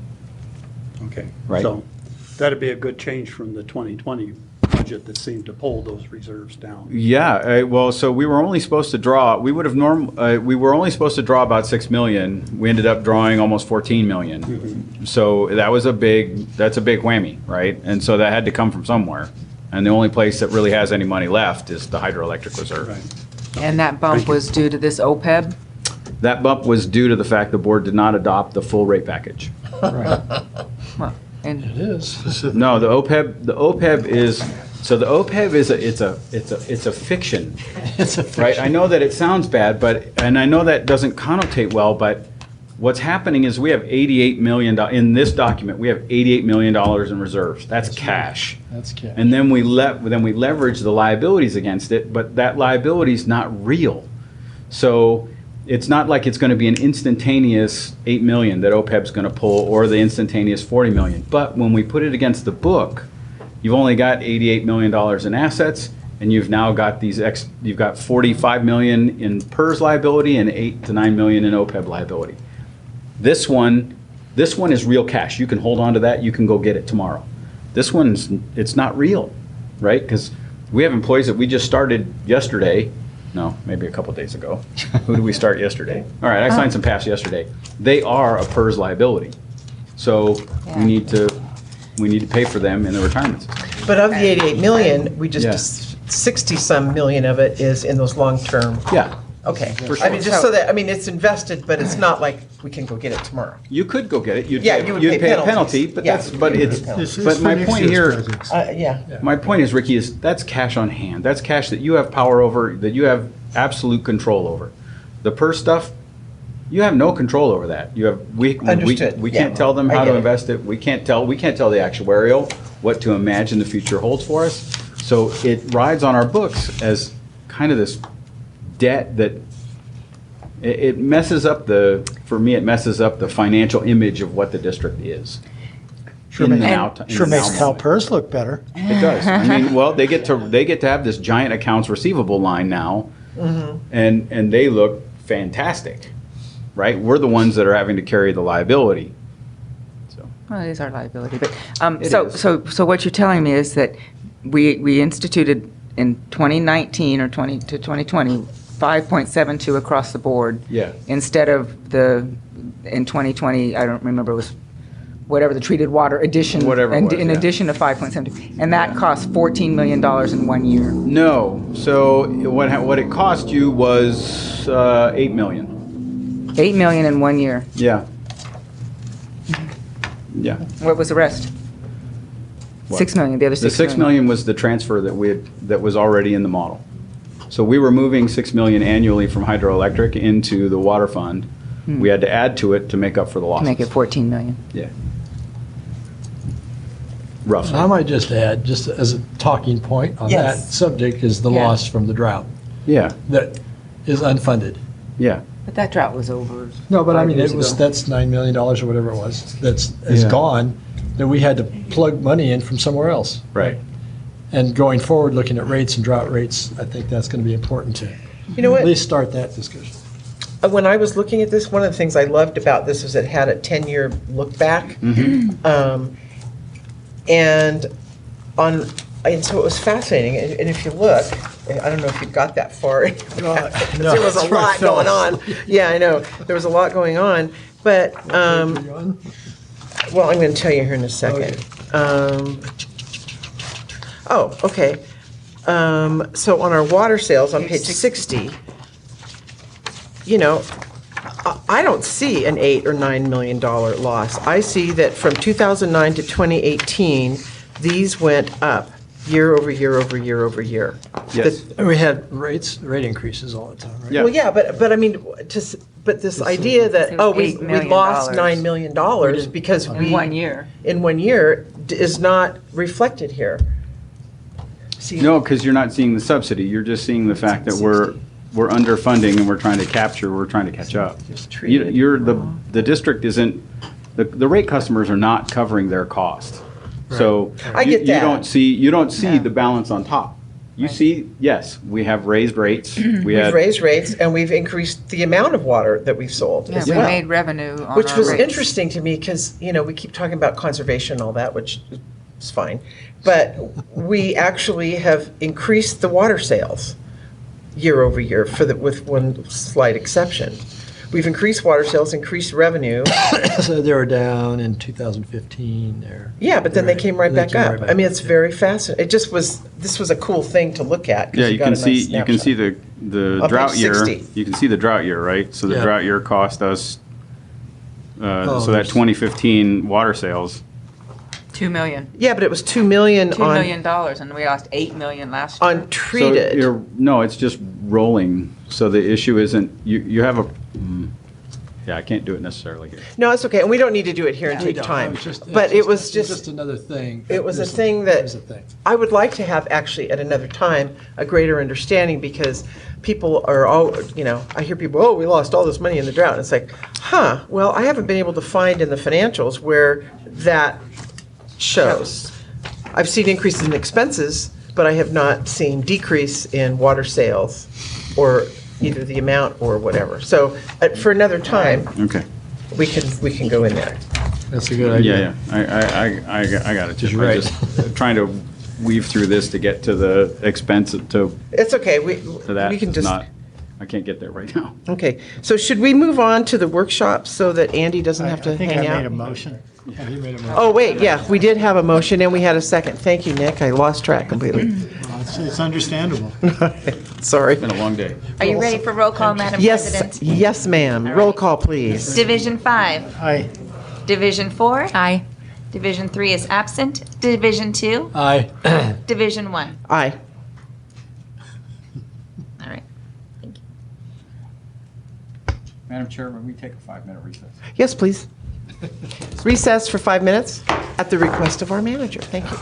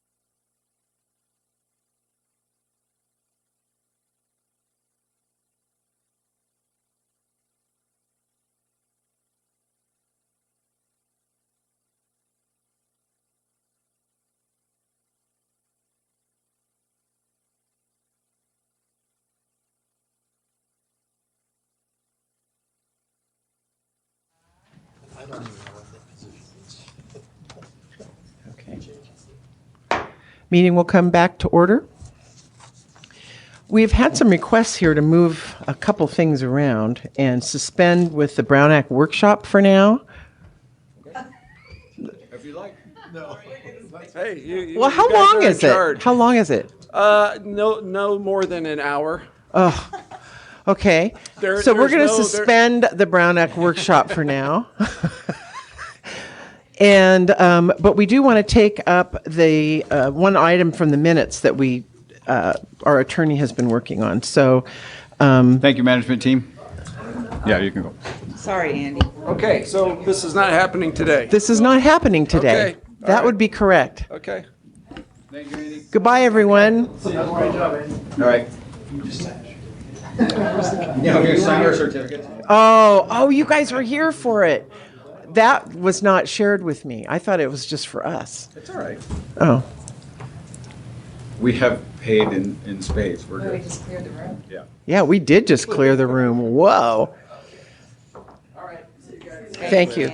Okay, so we're going to go back to item 1, approval of the minutes of the regular meeting on January 8th, 2020, as amended. And if District Council will read the amendment, please. Sure.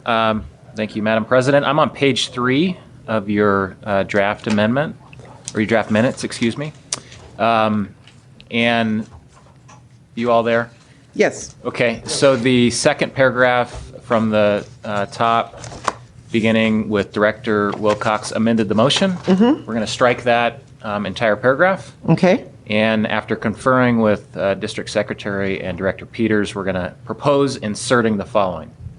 Prior to completing roll call on the motion, Director Peters requested an amendment to the motion to make the item an informational item at this meeting and return it to APC.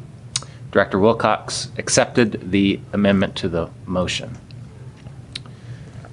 So if you're okay with that strikeout and then insertion of that new language, the motion would be to approve the minutes of the regular meeting on January 8, 2020 as corrected. Okay. Do we have a motion? I have a question for legal yes. counsel. Sorry. Will Director Beerwagen then second the amended motion? No, he accepts. Accepts it. Yes. He accepts the amendment as well. The motion maker and the second did accept the amendment. Okay. Thank you, sir. Okay. So do we have a motion and a second to accept those minutes as amended? I'll second it. Okay, we have a motion and a second. Roll call, please. Division 5. Division 4. Aye. Division 3 absent. Division 2. Aye. Division 1. Aye. Thank you. Okay, do we want to go to the general manager's report? Or do we want to suspend that as well, given the late hour? I mean, what is the feeling of the remaining board members here? Well, I'd just like to hear the manager's report. Yeah, I think it's good. Me too. It is the best part. It is. Okay. Yeah, okay with that, Rem? That's the best. All right. You guys are awesome. All right. Good. Can I say evening? Yes. Good afternoon, Board. It's my pleasure to update you this afternoon on our water supply. Currently, the district is sitting at 200,035 acre-feet, which is 105% of our 7-year average and 74% of our capacity. We have received roughly 23.87 inches of rain at our Bowman Lake gauge. This is roughly 10 inches behind our average, but we know that we are getting some snow accumulation. Just so everybody's aware, we don't start our snow surveys until roughly the end of this month, so we'll report out. So as part of this process, maybe the first meeting, but for sure the second meeting in February, I'll be updating the board then on what our snowpack capacity is as we move through that process as well. I will also tie that to the state's snowpack. Right, because DWR has done one already, right? Yeah, so there are certain other elevations in the Middle Sierra that are already active. Right. We're a little bit later than that. And then, as you know, our conservation 2019 over 2013 was roughly 20%. With regard to meetings that I have attended in the near to recent past, I did participate in the Region 3 board meeting. That went very well. We have one board member missing, so they're in the active recruitment for a Region 3 board member. Congratulations to the board members who are on those committees. We'll keep in touch as we move forward. I also participated in the NACWA, the Northern California Water Association's strategic planning Friday last.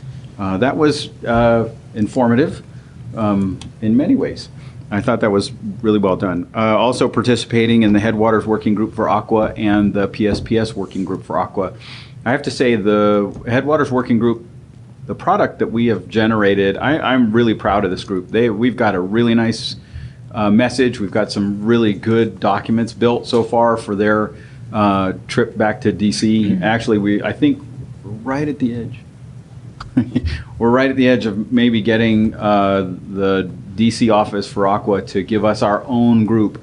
So in terms of a canvassing group to go around and visit with our legislative package and the regulators, there would be a Headwaters group specifically. That's something we've worked really hard to get over the years, and finally I think we're right there.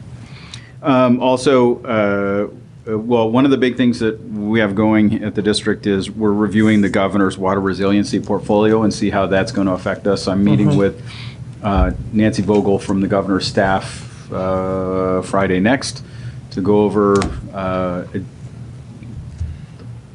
portfolio and kind of give her my input and many others. On other business, so the Combi Phase 1, which you toured, and I will find us another tour shortly. Apparently, this is going to be our season. But I heard you guys want to go up to the Bowman, so as soon as I have an open window, we'll make sure that we get up to Bowman and have a visit at the Bowman House, maybe even a board meeting. Well, get to go on the snowcat? That's a long ride, and as they say, the first 20 minutes are fun. The next 4 hours, not so much fun. So Fair enough. We'll wait till the road is passable, and then we'll go up and have a That nice would be meeting. my vote. Wait till the road is passable. Maybe when the lilacs are blooming. The Combi Phase 1, we have now installed 3,029 feet of pipe. Demo has begun on the 700-foot wall section, which we walked past, right? Right. So we're knocking that over. We're now committed. And so that's on its way. Iron Horse DFWLE, so that's our district finance water line extension. That installation is complete. We're flushing and bringing the system up to pressure. We had roughly 150 feet that failed the pressure test. We found the leak. They're digging it up, and we'll have that put back, have it repaired, and be ready to back tee the pipe and put it in service shortly. Alta Sierra Tank, the contract documents are being finalized currently. The kickoff meeting is scheduled for early February, so that'll be good. Highway 174 pre-construction meeting is complete. Work is to begin in the next couple weeks. And then the Doty North Siphon, I don't know who knows, but I know the engineering committee knows. So the initial study mitigated neg deck dock has not been released at the request of UAIC. We're having a government-to-government meeting, staff level, this week to address they have some concerns as part of our AB 52 negotiation, and so we'll find out what that is, and then hopefully we'll be able to resolve it and then move forward. That completes my update. Okay. Director's reports. Nick? Oh, thanks. I never know which way you're going to go. That's part of what keeps you on your toes. It did. Thank you. I'm ready. Right on. I just report that I did attend the Penn Valley Town Hall meeting last week. I presented briefly on, and triumphantly, I guess, on the completion of the improvements to the Penn Valley water system, and told them that now all of their hydrants actually work. So that's a good thing. The fire guys in attendance thought that was a very good thing. I also touched bases with the Penn Valley Chamber of Commerce and tentatively arranged what we talked about in the Raw Water Master Plan meeting. It's basically a evening with the director and the general manager. They'd be happy to host this and do what's necessary to make it happen. Nice. Director Beerwagen? Okay, so I have no report, but I do have a comment about going forward with the raw water master plan and having second thoughts about the number of meetings and the cost of that. Just don't know what the process will be when we'll decide that or if the consultant decides that, but really feeling like the cost-benefit ratio is not there for up to 10 public meetings. And so I'm just going to throw that out there as an agenda item or when we get to that point when we decide that. So I believe this is a data-driven document largely. How much the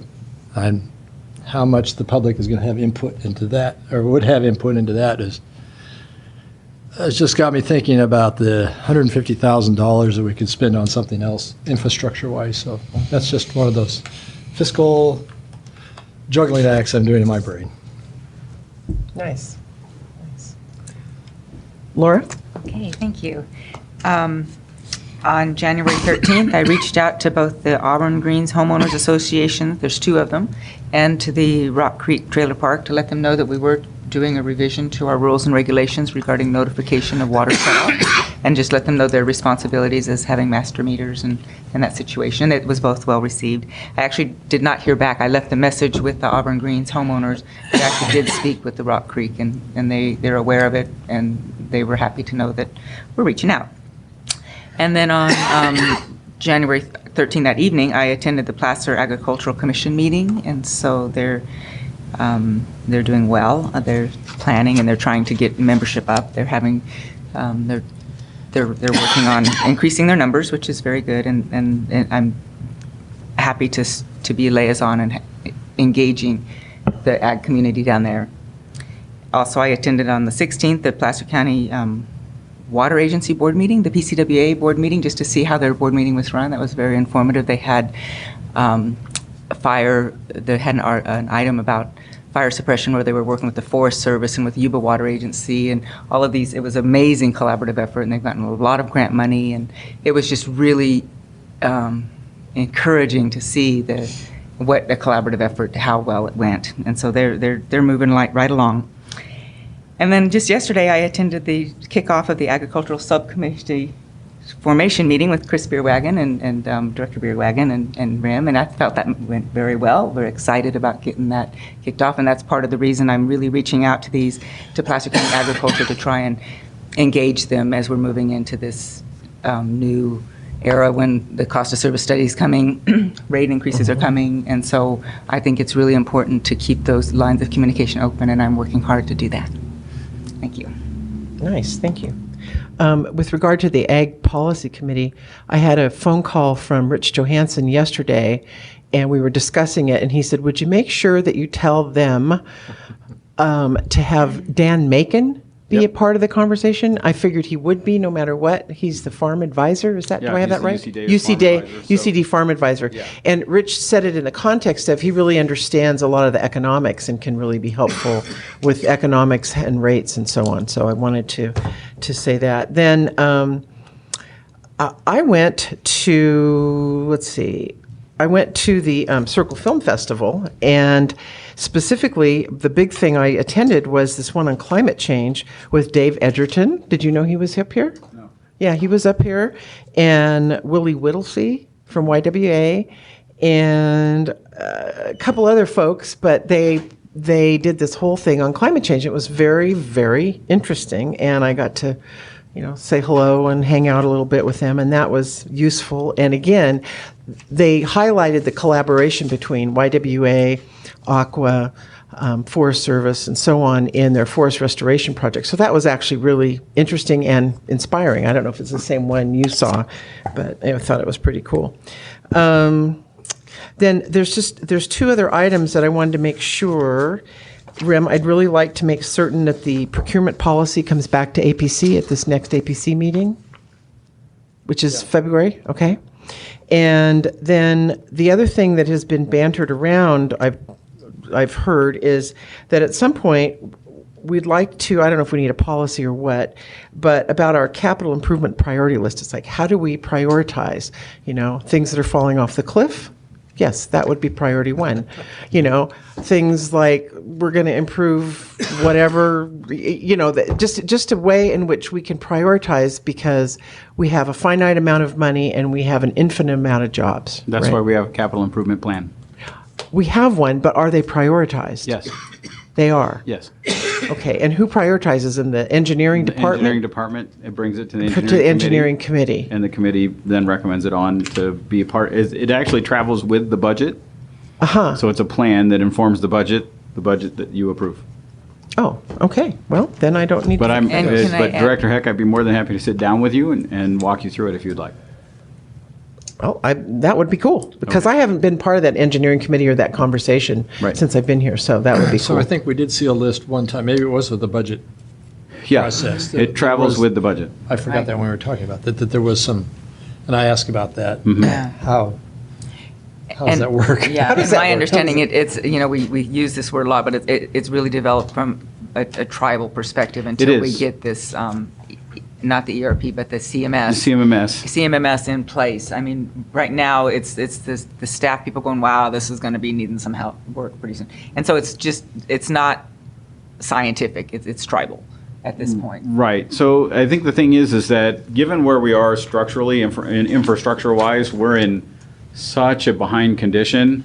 It's really, so the chief engineer is meeting with the operational managers to develop the list that goes into the plan. So the operational managers are identifying their weaknesses. Now, Director Peters is 100% correct.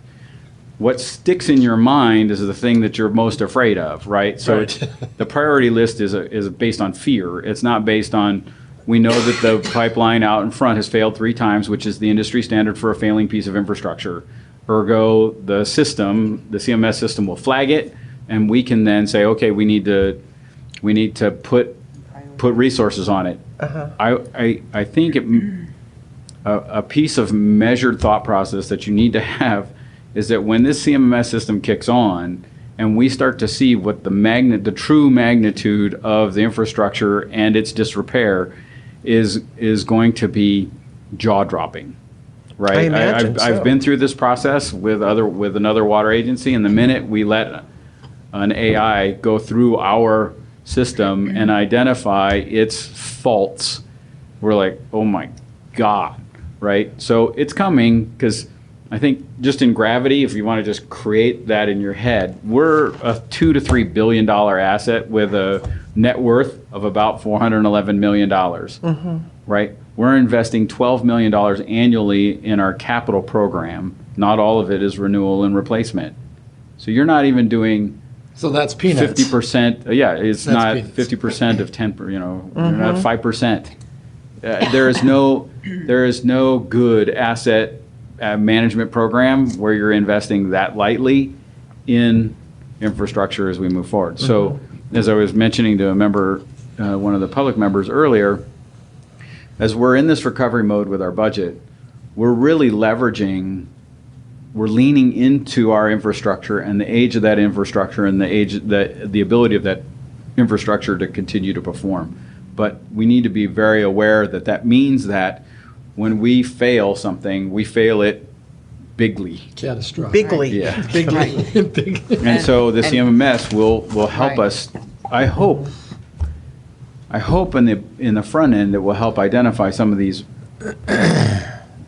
more threatening infrastructure questions that we have. And the other half is then I can bring to you, the board, this is all the work that needs to get us to this place, whatever financial mechanisms we need to get there. And then also to be able to say, I'm interested in knowing we have all of this maintenance that we're supposed to be doing annually.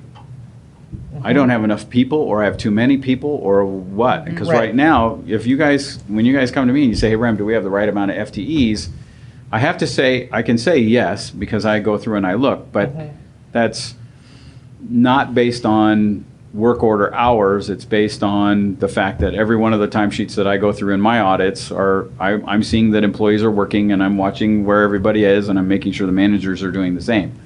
But I can't say We had 20 maintenance tickets in January. We were able to complete 5 of them. I've got 15 that are now backlogged and carrying into February. Now in February, I'm only going to get 10 done, which means I've got the same 20 plus the 15 from the previous. I'm now 35 behind, right? So it compounds, and that's going to be where this is going to be of tremendous value to us, is to understand what's getting done and what's not getting done, and making sure that we get all of the work done, not just the stuff that's scaring us. Right. And with that said, one of the, the state of our reserves, that we're so far behind on our reserves. Yeah. And I know that in the last budget, we moved money from the Centennial 7013 to the Backbone Extension Project. Yep. And then thank you to the engineering manager and interim, Jug Roderick, brought forward and said, well, this is a really big project.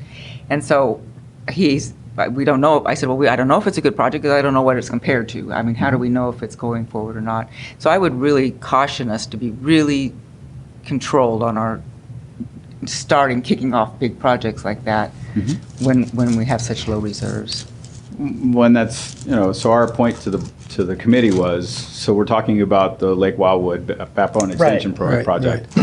This is roughly a $20 million project, and right now we're talking about it as pay-go.